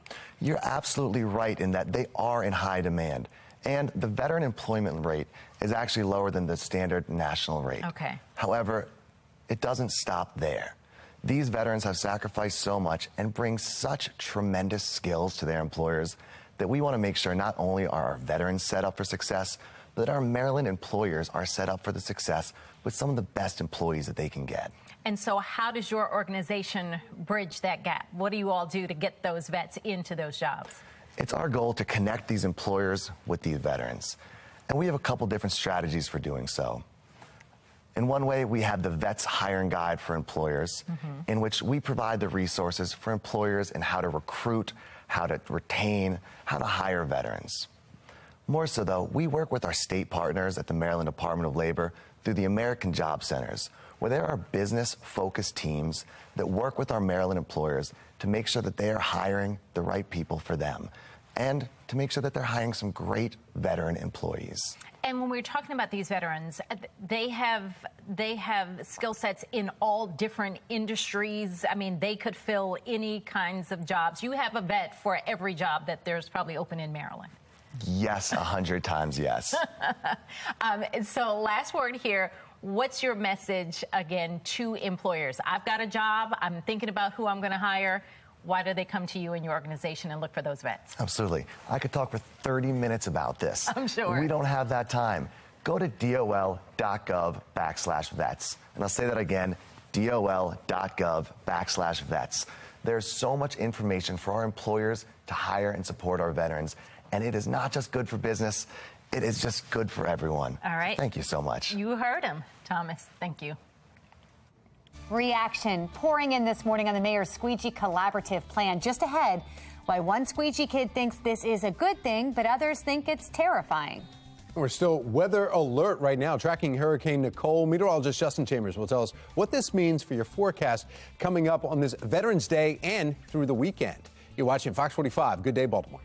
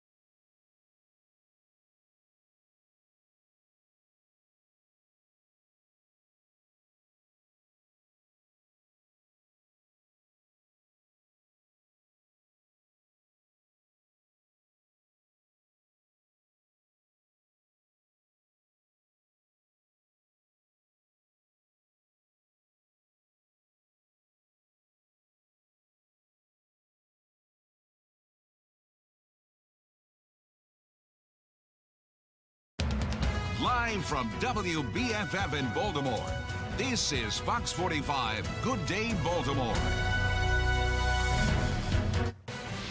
Here we go. We are on weather alert this morning due to the remnants of Hurricane Nicole. And taking a live look over Towson and our harbor cameras right there, and not much difference except over the harbor camera, you see the drops are a little bit clearer. Not nice, Nicole. Thanks for joining us. It's Friday, November 11th. I'm Megan Gilland. I'm Tom Rogers, and you hear him laughing right now. Meteorologist talking about the weather. Yeah. Justin Chambers here on this Veterans Day, and the forecast does not look good for any outdoor activity. Yeah, raining on our parade, Nicole. Yeah, thanks a lot. Meg, Tom, good morning to both of you. This is what we're dealing with, though, guys. We do have to deal with the potential for some stronger storms, especially as we get later into the afternoon. But yeah, this is what it's been looking like for the last couple of hours as we see all of that moisture from that storm in central Georgia bringing us the rain right now. That's how far out it extends. So you can see over Baltimore, out through Essex and Edgewood, down through Brooklyn Park into Greenhaven, Severn, pretty much anywhere on the map, we are still getting hit with some of that rain. Eastern Shore was dry earlier, but now you're getting in on some of that rain, and more of that rain rolls up from D.C. and farther south. Now look at that little break right around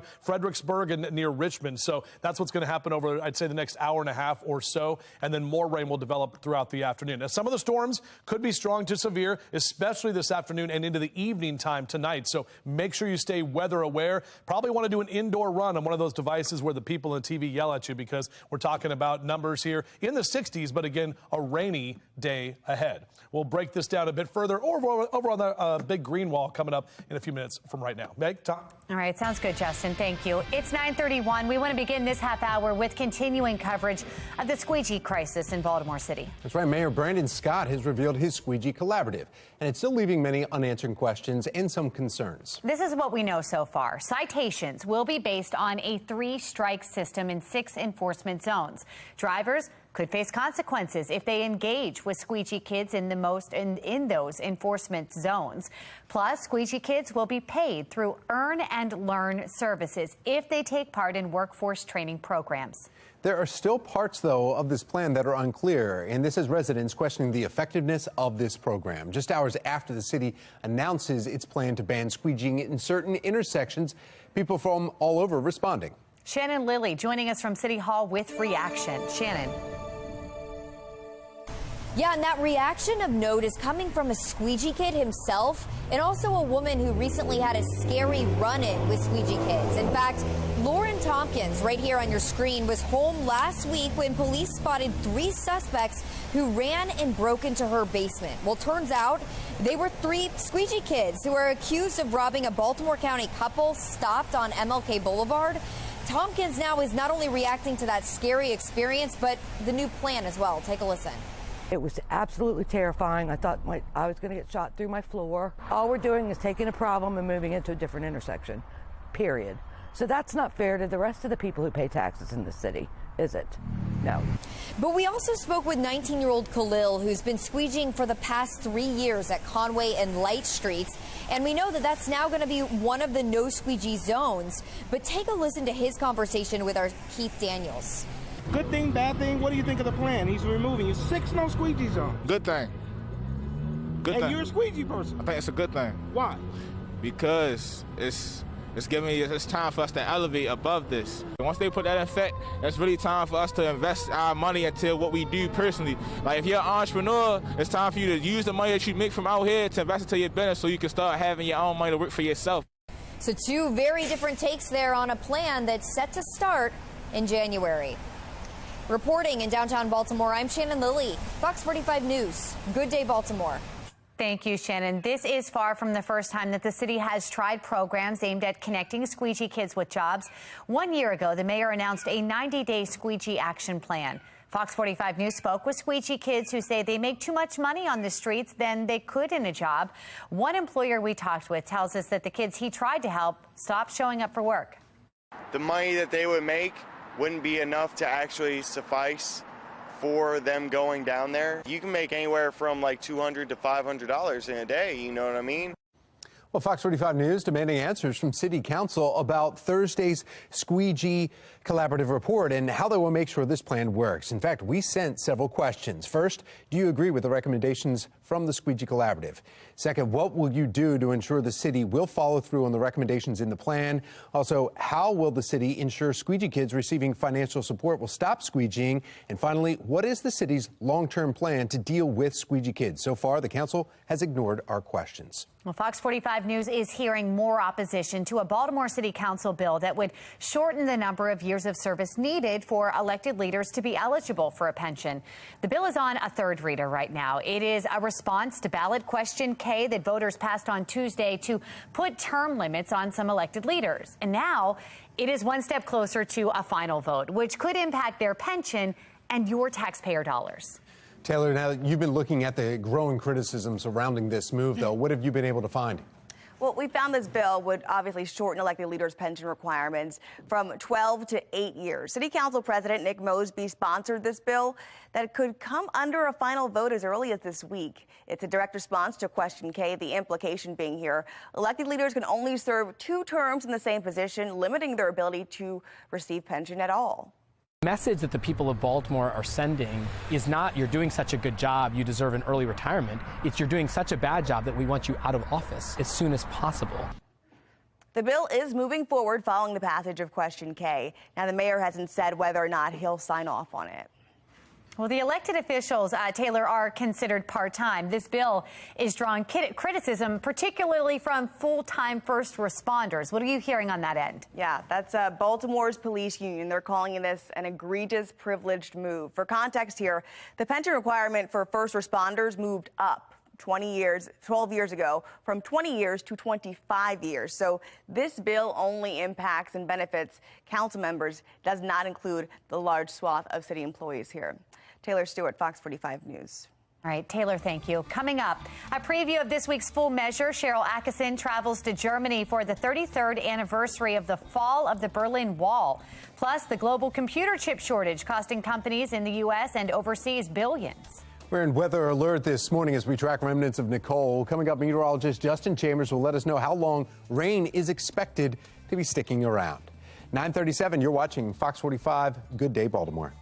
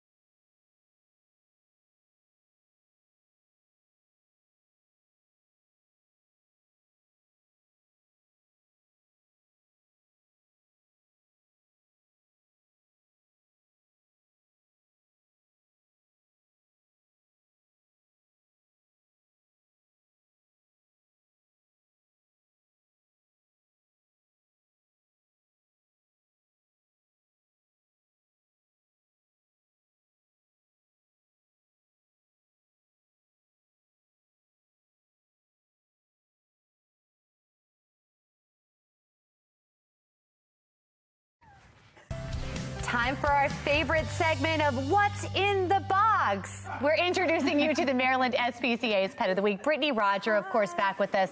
She is with the Maryland SPCA, of course. And who do we have in the box? Zuzu.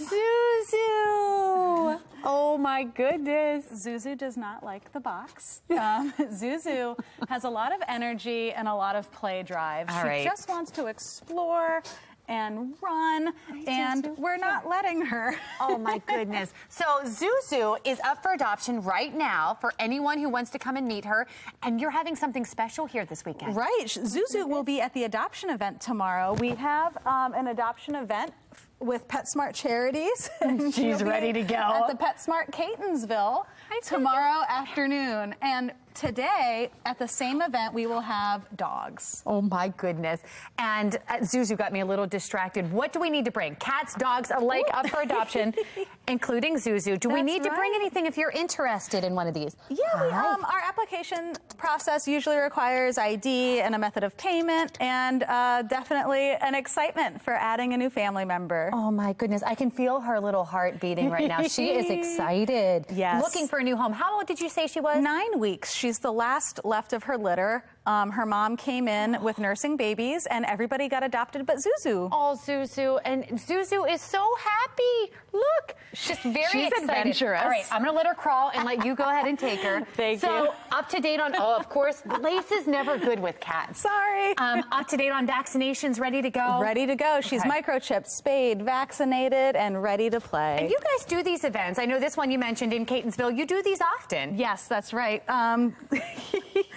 We have so many pets that need loving homes, but not everybody, it's not convenient for everybody to drive to 3300 Falls Road. Exactly. So we like to make it accessible. Well, Zuzu needs a home. She needs lots of excitement, and for you to just let her crawl all over you. All right, Brittany, thank you. Zuzu, you want to do one more camera shot? Show them that little face you've got. Look at this little face. Oh, my goodness. All right, here we go, Zuzu. We're going to talk about the weather now. I know you're not going to like it. We need umbrellas out there. For Veterans Day plans, meteorologist Justin Chambers is going to let us know how long this is going to stick around. Might want to claw at that. The Ravens, meantime, recovering after a big win on Monday against the Saints. Just ahead, Patrice Sanders sharing her pigskin predictions for Week 10 of the NFL season. See what you think and share who you think will win. 9:42 now on Fox 45. Good day, Baltimore. Right, Zuzu? Right?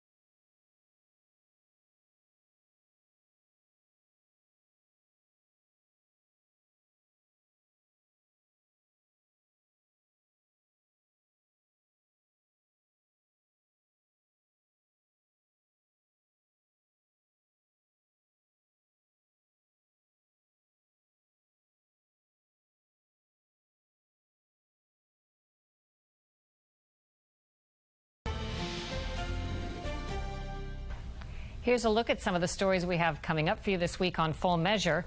We're off to Germany, where the global computer chip shortage cost a lot of companies overseas and here in America billions of dollars.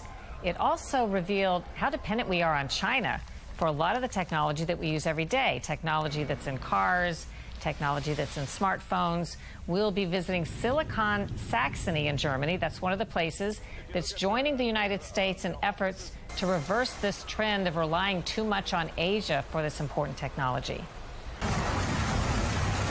Also, you may know the U.S. has flooded Ukraine with military aid and military equipment and financial aid, but you might be surprised to find out that there are other countries that were ahead in line waiting for U.S. defense products and weaponry that they'd already paid for, but they're still waiting. This is the real war. And we're going to be talking about a momentous event that happened 33 years ago this week.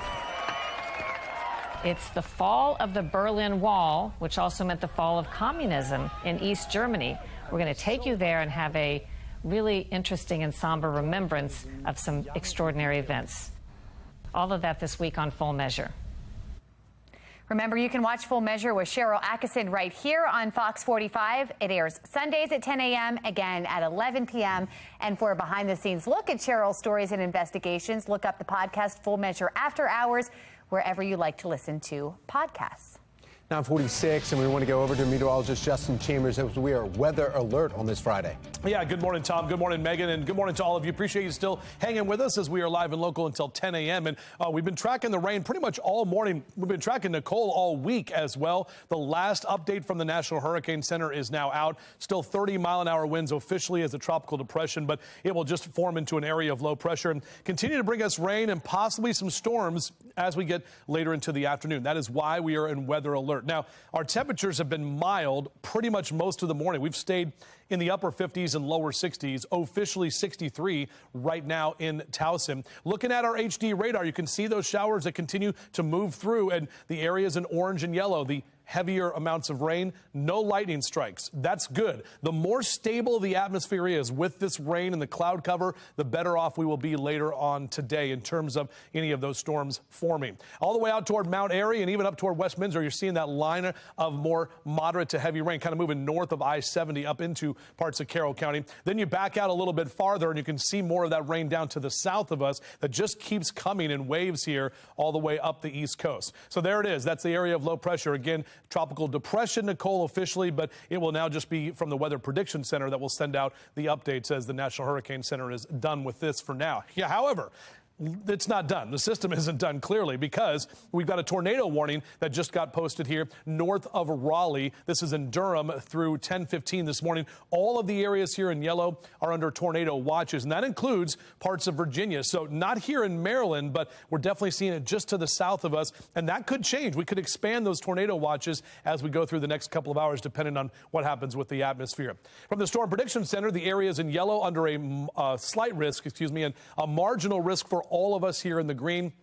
And basically, it's for the potential of some of those stronger storms developing throughout the day today. Going to see some pockets of heavy rain. We've already seen that. Also, that wind is expected to pick up later today. Can't rule out that isolated brief spin-up tornado here at home, which is why we're in weather alert. So hourly future scan. Look at that. More of that rain rolling in through noon and into the 1 o'clock hour. Those areas in orange and yellow, some of the heaviest rain that we're going to see. We get a bit of a break here about 2 o'clock this afternoon. And then as we head into the later part of the day through your drive home, more rain rolls in. 7, 8, 9 o'clock. Actually, this evening will not be that bad, just cloudy and kind of misty. And then that last round of rain is going to roll through about 11 p.m. and into the overnight hours where we could still see more storms. It's all because this cold front interacting with Nicole, or the area of low pressure, helping to bring all that warm air out ahead of that. And then as that cold front passes through, that's when we'll see the best chance for those heaviest storms again in the overnight hours tonight. All of that pushes off toward the east tomorrow. We'll get the colder air in place. Look at the blues and the purples and the pinks right there. That's the potential for some snow in some of the higher elevations of the Alleghenies by tomorrow afternoon, possibly even into Sunday too. The cold air is coming, guys. I'm telling you right now. So 70 today, 67 tomorrow, only 52 on Sunday, and only 48 for a high on Monday.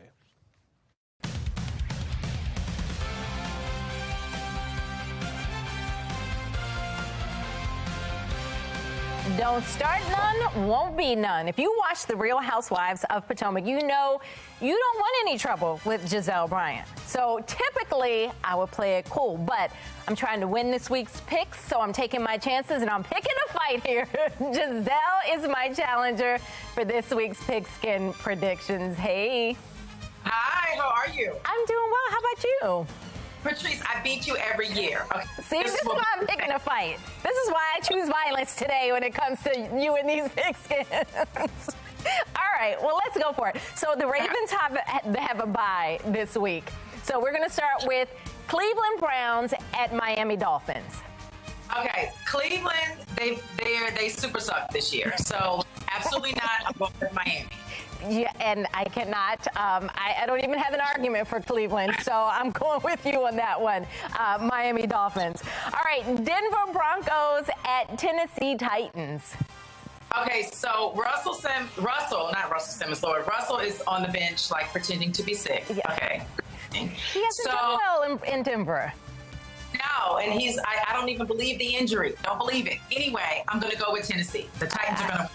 I'm with you on that one, too. I mean, not to be riding your coattails here, but I'm going with Tennessee, too, because, I mean, King Henry, there's no stopping him. And without Russell Westbrook, that's just not going to happen. All right, Dallas Cowboys at Green Bay Packers. We can talk about another team that's doing poorly this year. Right, and Aaron Rodgers is not even taking responsibility to the whole team sucking. So it's like, you got to take responsibility. Definitely got to go with Dallas on this one because they're going to win it. They're the Cowboys. They're going to win. And you know what? So sometimes I don't like going with the Cowboys because Cowboy fans are insufferable. It's almost better to go with whoever else, but because Green Bay's really going to lose, I'm going to go with Dallas on that too. All right, so Los Angeles Chargers at San Francisco 49ers. Okay, so this I think will be tough. Yeah, this is a good game. Yeah, it's going to be a good game. It's going to be tough, but I think the 49ers are going to pull it out. I do too. I mean, the Saints, sometimes they show up as a good team, sometimes they don't. So I'm with you on that. All right. So, I'm not the Saints, the Los Angeles. All right. So here's the Saints game. New Orleans Saints at Pittsburgh Steelers. Okay, so this will also be a tough, good game to watch. And I got to go with the Saints. New Orleans, I'm a New Orleans girl. I got to go with my people. I'm going to go with the Steelers. What? Okay. I love the shock.